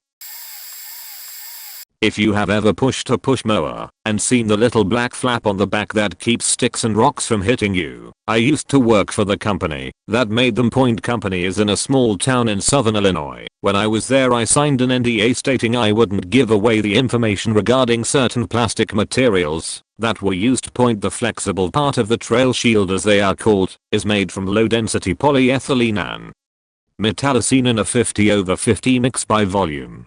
The rigid part is made from high density polyethylene. All materials start out as virgin material with no color added. If you wanted the part to be bright yellow you can have them made that way. The company that I worked for made all of the ones you are likely to encounter on a gas powered push mower. The absolute scariest part of that company was when they started making plastic parts for a nuclear power plant using equipment from the 1970s. I'm just waiting for the day when I hear about a nuclear power plant having a meltdown and how the parts they made were the cause of the meltdown.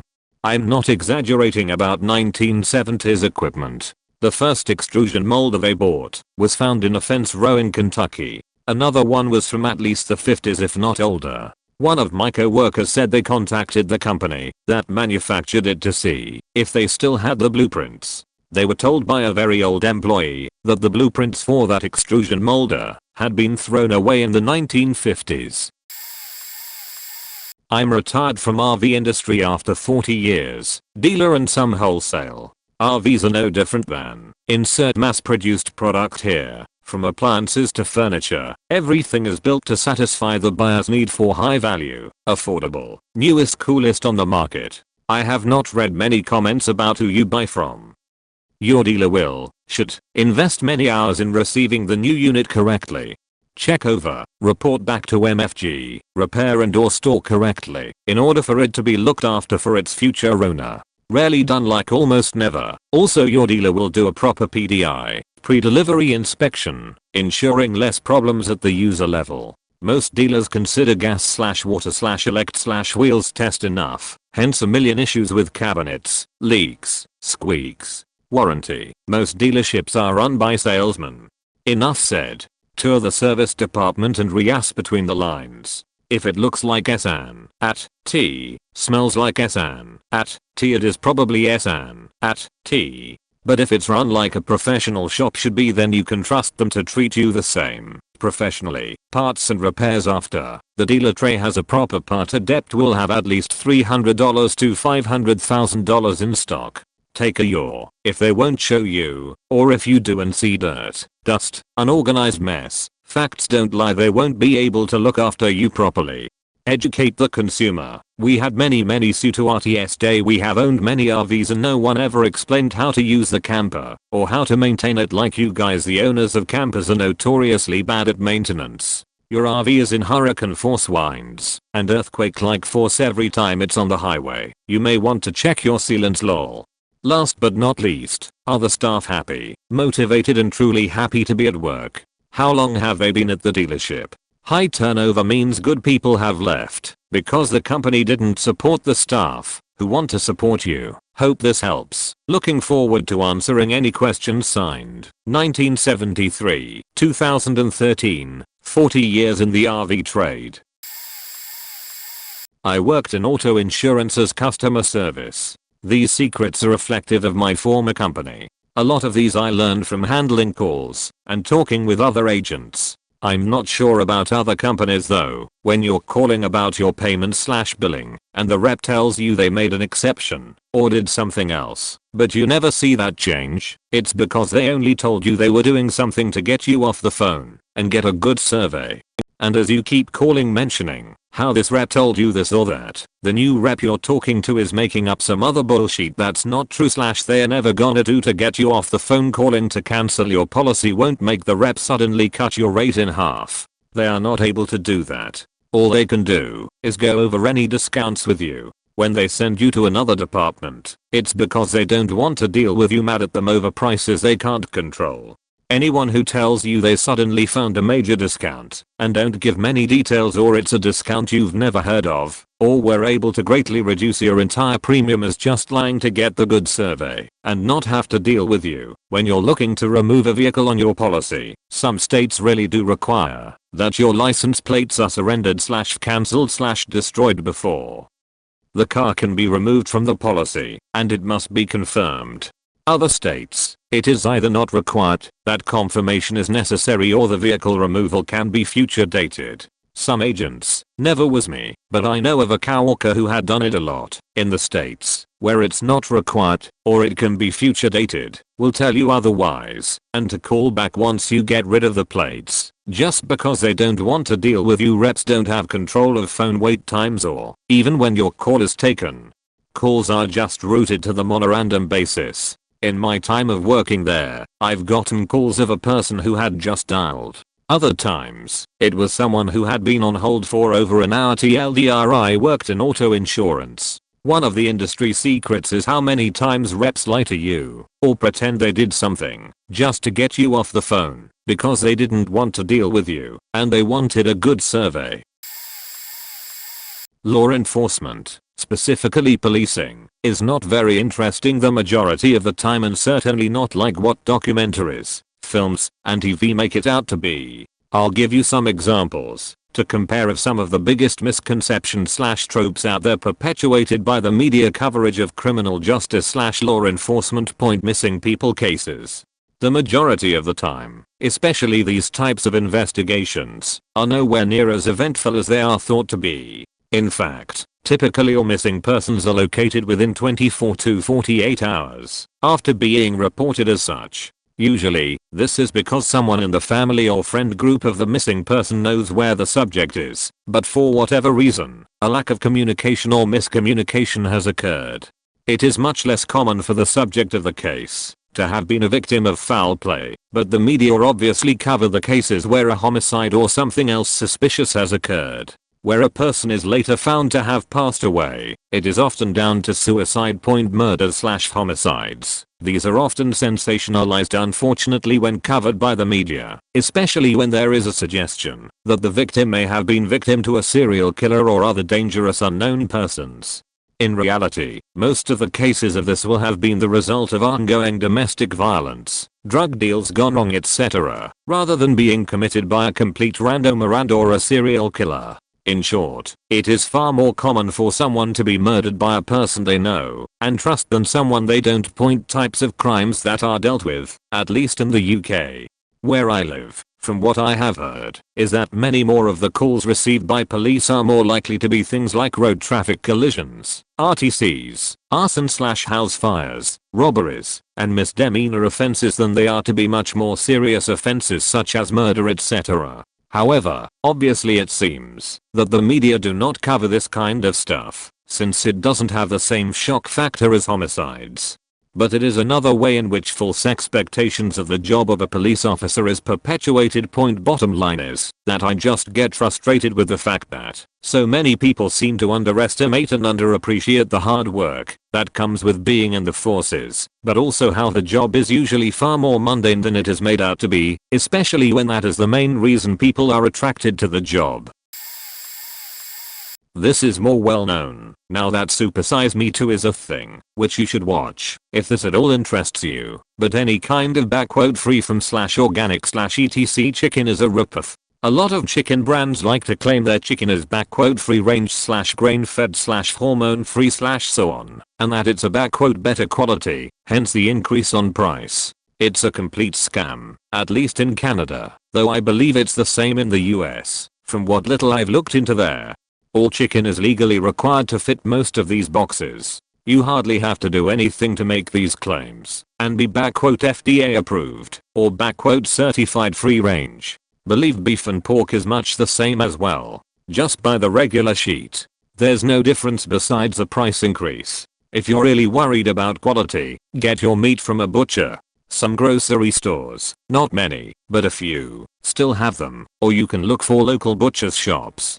Also recommend buying on sale. Meat is stupid expensive right now because pandemic. All the big meat producers keep getting outbreaks, but if you shop sales you can get things super cheap. A few examples of sale vs regular price. Western Canada for reference. Bone steaks, on the nicer end, about $30 / 2 steaks vs $14 / 2 steaks.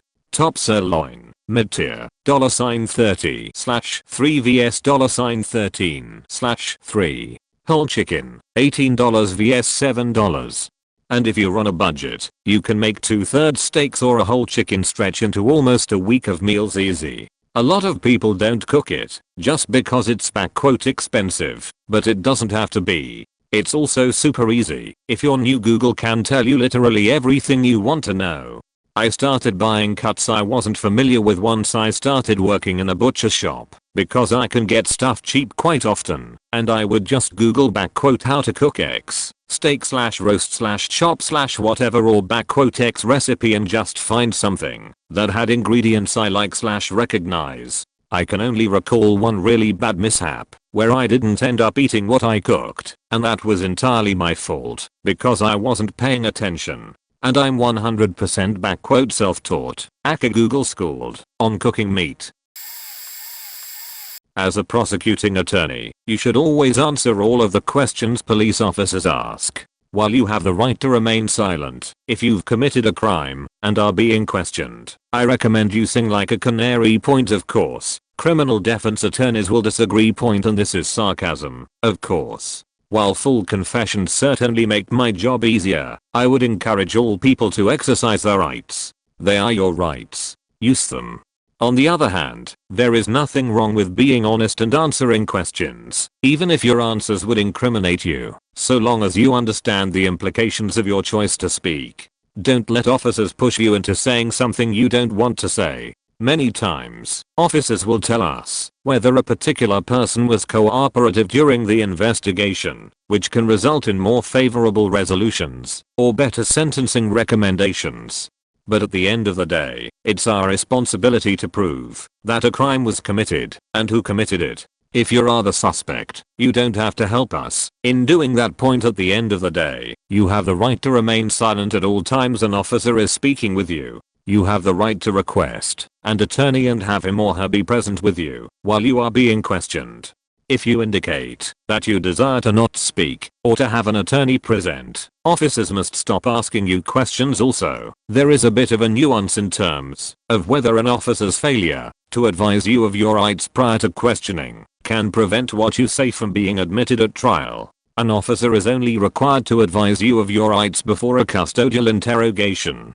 This basically means that your freedom of movement has been restricted in a significant way, such as being placed in handcuffs, placed in a cruiser, in an interview room at the local station, or you reasonably believe that you are not free to terminate the questioning and walk away, and that you are being subject to interrogation, which is basically questioning an officer reasonably believes could elicit an incriminating response. Again, as a prosecutor, my job is to seek justice, not convictions. That was the oath I took. All attorneys are tasked with upholding the Constitution, regardless of how it affects your particular role. Know your rights and use them. If you elect not to exercise those rights, make sure you understand the implications of that decision. Accounting / assurance less of a secret and more of a lack of general understanding by the public. In most of our industries, your client and stakeholder are the same person. Person A buys a better phone and they will get enjoyment out of that phone. The client making the purchase is the same person as the person relying on the product. So in general, better product equals more profit. In public audit, the client is a company and the stakeholders are disorganized groups of interest that don't communicate well with each other. The goal would be to provide a better audit so that our stakeholders have less risk. But we don't get paid by our stakeholders. Our clients have zero interest in a higher quality product and just want the rubber stamp of approval. The secret that everyone knows in their guts and is gradually becoming reality is that the industry has so much downwards pressure from market groups and regulatory institutions that it can no longer faithfully perform our moral and professional obligations while staying in business. It's super faked up because the ones that lose out on this whole deal are your mom and pops when their pensions get wiped out in another fiscal disaster. The industry has no one lobbying for it, and it doesn't have the time or resources to fight the legislative battle against other interest groups to get better quality audits out there. The worst part is that it isn't even just public audit, it happens to gov institutions around the world like the eyes. No, the Panama Papers weren't supposed to happen. No one at these tax agencies wanted it to happen. They are literally just too helpless to stop it from lack of funding and lack of facts given by stakeholders, since there's no public knowledge about the reason for these functionalities to exist in the first place. Basically, although it seems that things are just barely being held together right now, the whole system is really coming apart at a foundational level. When it comes to compliance and just following the law in general, everyone in the industry knows it at some level and we can't do anything about it. Haven't seen bartender yet. If the bar is crowded, waving your card/cash won't get you served faster. If anything, you're almost guaranteed to get the "hold on" sign. On the flip side of that, if you know you're going to be going up fairly regularly, tip for the night on your first round, i.e. throw in a 20 instead of 5 trips of $4. You'll get remembered, and more often than not you'll get bumped up in the line. Don't ask for free sheet just because it's allegedly your birthday. Take your ass to Applebee's and get a slice of pie. At my old bar, we used to do the birthday shot. Basically anyone who would ask for a free drink, we would take a shot glass and fill it with the runoff in our bar mats. Obviously not to really serve, but it was the only way we could say gdfumf politely. Don't skip out on your bill. This is restaurant etiquette in general. But dine and dash means that the staff often has to foot the cost on that table. Anyone who drinks any of the following on purpose is a bar worker: absinthe, Fernet, Malort, and or club soda and bitters. Don't ask the BT to give you a little extra unless they know you're getting a regular drink. Note, knowing someone either means they tip well or they're a service person too. We take care of our own. Just like Dun and Dash, they have to absorb the cost. So good tippers usually even it out on their end in the tip. This'll be fun. In the cancer research community, we have compounds that activate the immune system to an incredible degree. Not so great in terms of inflammation. This can be useful when you have a cancer that is actively sending immune suppression signals to help avoid the anti-tumor portion of immune function. These compounds, granted, this is in mouse models, can absolutely clear cancer out of these mice. Just incredible. The catch: in humans, and indeed, even in some of these mouse trials, the subject will just be overcome by the immune response. It's like nuking a city because you have one bad block, in theory. As of right now, these are being studied pretty intensively, but it's semi-promising, and we don't usually like to bring it up because we get the whole "you already have the cure to cancer" conspiracy theory line. No, we don't. Arsenic can kill cancer too, but you're not gonna make it out of that treatment. Fun edit. 3 meters owned a patent to one of these chemicals that they dubbed R848, also known as risaquimod. This chemical is in wart cream, using I believe dimethyl sulfoxide as a vehicle to get the drug into the wart. The immune system gets pissed and takes care of business. Inject that into a tumor in your body, your immune system will probably kill it, and the resulting inflammation would probably end your life. I feel like I have a lot of these, but the most practical would be from my time in Magnolia Home Theater. It's been several years now, but I feel very confident the following hasn't changed. Point: we didn't make a lot on the TVs. We often got asked all the time for discounts, like it was some kind of used car lot. There was nothing for us to discount usually. Our employee price was barely better than retail. We can and will wheel and deal on open boxes, however. That is where the real savings is. Sometimes the TV comes back just because the size was bad. Otherwise it's basically new. We could cut those 20-30%. We had a lot of room on those and would do so to get rid of them. Lot of people don't want them because there is a stigma there about returns. Just not the case. Point: also, expensive HDMI cords are complete BS. I sold people on gold-plated, super engineered $400 cables all the time. The $10 ones work just as well.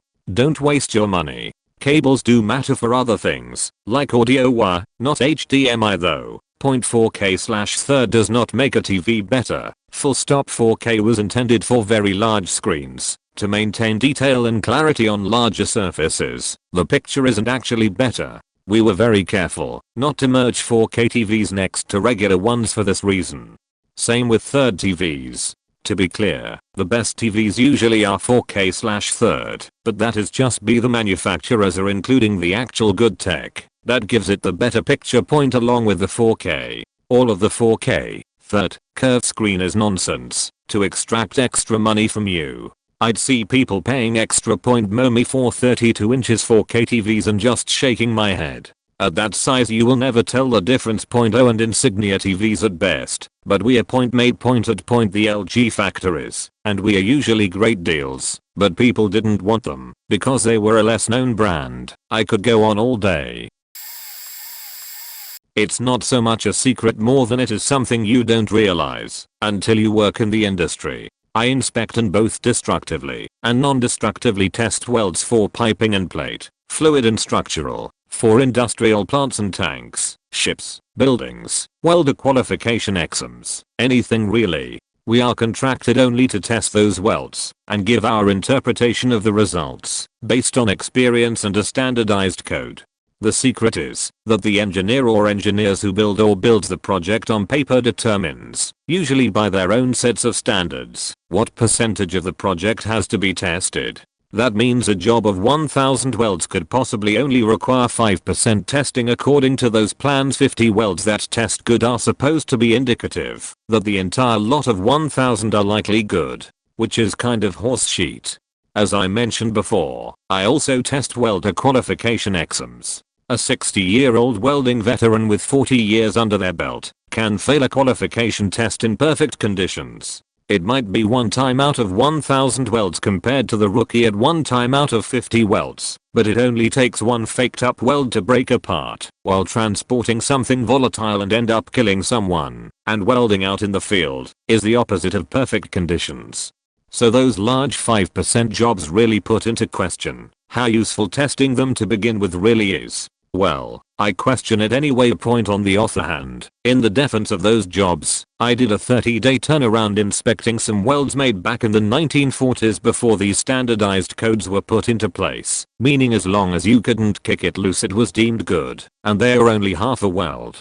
For welders and inspectors here, these pipe were legit only capped, no root, no hot pass, no fill pass, only a cap to bridge the pipe closed. Those pipe are still in service today and holding strong points a while. Yeah, it is kind of silly to only test 50 welds out of 1000 and assume they're all good. Maybe the code is so strict that passing 50 welds in a row is a good indication that even untested welds that would have failed the code will hold up anyway. Who knows?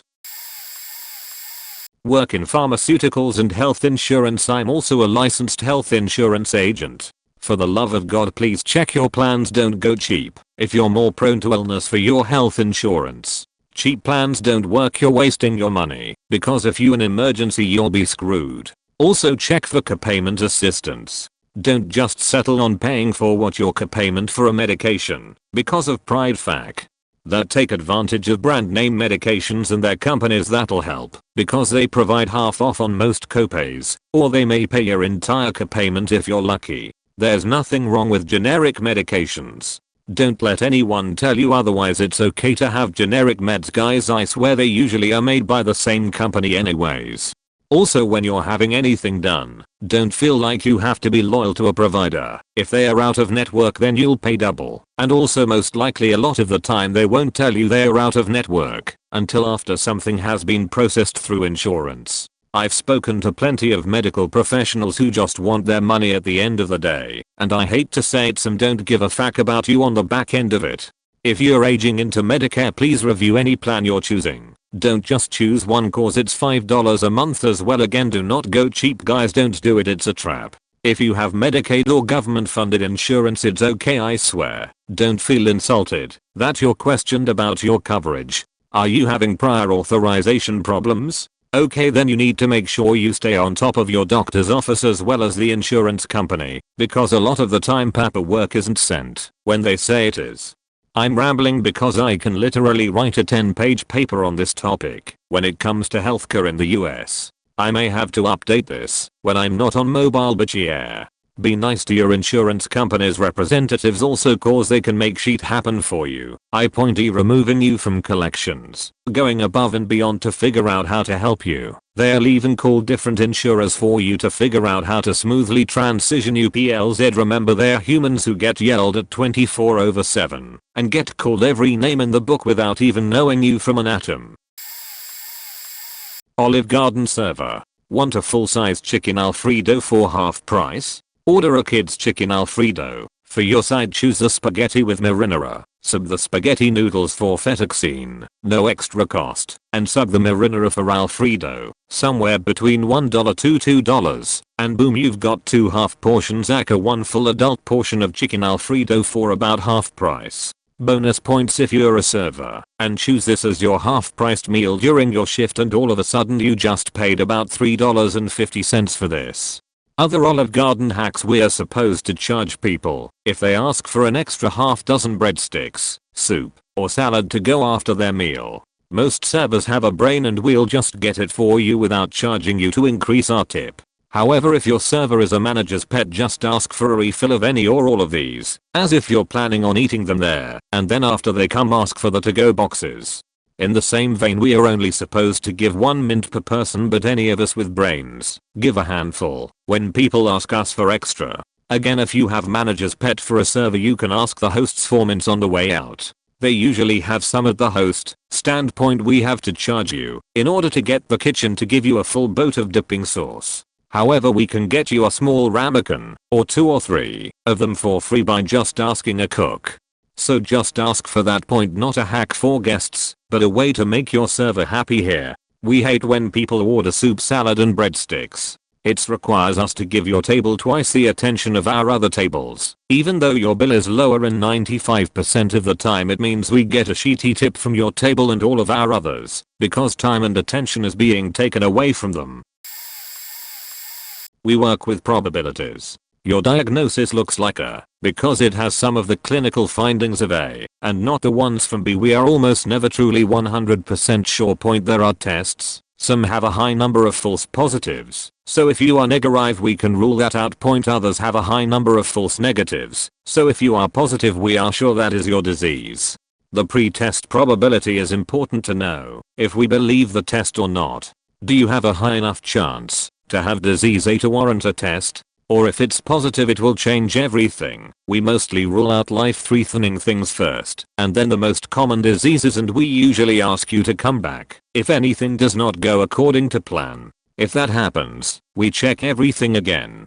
We observe, ask more questions, correlate our findings, sometimes order more tests, and then get a plan for your treatment. Again, until you are disease free, or we find out what are we dealing with. Sometimes we never find out. You never come back because your symptoms improved, and we think must have been one of those never uses. So if your doctor can't find out what's wrong with you, maybe it's because they are ruling out the most common things first, not because they are bad doctors. In construction they use risk and fear to make things way more expensive. Usually in the form of risk of danger to your kid/your family. No one wants to say no to anything when risks to their kids are brought up. even if it makes something 10x more expensive than it really should be. Point example, we have hundreds of codes and inspections for plumbing. Plumbers not only need a contractor's license to be a plumbing contractor, but also need a specific plumber's license, and it's specific to that state, with a lot of states not recognizing each other's licenses. Very hard to get this license. Point why? Well, cause water, you know. It can completely destroy your house, black mold, floods, all bad stuff. Point so only makes sense you want a highly skilled multiple licensed person dealing with it right. Kinda funny then, that there's not a single inspection for a roof on a house. Not a single inspection for siding on your house.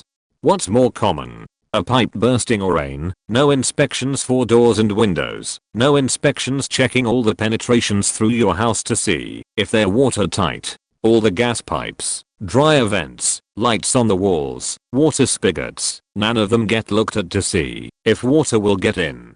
I could install the roof upside down where it's a giant funnel on a brand new house and the inspectors don't even look at it.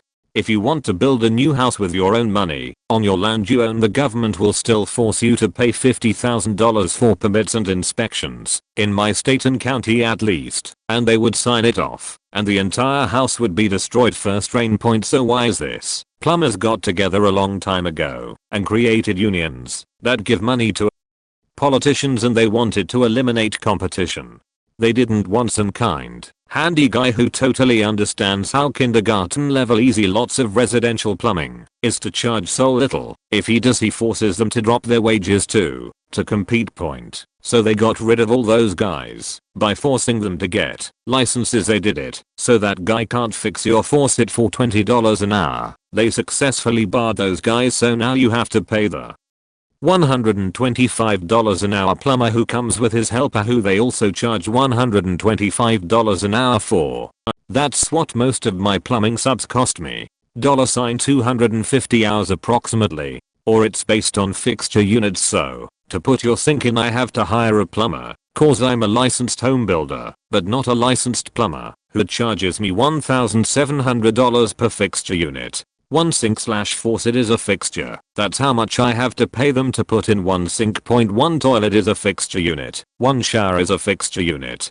And I have to pass the cost along to you guys. So you're paying thousands for something that lots of people would do for 1/10 point if they legally could. I'm not anti-plumber either. It's this way with almost everything.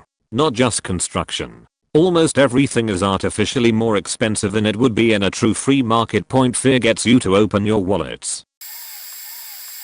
As a photographer, you never really need the top of the line equipment. Hell, even bottom of the line equipment is good enough for 90% of the cases. People don't know if you have the very best camera or just one that looks like it. As long as it looks impressive, they will be impressed, as most of them have no clue. This is also true to online publishers and even some magazines. That 40MP camera of yours, they don't care.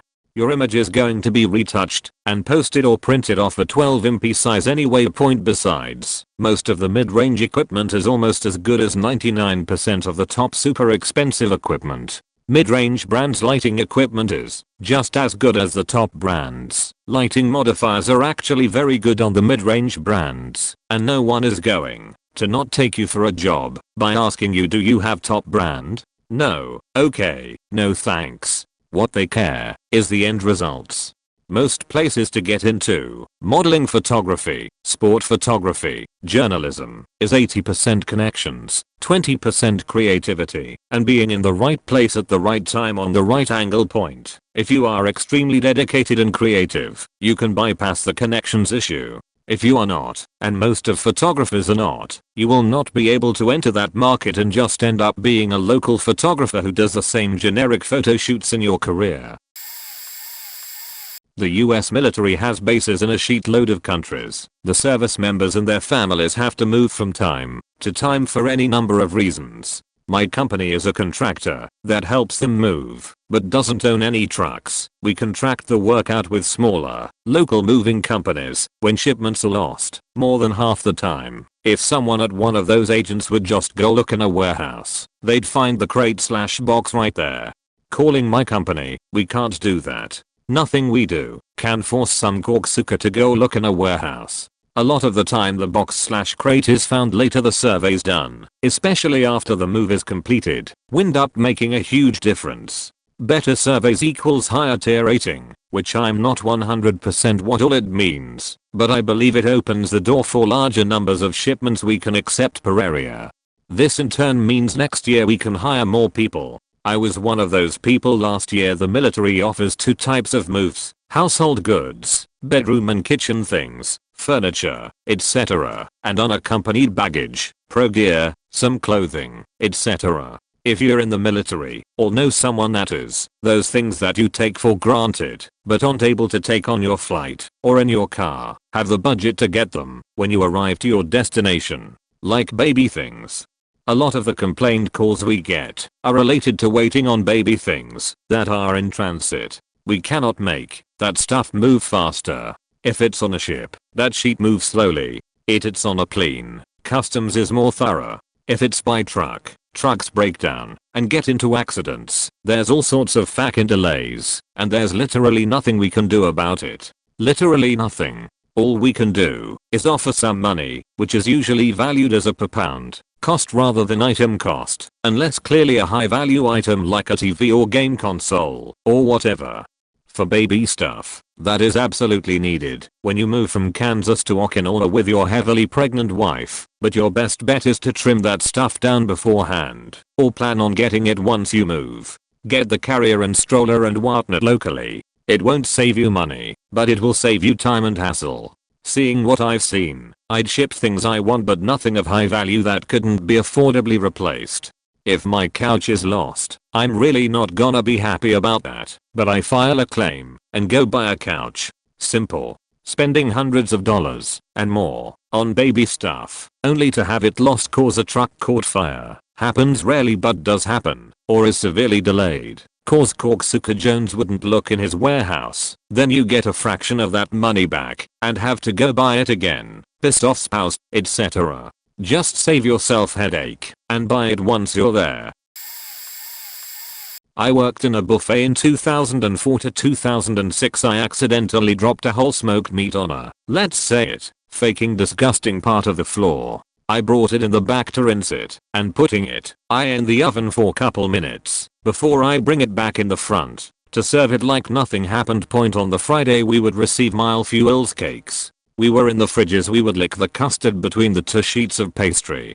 But not too much. We would leave 50-60% of it, and when it was time we served it to the clients. One time, we pissed and put a beer in a basket of fruit salad.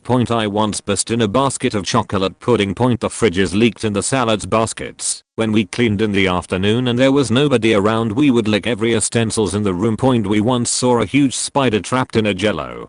The dishwashers were faking sick. I'm talking about 35 years old Sri Lanka people who barely speak French or English and are aggressive. One time a guy threw a boiling pot of water in my direction. I somehow found a way to avoid it. At other buffets, Montreal, at the same time period there were contests of who can piss the most in the food. At another buffet, Chinese, a dishwasher saw a cook dropping a basket full of chow mein on the floor. He putted it back in the basket as if nothing happened. Don't know if this counts as a secret, and it's not something that's taught, just something I figured out. I work in market research. I'm that annoying person who calls in the middle of dinner to do a survey. We mainly do follow-up surveys. So if you called your power company 3 days ago to report an outage, we call you to do a survey about that experience. I have no control over who I call when. It's done via computer, and I work when I'm told. Not a secret, but market research calls and telemarketing calls are not the same thing. That national do not call list flat out does not apply to us. Things I'm not allowed to tell you over the phone. 1. We can, usually, see your name and address, sometimes email. It depends on what info you've given your utility provider. Sometimes we can see your phone number, but always, again, the computer does the dialing. 2. You have to flat out ask or not S to take you off the calling list, which we will actually do. Add right now to the end of what some people say to get an idea of how we, as employees, have to respond. I'm not interested right now, but you might later. I don't do survey right now. but you might later, unless you specifically ask. We aren't allowed to take you off the list. 3. Classification questions: age, ethnicity, income, employment status, etc. A. If asked at the beginning of the survey, must be answered to continue the survey. It's the group your answers with others most like you.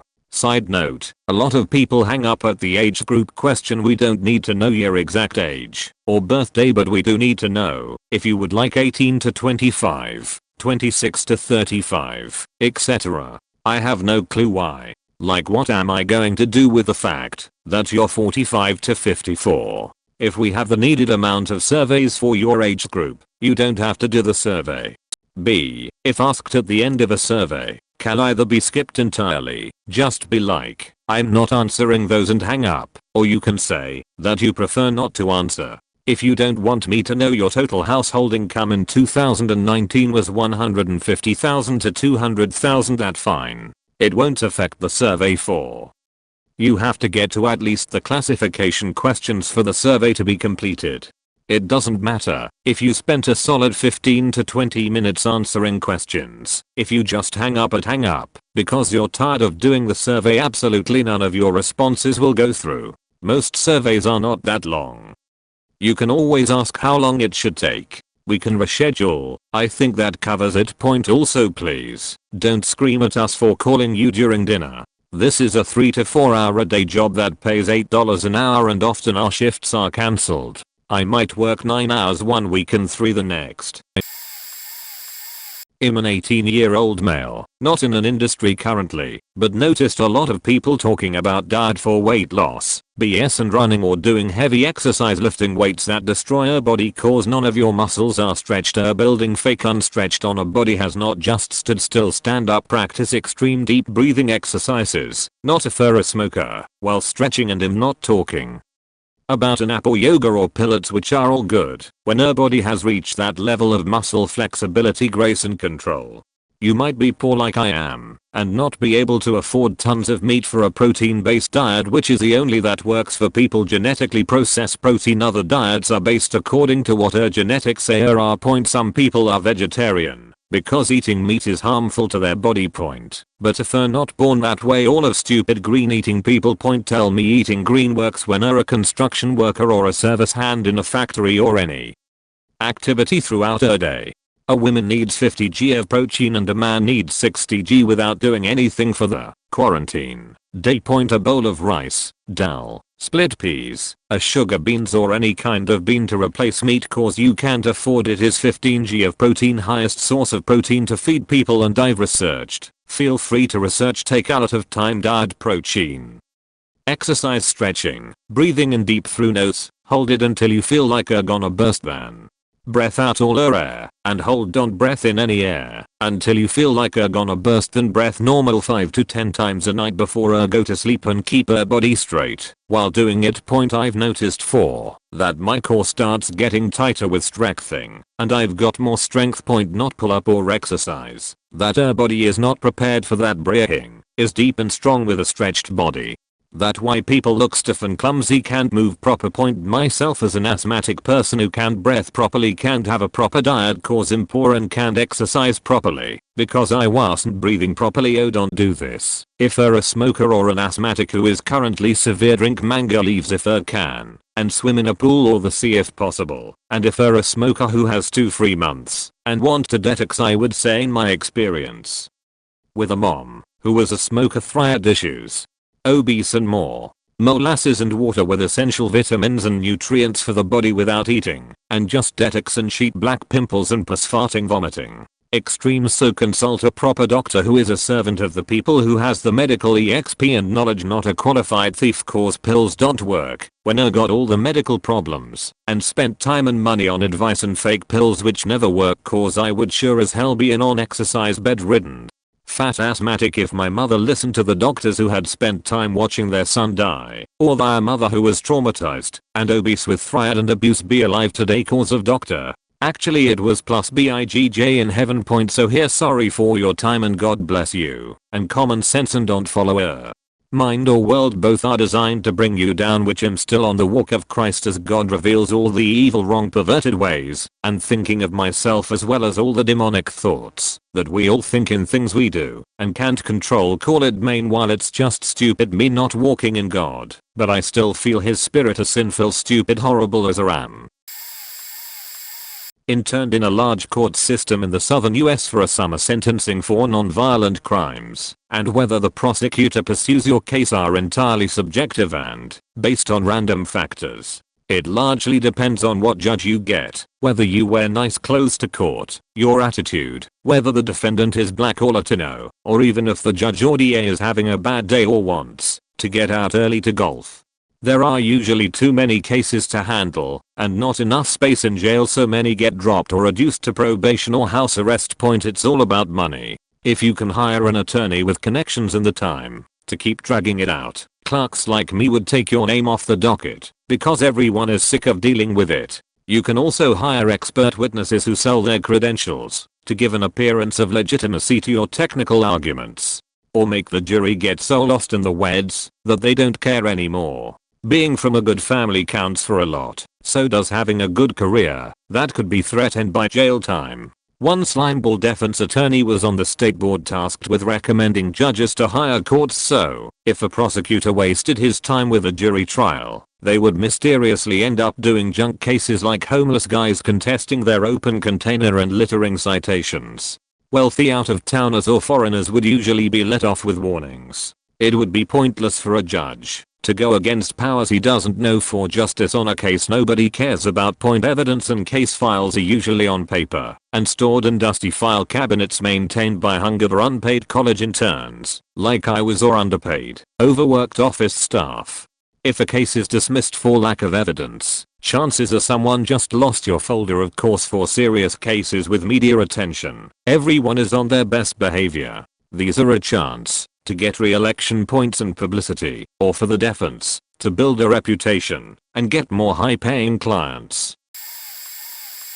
I worked as a server for 10 years. I could list 1 million industry secrets, but the most important things are, we are almost always going to start a table the same way, same greeting, same enthusiasm. What happens after that is usually up to you. If your server is rude during your meal, it's probably because you're a piece of shit. If they are rude from the beginning, you probably just use bad energy. Also, we are not your enemy just because we expect a tip. We hate the shitty system just as much as you do, and telling us to find a different job because we don't like certain things about it is about the most fallacious argument I can think of. But I'm happy your job is perfect. Point, I now work with specialty, expensive prescriptions, and my secrets for that industry are the few $1,000 copays are not set by me. Call your insurance provider for an explanation. Don't yell at me for it. There are a ton of manufacturer and government funded copay assistance programs. I used to run a manufacturer program that dispensed free transplant meds, $60 a pill, to qualifying patients who made up to $150,000 a year. You can make that much and qualify if you are still struggling for whatever reason. There are a lot of options. Even if your copay is small, like $50 to $100, you can still potentially get a card that will bring it down to $25 or $10, sometimes $0, depends on program. Just don't ever miss doses. If money is a problem, ask your pharmacy team for help. Point, also, the pharmacy stuff until recently was an actual secret because there were gag orders on pharmacists in regard to money saving options. Trump got rid of that.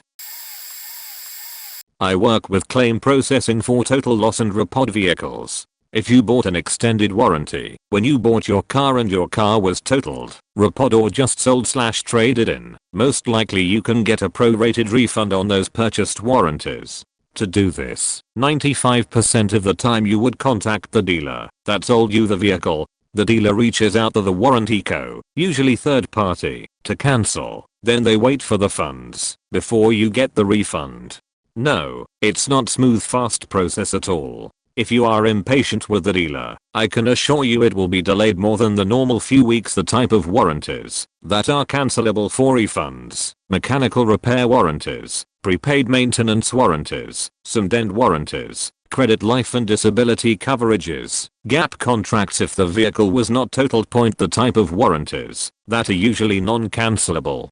Anything physically applied to the vehicle, rust protection, undercoating, interior protection, paint protection, theft window etching, security systems, vehicle locator contracts, usually dent warranties if it was totaled or a pod and the lien holder is on top of their game. They will have already requested the refunds to be applied to the outstanding balance on the loan. This is 100% legit as the warranties were probably part of your original loan price anyways. So don't be surprised if the dealer looks into the warranty refund for you and tells you 2 weeks later that the refund is going to the lien holder anyways. Not really a big secret, but something people rarely know unless you read the fine print on those contracts, and people rarely do. Fruit grower here. Well, most of the people may know this already. It applies to fruit and some vegetables. Tomato for example. Sensitive fruits and veggies are picked unripe. For example, apricot can be completely orange in color. It could look ripe and nice, but when you pick it, it is very hard, firm, and if you try it, it is sour. Ripe apricots are very sensitive. Even a minor hit or blow to the fruit itself can completely ruin it in a matter of 10 hours.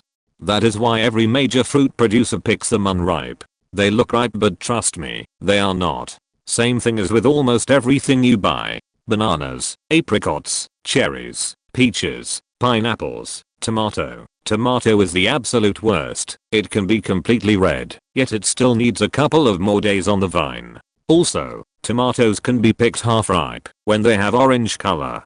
Once picked, they can get fully ripe and will be fine to eat, but the taste won't be the same if you left it on the vine. Ever noticed how bananas have green tips? Ask people who live in areas where bananas are grown. They will be disgusted by how people are eating unripe bananas. This is done simply because unripe fruits are firm and more resistant to impact. They won't get soft or start to rot on the shelf. This in turn improves resistance to transport and storage. You want the real deal? Either grow your own, or if you are lucky and your neighbor has a farm, chances are he will even give it to you for free. Health-wise, it is completely safe to eat those unripe fruit and veggies, but the taste difference is jaw-dropping.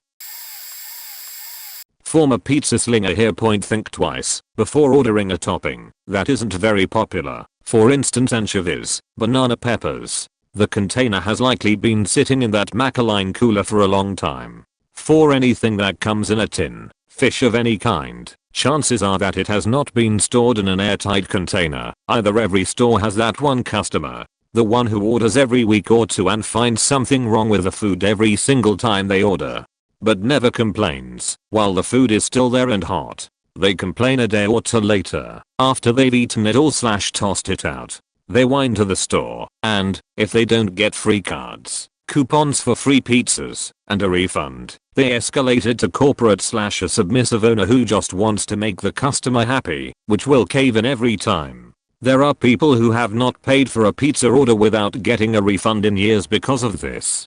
This is factored into future price increases. These people also never ever tip. Also, the standard caveat, be nice to the person on the other end of the line. Most will dig deep to find a good discount / special for you, and at any corporate / chain place, there's always a special. In particular, let them finish their spiel. They're required to say it. If you start talking over them while they're trying to say thank you for calling X, may I please have your phone number?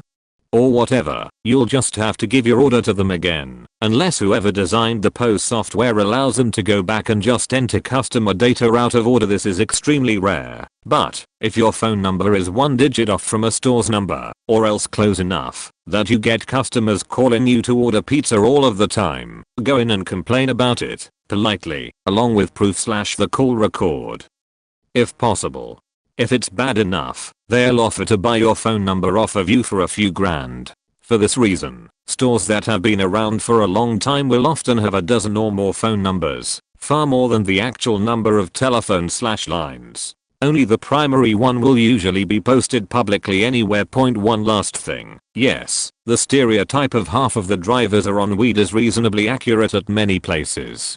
On any given shift, you're gonna have at least one stoner on the clock, though most are smart enough not to partake while working. What they don't tell you is that one or two are probably dealing the stuff along their routes bonus item from when I worked at a grocery. Just because an item is featured in the ads and signs as being a special doesn't automatically mean that the price is any lower than usual. As a manager once put it, it's on special, not on sale. Implication: it's not false advertising, because we never explicitly stated that there was a discount.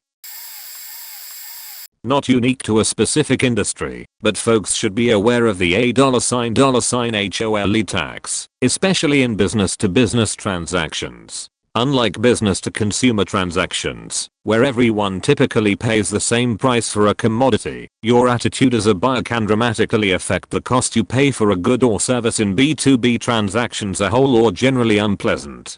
Your price just went up overly demanding. Your price just went up pretending to be an expert or tough negotiator. Your price just went up take too long to make a decision. Your price just went up loyal repeat customer. Your price will be better than any other clients. Don't make waves during the negation process. You're likely to receive unsolicited discounts. In good faith, be kind and respectful. During negotiations, you'll likely receive a truly best offer.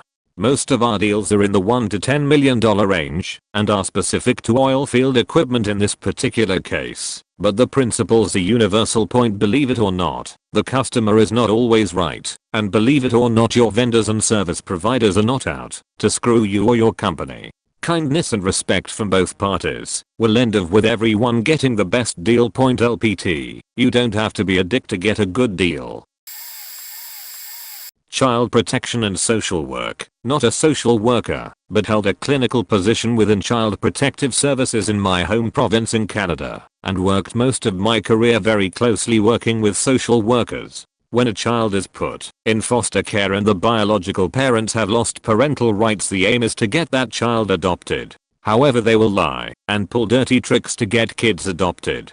First off, they will deliberately not disclose the full extent of complex needs the child has to get them adopted. They will lie about offering services after the adoption, especially if you have to pay for services. So if your adopted child needs counseling, well, that's your problem now, not the department's. I also have known social workers to use other service providers and non-profit entities to conduct home visits for them and pass it off as if they did it. So you are required under policy and mandate to conduct home visits, especially with high-risk clients, and take notes and put them into an province-wide database which acts like a legal document. I have known social workers that enter notes into the database about home visits that they never have went on. The legal, ethical, and moral issues along with liability issues with this are mind-boggling. This on top on rampant workplace bullying and harassment, including several of my own experiences over 4 different offices, gossipy backstabbing cliques, micromanagers galore, and a shit ton of other issues that violate our Child Protections Act. I used to hold this profession in high regard, but after nearly 10 years I had to get out. For a profession that lauds itself on being about social justice, empathy, ethics, best practices, care for your client, it was very disappointing to see how it really is. The worst treatment I have received, and have seen others received from co-workers and managers, and have seen even perpetrated against clients, was from social workers. Another American insurance agent. There's a lot of myths surrounding insurance. Some vary from state to state and company to company, but these apply to all. As far as I know in the US, no, it doesn't matter if you're a boy or girl. That would be a legal nightmare. Not to mention an ethical point, it doesn't matter what color your car is. I think people believe this because you're more likely to be seen by a cop if your car is a loud color. Dwelling cost is not related to how much you paid for the house. It's an estimate of the replacement cost of the house based on materials and square footage. No, your agent can make your rates go down if you negotiate. We don't control the price, only the coverage. At least in the US, your rates don't go down until you are 25. That is when statistically your brain is fully developed. Insurance is for the big claims you can't afford, not for a flat tire or a small dent in your car. There is nothing wrong with a $1,000 deductible on a new car. Your agent can see your driving history, so don't lie to them. They want you to have the best coverage for the least amount. Your credit does affect your rate, but getting a quote will not affect your score. A quote is what's called a soft pull on credit. Your liability limits are the most important. Coverage is your policy. First three numbers at the top like 25/15/15. If you are liable for more than that for damages, you can be sued for them. There are a ton of variables that go into rates. So yes, your neighbor with the exact same house may have gotten a cheaper quote. Also be kind to your service agents. They are on your side. Theme park attractions worker. If you are ever on a ride that stops and says it is for technical difficulties, there's a very good chance that it was due to a guest doing something unsafe like trying to get off, reaching their hand out, etc., and not necessarily because something is wrong with the ride. Occasionally it will be due to someone peeing or vomiting on the ride, which depending on the location, can be very time consuming to clean. Neither of these things are particularly polite to announce, so we are intentionally vague. If you ever see a wait time drastically change at some point during the day, this is likely why. On a related note, I hardly think this is a secret, but there is a 75% chance that anything you come into contact with at a theme park has been peed on or thrown up on at some point. If you ever want to watch major fireworks or parade displays, ask a crowd control worker early on for their opinion on the best places to watch. Parade routes are long and oftentimes people gather in certain areas much faster than others, which experienced workers will know about. Find out earlier in the day how early you need to find a spot. For fireworks in particular, if it is busy we will literally send you in a system of circles until you finally settle somewhere you can stand. If there is a worker standing right there, it is probably a walkway that needs to be open for traffic flow and potential emergencies. After a certain point you're better off settling for a less than ideal spot than trying to fight with the crowd control workers who will be continually telling you to keep moving. If a rule seems ridiculous, it's because there is often a herd mentality, so while your family standing in a spot isn't usually a problem, the second one person/group stops in a walkway everyone will stop, and it creates an unsafe situation. Crowd control actually has a very specific flow to it, not unlike street traffic patterns, that generally seems completely irrational and chaotic to a guest who has shown up last minute to a show. But it is actually carefully evaluated and tweaked by management over several years to best suit a park's operation and keep up to date with fire codes. We play a selection of the same dozen songs at every wedding, regardless of how unique you think your selection is. We've already played it before. Even when you request popular songs rather than classical, I guarantee we have already played that at least for weddings last month. If you want wedding music that's actually memorable and original, leave it up to your musicians. You'll end up with some banging stuff that will make your wedding stand out from the masses. For example, I had one couple let me choose what my quartet would play for the procession. We played the first movement of Beethoven's Third Quartet. We timed it exactly right, so that the bass drop happened exactly when the bride entered the hall. It was absolutely beautiful and completely cohesive, as we weren't switching songs between parties as they entered. For another example, my own parents told their musicians, a flautist and a violinist, to play whatever the hell they wanted. As a result, they got a really specific mashup of some damn good duets for two treble instruments. Most of those songs were ones they had never heard before and have not heard since, as they were originals. But if you want to be the 6,000th person to request that one Ed Sheeran song and also Pachelbel's Canon, sure, go ahead. Why don't you have Vivaldi's Spring while you're at it? That's sure to be a winner among the crowd. If you want passionate, beautiful music, tell your musicians that you want them to come up with something that they want to play. If you want run-of-the-mill standard crap that you could get just as easily from hiring a student from your local middle school who happens to play the violin, go for the standard crap. Your choice. I have worked in the food industry for 15 years as a server and bartender. There are so many things the general public doesn't realize. The ice bins are disgusting almost always. If they do burn the ice, they generally just wipe it out with the same sani towel used for the tables and counters, then refilled with new ice. Also, closing the lid causes a minor inconvenience, so it usually doesn't stay closed. And the scoop we are supposed to use there is one per side. So the cups that just got ran through the dishwasher once and are still dripping wet are used directly to scoop the ice. Less ice does not mean more alcohol. Lemons typically don't get washed before they get cut. Sometimes there is no way to ring in your special request, so we have to go tell the cook who has several other tickets. So if it takes a little longer, it's probably the extra communication/distractions for the cooks. If there is multiple stations in the kitchen, chances are the order will come up over a 10 to 20 minute span. The first dishes up will be cold, or they get ran first. Yes, a manager and expo should have it running smoothly, but generally they don't, and it isn't your server's fault. The hosts do not care. They hardly wipe the tables, usually don't move any caddy condiments to wipe underneath, and almost never wipe the booth. And the prints on the windows, they ignore seeing them. Also, the dirty bathrooms or lack of tissue is usually the host server assistant. We pay them to do all of those things, then usually end up doing it ourselves, and miss out on tables. Most places pass their health inspection by waiting until the week before and forcing everyone to detail clean everything. Once inspection is over, so is the extra cleaning point. If you try to call in sick, even with a doctor's note, management will almost always make you come in and try to work until they deem you too sick, usually right after the rush is dying down.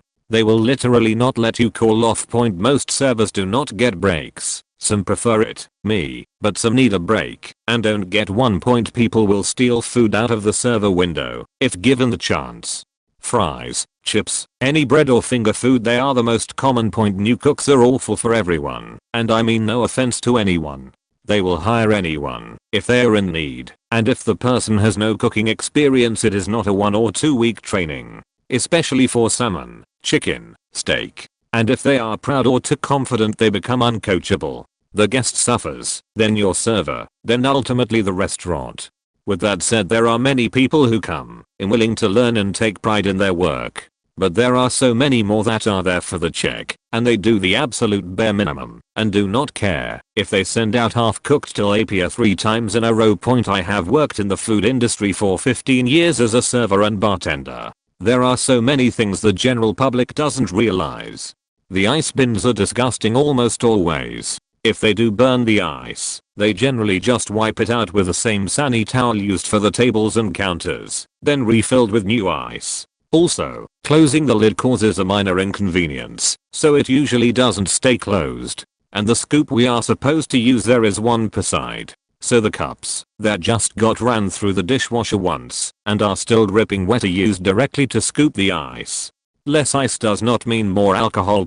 Lemons typically don't get washed before they get cut. Sometimes there is no way to ring in your special request, so we have to go tell the cook who has several other tickets. So if it takes a little longer, it's probably the extra communication/distractions for the cooks. If there is multiple stations in the kitchen, chances are the order will come up over a 10 to 20 minute span. The first dishes up will be cold, or they get ran first. Yes, a manager and expo should have it running smoothly, but generally they don't, and it isn't your server's fault. The hosts do not care. They hardly wipe the tables, usually don't move any caddy condiments to wipe underneath, and almost never wipe the booth. And the prints on the windows, they ignore seeing them. Also, the dirty bathrooms or lack of tissue is usually the host server assistant. We pay them to do all of those things, then usually end up doing it ourselves and miss out on tables. Most places pass their health inspection by waiting until the week before and forcing everyone to detail clean everything. Once inspection is over, so is the extra cleaning point. If you try to call in sick, even with a doctor's note, management will almost always make you come in and try to work until they deem you too sick, usually right after the rush is dying down. They will literally not let you call off. Most servers do not get breaks. Some prefer it, me, but some need a break and don't get one. People will steal food out of the server window if given the chance. Fries, chips, any bread or finger food, they are the most common. New cooks are awful for everyone, and I mean no offense to anyone. They will hire anyone if they are in need, and if the person has no cooking experience, it is not a 1 or 2 week training, especially for salmon, chicken, steak, and if they are proud or too confident, they become uncoachable. The guest suffers, then your server, then ultimately the restaurant. With that said, there are many people who come in willing to learn and take pride in their work. But there are so many more that are there for the check, and they do the absolute bare minimum and do not care if they send out half-cooked tilapia 3 times in a row. Building off the last point, the number of cooks and servers that are unaware of the proper food handling and storage is astounding. The number that are completely aware and disregard it is just as high. Point management is solely responsible for ordering products. Servers have no control of it and are just as frustrated when a product is unavailable. Point. When you have a party of 10 or more and don't call ahead, it is inconsiderate to everyone, staff and guests alike. It usually isn't just 1 or 2 during a rush, and having the extra 10 minutes to set up makes the entire experience more fluent. Point. The dishwasher heats up to sanitization level during rinse, and aside from bringing out boiling water, the cup of hot water for the silverware is not hot enough to sterilize. It should be polished right after being run through twice, so they don't get the water spots, but during busy times they generally get ran and sit a while, leaving the spots. If the servers polish them properly, the silverware is much cleaner. Before putting it in the questionable cup, and hot water running out of large boxes is so common because everyone requests them, even for the smallest things. Likewise, employees use them for employee meals, no matter the size. Not really a secret, but a lot of people are into warehouse sales industry works. Point. Businesses, for example restaurants, generally don't buy at grocery stores, they buy at specialized distributors. These distributors generally don't sell to consumers, so most people aren't even aware those exist. Point. Businesses generally buy at net price without tax, therefore the bottle you pay at $10 has net price plus tax plus margin for grocery. Why don't businesses pay tax? Because that tax is usually the VAT, which the US does not have, but most of the world does. VAT is basically a tax applied when a business takes raw materials and makes a product out of them, therefore adding value to the raw materials by turning them into a new product. Since resin is only regular product, to people adding value to it, the buyers don't have to pay tax, which must be added before selling to a person who will not add for, but use/consume it, end consumers. So your $12 bottle at the supermarket costs more like $9 to restaurants and grocer at the distributor. Both pay the same price point, but you pay $12 per bottle at grocery and $5 to $8 per glass at the restaurant, depending how fancy it is. On top of that, the wholesale has packaging not available to you. You know those cute little toilet paper rolls you buy? The wholesale guy sells TP in 1 kilometer magazine for restaurants or public toilets. Point. That cute little half-liter olive oil flask you get at the supermarket, wholesale has it in 10-liter canister. Same brand, same quality, but the restaurant ain't no carrying 20 of those to their place. Usually normal consumers aren't allowed to shop at wholesale. You need to register as a business, but if you have the right buddies it's often possible. Welcome to the real world. Retail cashier at a drugstore here with a few genuine facts. Most generic meds, even OTC, are the exact same ingredient composition and ratio as the name brand. The extra money you're spending is on the branding you're trained to trust more. Buying generic gets you the same thing at a better price. Most store staff will love you as a regular customer if you follow 3 simple ideas: be quiet, be respectful, and be quick. If you have coupons, have them ready in your wallet alongside your payment option to make it easier to find them. Don't gab on your phone like you're the only one in the store, especially at the checkout. If you need to find something, be clear and let the staff respond to each question as you ask. I have encountered and heard about too many bad regular customers because they lack this etiquette. Be the example, not the exception. If you want to complain about someone or something in the store, telling front-end staff does not help unless it is directly told to the store manager. The rest of the staff, if the complaint is small and tedious enough, will laugh behind your back once you leave the store. If it's a big deal to you, find a contact number to relay it to corporate. If it otherwise isn't a big deal, don't bother. Nothing will be done about it in the first place.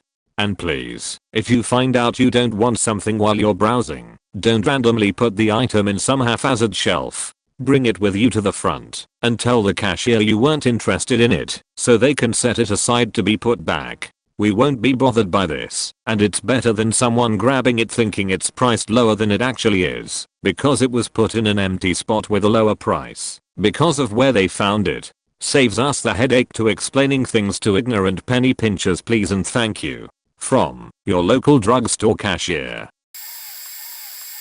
Professional skincare industry. Your dermatologist does not know the best skincare products for your skin. They treat diseases and disorders, and will prescribe a medicine to treat something, because they know you won't listen to the fact that your acne is caused by your poor diet or skincare regimen, and B, because your insurance will cover it. When they recommend Cetaphil or Neutrogena, it's because those products won't interfere with the prescription, not because they are the best.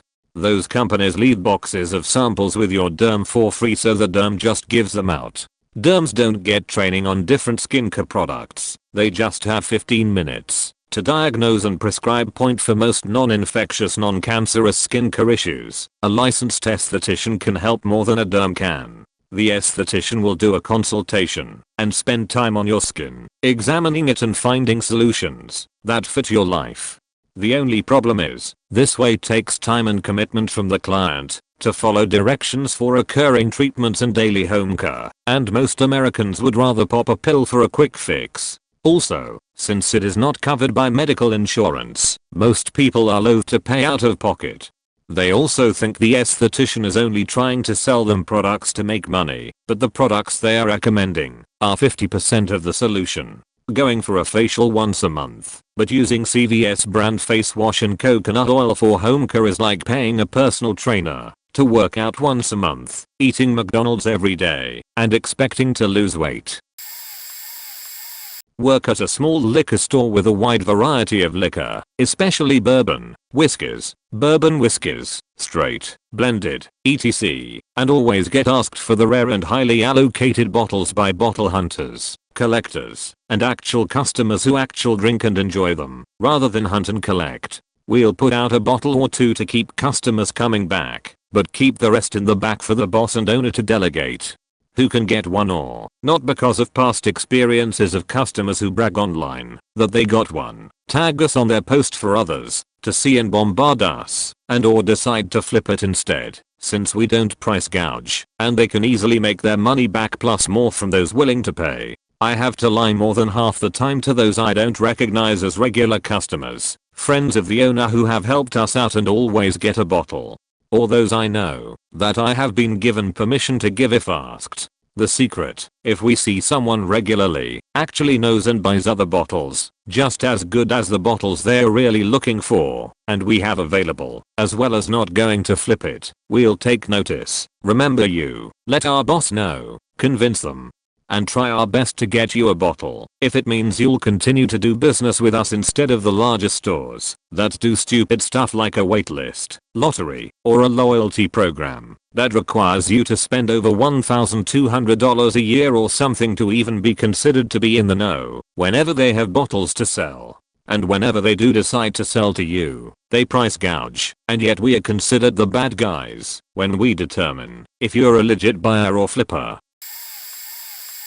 I work in the housekeeping department, not necessarily housekeeper, in a 4-diamond hotel, but a lot of guest, what we use to clean the rooms, and what do we do if guest leaves stuff. I lie obviously, but in reality, when it comes to cleaning we literally just wipe most everything with just water. We have the special cleaners, we just don't use them, because it takes too much time. Or we just don't clean it, if it's good enough. The only thing we actually focus on is making the beds. We don't wash the duvets or the pillows, just change the covers. Only time we wash them is if there's bed bugs. And honestly, if we spot them, we leave them until the next guest mentions it. If you leave something in the room you really only have a day to claim it. Most housekeepers just pocket whatever they find, and as long as it's worth under $50, except alcohol, we take that immediately. We wait for a day for you to claim it. After that we tell you we didn't find it. Usually the room is still about as dirty as the last guest. We just make it look nice. Also, when you call in to get extra towels, shampoo, water bottles etc., you get charged. I mean, if you call for one set of towels or one of something we won't charge.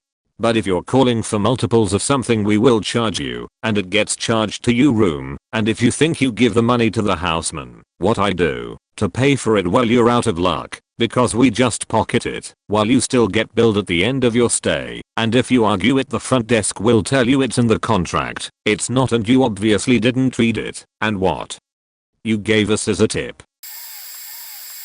I do help desk for a certain specific patient portal program that rhymes with pie-fatched. Pie-fatchests aren't interconnected between medical organizations. So, if you have a pie-fatched with St. Dudebro Medical, you can't use the same login information with Wand Medical. You have to set up an entirely new pie-fatched for Wand. Why does almost every medical group seem to have a pie-fatched? They are tied into a certain electronic medical record system that makes up around 60-70% of the US market.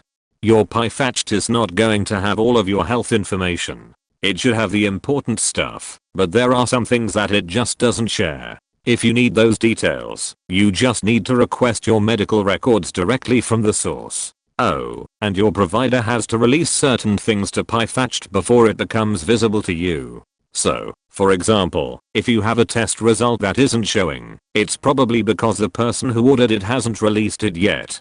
Speaking of which, the pie-fatched help desk cannot give you your COVID-19 or any other results over the phone. We can't provide medical information or advice. We can't see any of it anyway. The people at the pie-fatched help desk are probably contractors who don't even work in your city or even state. So if you start off your call with "I see Dr. blah blah on Bacchuswood Road," it's not helpful. I'm going to have no clue what you're talking about.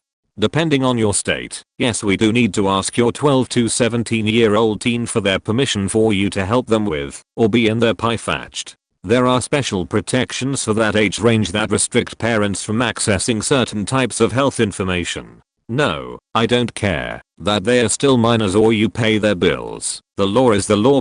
Yes, the section for paying bills sucks and seems to stop working arbitrarily. Sorry, we hate it too.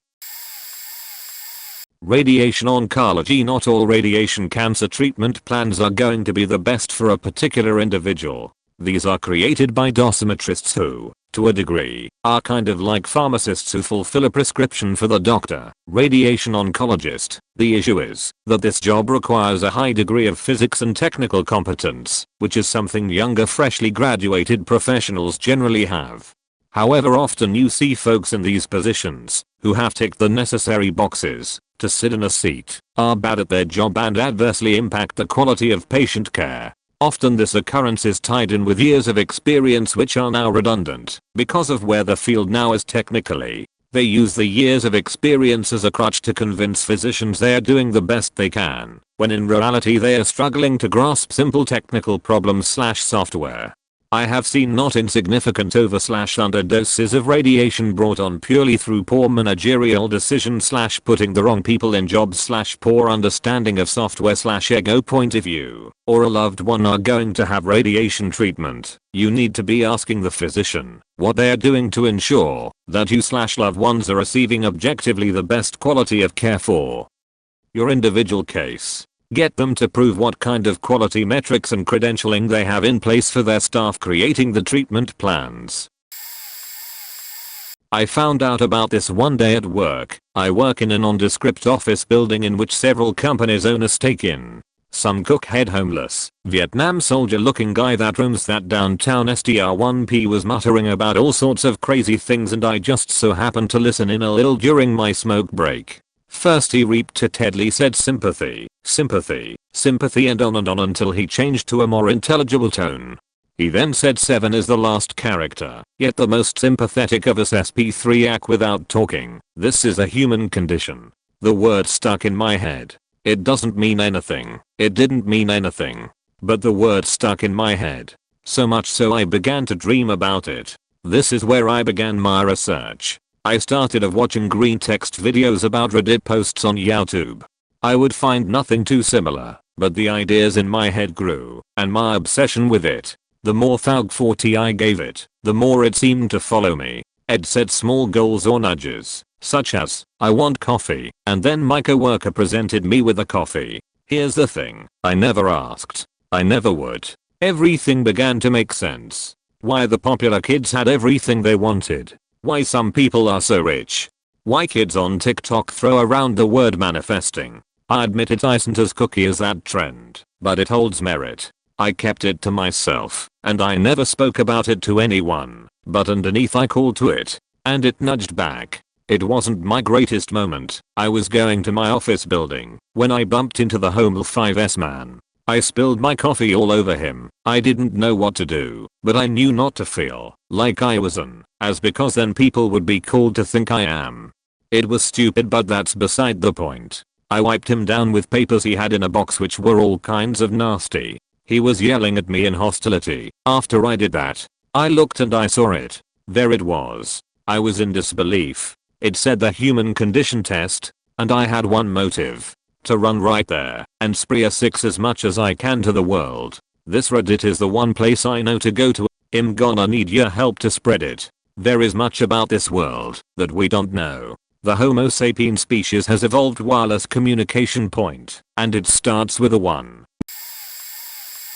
Your car and home insurance rate rely very heavily on your credit. If your credit is too good, you'll pay more point. If you don't have your policies bundled, you'll almost surely get cancelled after a claim point. There are times where we are bullshitting you and everything isn't squared away, and we are fighting with underwriting as we are talking to you. But because 99% of the time you don't know what you're talking about, we bullshit you to keep you calm.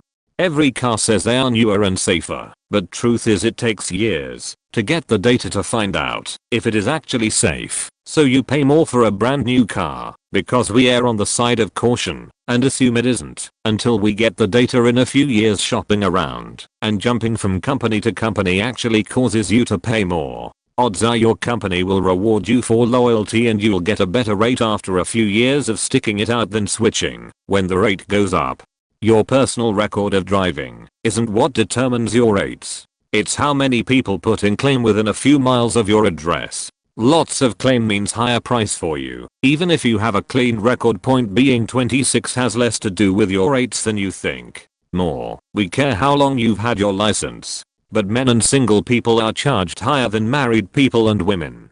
The whole thing about a red car is bull. We don't give a damn about the color of your car. Your group life insurance rate will skyrocket once you're not with the company anymore. Buying your own saves you the headache because it goes off your age and health personally at the time of the application point. If you lie and we catch you, it's illegal. If you lie and we don't in 2 years, it's our problem, and you're in the clear. Other than that, it feels obvious that unless you're literally perfect, you're getting charged for it.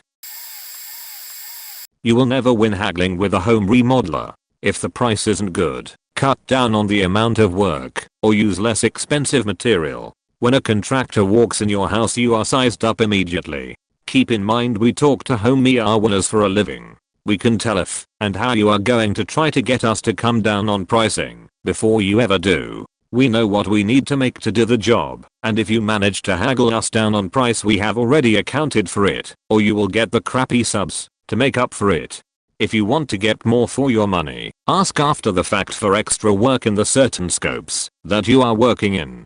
Don't give the contractor problems on the front end. If the project with pricing. If you are finishing your basement, ask if the drywall guy can patch holes around your upstairs. Most of the time we won't charge you extra because both the PM and the trade are already making what we need on the job.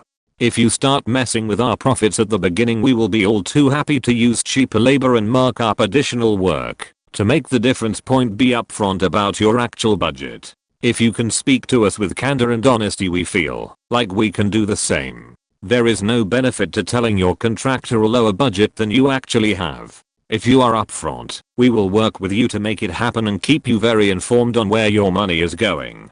Don't worry about getting your budget right for the job. It doesn't matter if it's above or below actual cost. Your contractor will tell you, and a lot of times we will spend hours sitting with a client for free reworking the project to fit their budget. This is a very different response than if we think you are trying to take our profit out. If you are above budget, 90% of contractors will try to get you to add more work to use the rest of the money. Just tell us to put it in the bid. Once you have that, you can ask us to take the items out. If you don't want them, get 2 to 3 quotes To make sure you don't hit one of the 10% who will just mark everything up to your budget point, don't tell your contractor if you are getting multiple quotes. This doesn't get you a better price most of the time. It just makes us not care about your project. You're about to be in a hypothetical short-term relationship with this person. Don't tell us we aren't the only one. It's not the worst thing, but some of the time we never send the bid cause we have too much work to be bidding against other people. If you don't receive a bid, you probably missed out on the best contractor. Ask the contractor to keep his own contingency. Yes, this will increase the price of your bid, but on projects $40k plus you will definitely use the money. Often if you let the contractor decide how much contingency to hold, he will make it go a very long way before coming to you and asking for more. I work for an IT company, basically the one stuck between users and technicians. Not much of a secret, but please remember, if I'm the one reaching out to you for approval for your user damaged laptop, don't come back at me over the costs of the parts and labor. If I were the one in charge of pricing, do you really think I'd be the one emailing you over this? If I reach out to you to try and get a technician to assist you, and you're rude as hell to me, or try to demand that I give you a tech right this second, for one, I have no techs to give you at that second, but even if I did, your rude attitude will have me scheduling you 2 weeks out. I'm bombarded with demands from my techs and management. I'm working with what I have. If you're nice to me, I'll do my best to assist you ASAP, but if you're a dick, then you better believe I don't give a damn that your monitor won't power on, or that you need Microsoft Word installed. I'll make your entitled wait. Granted, these days 90% of the time, if I'm telling you I have nobody available, it means I really have nobody, because we're short on techs and not enough hours in the day. No, our technicians will not drive 4 hours to the middle of nowhere to assist you at your house, especially when they don't receive compensation for their gas mileage. If I don't get back to you right away, please know I'm not actually ignoring you, but I'm swamped with constant requests and emails for fixes and repairs. I'm one person on a small team trying to manage hundreds of requests. We are seriously doing the best we can, even pulling and pay to try and stay on top of things. We just want to do our jobs, but there is only so much a person can do. We are only human. I'm not an octopus with 4 laptops and 3 heads to work on everything simultaneously. You can return dead plants to Home Depot. The handwritten markdowns on sales tags on merchandise that you see on the sales floor. If it's in the middle of the month, you can ask for a bigger discount and will likely get it. Never ask at the end of the month, because all the markdown allowances are usually eaten up and you will likely not get the discount. There are cameras everywhere except the bathroom. You will get caught shoplifting by a loss prevention person if they are at the store that day you are there. Otherwise, you can walk out with a lawnmower and tell the cashier you paid at the other register on the other side of the store. Wave an old Home Depot receipt at her and tell her to have a great day and keep pushing the lawnmower to your car and drive off. If you return a faucet, every part better be in the box, otherwise, they will give you a hard time. Not. Hell, you can return half cans of spray paint. Also, if a sales associate is rude to you, don't be afraid to call a manager on them while you're in the store. Those people are paid to be there to help you, especially in these departments: appliances, flooring, windows and doors, flooring, and kitchen/plumbing. All those sales associates are paid well. If you are lucky to have a Home Depot with a kitchen design department in it, just FYI, those sales associates are the top paid people in the store. Why? They know everything about most departments. Their hourly can top out at $42 an hour in some cases. The lowest hourly is $13-14. Benefits are great. Very rarely does Home Depot hire management from the outside. They always promote from within the ranks. Every day is different. One day you might have 2 customers who are brothers in the paint department who start fighting and progress to throwing at each other 5-gallon buckets of oil-based primer on one another, who end up being arrested, covered head to toe in white paint, and the cops trying to figure out how to get them in the police car with all that paint all over them. Or you are taking customers to the vault in the back because a tornado is about to hit the store. So, most people who work there do not find it boring. Customer service interactions: be friendly with your agent and never ever yell at them. It will get you nowhere. Point best case scenario, you talk to a supervisor who does whatever they can to please you, and then you get a flag on your account labeling you as an asshole. Point I used to work in the CS department for a mortgage company, and I can tell you that if I talked to an asshole, I did the bare minimum that I had to do to not get in trouble. That is, answer your specific questions and get off the call ASAP and forget you exist. Whenever I talked to someone who was an ass, or yelled, or was a pain, I would literally just take off my headset, wait for them to stop talking, and then just repeat whatever I said before. I would literally not hear whatever you had to say. So to all the 30 to 60 something women and 20 something men out there, I know that's a stereotype, but that's the most cum age and genders for dickheads I talked to, who think being a squeaky wheel will get you the grease. Knock it off. Maybe that will help you get a late fee waived, or a small discount on your order or whatever, but the fact is that most companies will do that anyway with a little patience. Whenever I talk to a friendly and happy person, I would go above and beyond what was expected of me to help you. I would schedule callbacks, make recurring alarms in my calendar app to help you. I would follow up with you when your issue was fixed. I would spend time between calls researching your problem. Basically, all CS agents use a virtual phone system that is amazingly flexible. I used one called 59. I could do a cold transfer, where it was like you just called the number one sent you to. I could do a warm transfer where I explained what was going on to who I was sending you to. I could call from 100 plus different phone numbers by literally just clicking a drop down box. I could put you in a queue that literally never connected to a person, so you would eventually just hang up. I pretend like there was an error and hang up on you. I could send you back to the queue for incoming calls, and a whole host of other stuff to get off the phone with you if you were an as. Also, if hate talking to an automated customer service agent, be it phone, chat, email, or whatever, ask them to say word that is mildly inappropriate like business, snatch, or chode. Some agents will not be comfortable saying that kind of stuff, but automatic systems will never, and I mean never, say anything even remotely inappropriate. If they reject saying it for whatever reason, either tell them first something like, this call is recorded, right? So you won't get in any trouble, because I specifically asked you to. All calls to a company more than 5 people are recorded, so that's a safe bet. Or if they refuse to say something like that, ask them to transfer you to a different agent. They may tell you that they can't, but that's bullshit. They can do it as explained above.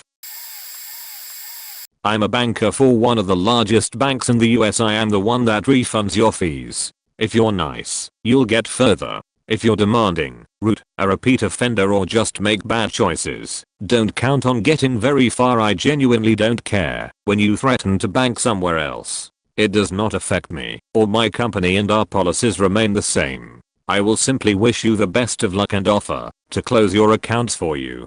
Nobody wants to release the hold on your check. There's a hold for a reason, and sometimes it's not worth us risking our jobs to release it. A teller can decline your transaction, even if you're being sketchy, but the system allows it. If you show up more than 15 minutes late for your appointment, there is a good chance you'll have to reschedule, as I'm busy with other clients besides you. No, you cannot just walk in and expect to be seen on the spot. You don't just walk into a doctor's office and expect to be seen right away. It works the same way at the bank. We will gladly take you if we can, but if not, please understand that we have appointments booked and are very busy. I can't speak for other bankers on this one, but for me personally, rest assured that I would never suggest or offer you a product or service that I did not think would be beneficial for you. I would never offer a credit card to someone who is unemployed knowing they will get declined and then end up with a senseless hard inquiry in their credit report. New car salesmen probably aren't lying to you.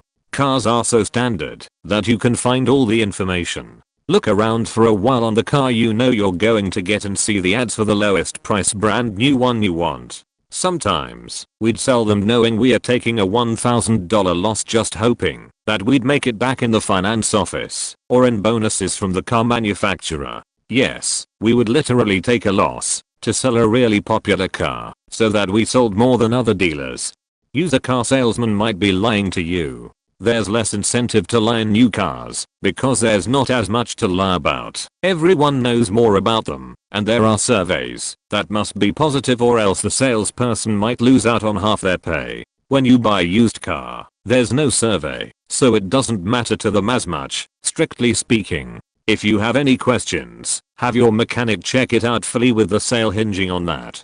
Our dealer said that we put every used car we get through a full 148-point inspection or some BS, and it's such BS that it embarrassed me when I saw how often that's complete BS. Point. When you buy a car, know your price. Don't be ridiculously $10k lower than the price, and just be firm. The manager will try and do whatever it takes to win your business. You don't have to be freaked out. Just have a plan and don't be difficult. The salespeople are happier when you know your price, are serious, and don't act. We can tell you're acting. I work in the insurance industry as a claim adjuster for one of the biggest insurance companies in the US. Most body shops are pretty cool in major cities, but a lot are shady. Especially here in Los Angeles, on a weekly basis we have to review the damage to cars, because body shops will intentionally cause damage to your car in order to get more money out of the insurance company. A lot of the time, if the damage is underneath a bumper/fender, they'll ask for the repair to be paid by the insurance company and the shop won't end up fixing it, and there's nothing as your insurance company that we can do. Our job is to verify the correct repairs are on paper, not that the correct repairs were actually done. And shops that don't beat up cars will ask for stupid things on their estimates and say that your insurance company is cheap and not paying. Such as when we replace a bumper, anything attached to the bumper, the labor to remove those parts is included in the replacement. Removing your fog lamps, included with the replacement of your bumper. But the shop will still ask for the addition time to remove the fog lamps. We deny it. They call the customer to complain. We try to explain, but most people don't understand how repairs work. They will even say I don't know anything about cars, but you guys need to pay for it. Also, a reason for dealerships being so expensive is that they charge a dealer rate on top of the correct repair time. Say Mercedes-Benz repair manual says it takes 2 hours to replace a bumper. The dealership will charge 1.5 to 2 times the amount of labor time plus charge their expensive hourly rate, which is higher than local shops because they pay a huge franchise fee to the manufacturer. Speaking of franchise fee, never take your car to a body shop your dealership recommends. The shop doesn't have to have good reviews or good service, they just have to be willing to pay $10k, $40k monthly fee to the dealership to refer them clients. A lot of the time they will try to overcharge the insured in hopes of getting more money, but we end up denying all the BS they ask for. Also, Tesla has crappy quality control. All the cars I've ever seen, the gaps on the cars are always off and will have some sort of bodywork issue. Their technology is ahead of everyone else, but quality control is light years behind Toyota. I made this account purely so that it's untraceable back to my main, and thus to me. Point basically, I'm a forklift driver at a plastics manufacturing facility. We melt down various types of plastic into sheets, then a different department molds them into whatever the customer asks for. We are a food supply company, so that means everything has to be spotless, right? When I worked in the molding department, the machines had tooth chains to hold the plastic in place while it was being molded. Those chains were constantly overgreased, and the plastic would rub up against various sections, so at the end of every shift, no matter what machine I was on, I had to clean up big puddles of plastic powder/grease slime not only from the floor, but from key sections of the machine itself. Point plastics manufacturing companies are constantly at war with each other to produce the least amount of scrap.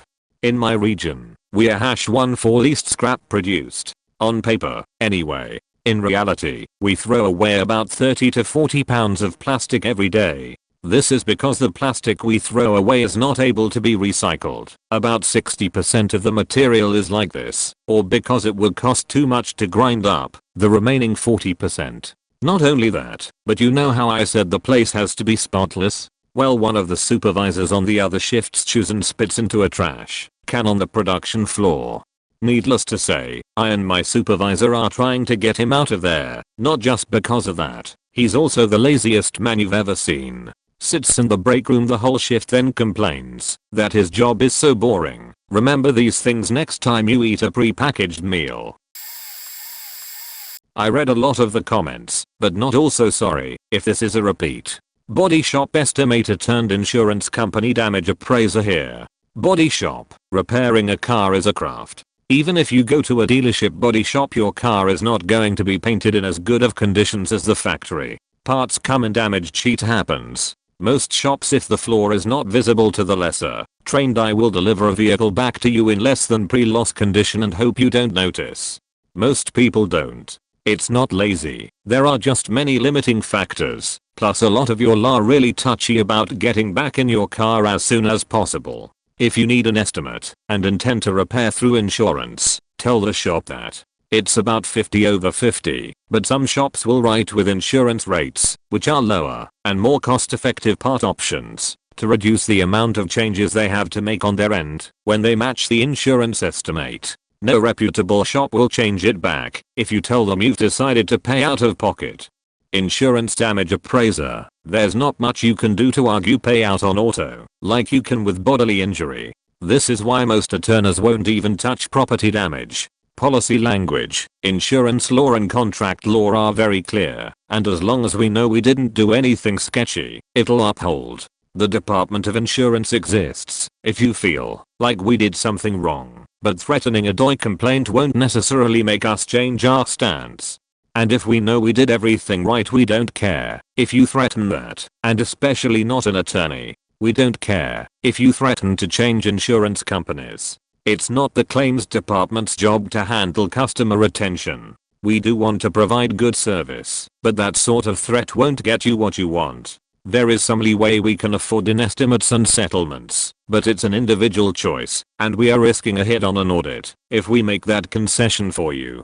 While saving money for profit is obviously the main objective of keeping costs down, there's a tangible benefit to the insured as well. Everyone is worried about their rates, while simultaneously demanding we pay more. Claims payout directly correlates to your premium. And for the love of God, some of us, especially people like me who has been doing this for nearly 10 years, know that your windshield or alternator didn't get taken out by a rear bumper hit. We are not calling you liars, but maybe it's a bad coincidence or you didn't notice an issue until you started paying attention to your car. We get penalized for underpayment as much as overpayment. And, as with any customer interactive job, if you're nice to me, I'm much more likely to bend for you. I'm a restaurant manager, 17 years in industry point. If you say I know a guy who, or I know how these things work, you don't. And now your server or bartender thinks you're an asshole point. A corporate bartender isn't allowed to hook you up. It can cost them their job point in certain states. Like NJ, it's legal to pay tip staff $2 an hour. After claiming tips they don't even see that. Also, they have to tip out other staff members. If you leave zero on a $100 check, you literally stole $3 to $10 from that employee. You shouldn't go out to eat if you can't tip. If the server is bad or dishonest, that's one thing. Your personal beliefs shouldn't punish a hardworking person. Point. Literally nobody is going to spit in or fuck with your food if you send it back. We want you to be happy, not complain after you're done and say I know WHAPNSWHENYOUSEND food back. Drinks aren't supposed to taste like alcohol, you faking idiot. Point. If you try to use an expired coupon or ask for happy hour or lunch deals after the specified hours and we say we can't do anything about it, literally 95% of the time we really can't do anything about it. If corporate calibrates certain functions in our point of sale terminals to not be there after a certain time or date, then you're sole. Not that we love taking expired stuff. Anyhow, a dozen people should be able to figure out a check. The only way a check should be split is cash/card, not 12 faking checks. Yelling at a host is the quickest way to get treated like shit in a restaurant. Point. No ice in a drink doesn't mean more alcohol. It means a smaller glass or more mixer. Nobody is going to give 2 extra of the most expensive part for no charge. When you ask for no ice and expect more alcohol, that'd be like ordering a steak that comes with a potato and saying no potato sub steak, no smoking. Doesn't mean it's okay to vape in a restaurant, you jackass. There's plenty more fats just for now. Not a secret per se, however a fact a lot of humans choose to not educate themselves on or care, I guess more so. So when they are actually informed, they indeed act like it is some huge kept secret that's unfathomable. Point here it is. If your insurance wants you to pay a certain price for the drug your provider says you absolutely need, it is not the provider or their staff that sets the cost. We didn't prescribe it because we thought you should be on a different med that may not work for you, that you can't take. Please do not be mad at us because someone you know takes it and their cost is $10 a month, but yours is $250. You are responsible for your personal insurance prescription plan. When office staff is asked to do a prior auth through your insurance company, please be aware I'm not the insurance company employee and I can't make it go quicker. I can't spend 8 hours a day with that as a priority. I cannot be on the phone every hour calling your insurance comp asking them if they have come to a verdict of approval or not for your recipe coverage for that medication. Nor can I change the 48 to 72 business hour window they have. If they deny it, well, I can't automatically do a appeal as a doctor needs to be involved with further documentation or fines. What method can be changed to that you can take or haven't already tried, and that may be just as expensive by the way, because again I don't know your coverage or the cost through pharmacy. Finally, when that or was finally approved and sent through to your pharmacy, if your prescription is now not in stock at your chosen pharmacy, the one you asked us to use for your meds, and we did, just as so like you requested, guess what? You might have guessed it, my listed job title duties does not include calling every pharmacy in the county asking if it's in stock, giving them your info to run as well as your demographics. Because you are not a customer in their system, so they can tell me, so I can call and play phone tag with you, just to inform you, if DH at pharmacy that has it in stock can now provide it to you $2 cheaper than Walmart pharmacy down the street, who told me 90 minutes ago it's in stock, but you just had to go on and on for 12 minutes about how you hate going there because they are always so busy and behind. And of course now with COVID you have to wear a mask and then go another 3 minimums explaining how it affects all your other medical issues, which you then name off for another 2 minutes, while I'm just trying to get you to say where you want to fill it at. So I respond, yes I know they are busy ma'am. Then I think to myself as she rambles on, I know they are busy because I called them, not you, and had to let the phone ring for 6 minutes before a pickup, and then be put on hold for another 17 minutes all for a out of breath overworked underpaid pharmacy tech, who is probably making their own Reddit post right now about your fellow cult fam of in the dark not let in on the secret fellow brother and sisters, can then say, please hold for the pharmacist, since this is a new recipe to be called in and not a refill. So I hang up with said out the loop patient, call the pharmacy, continue to repeat my waiting patiently while listening to a static connection of an hour 5 times repeated instrumental version of what appears to be Take a Bow by Madonna.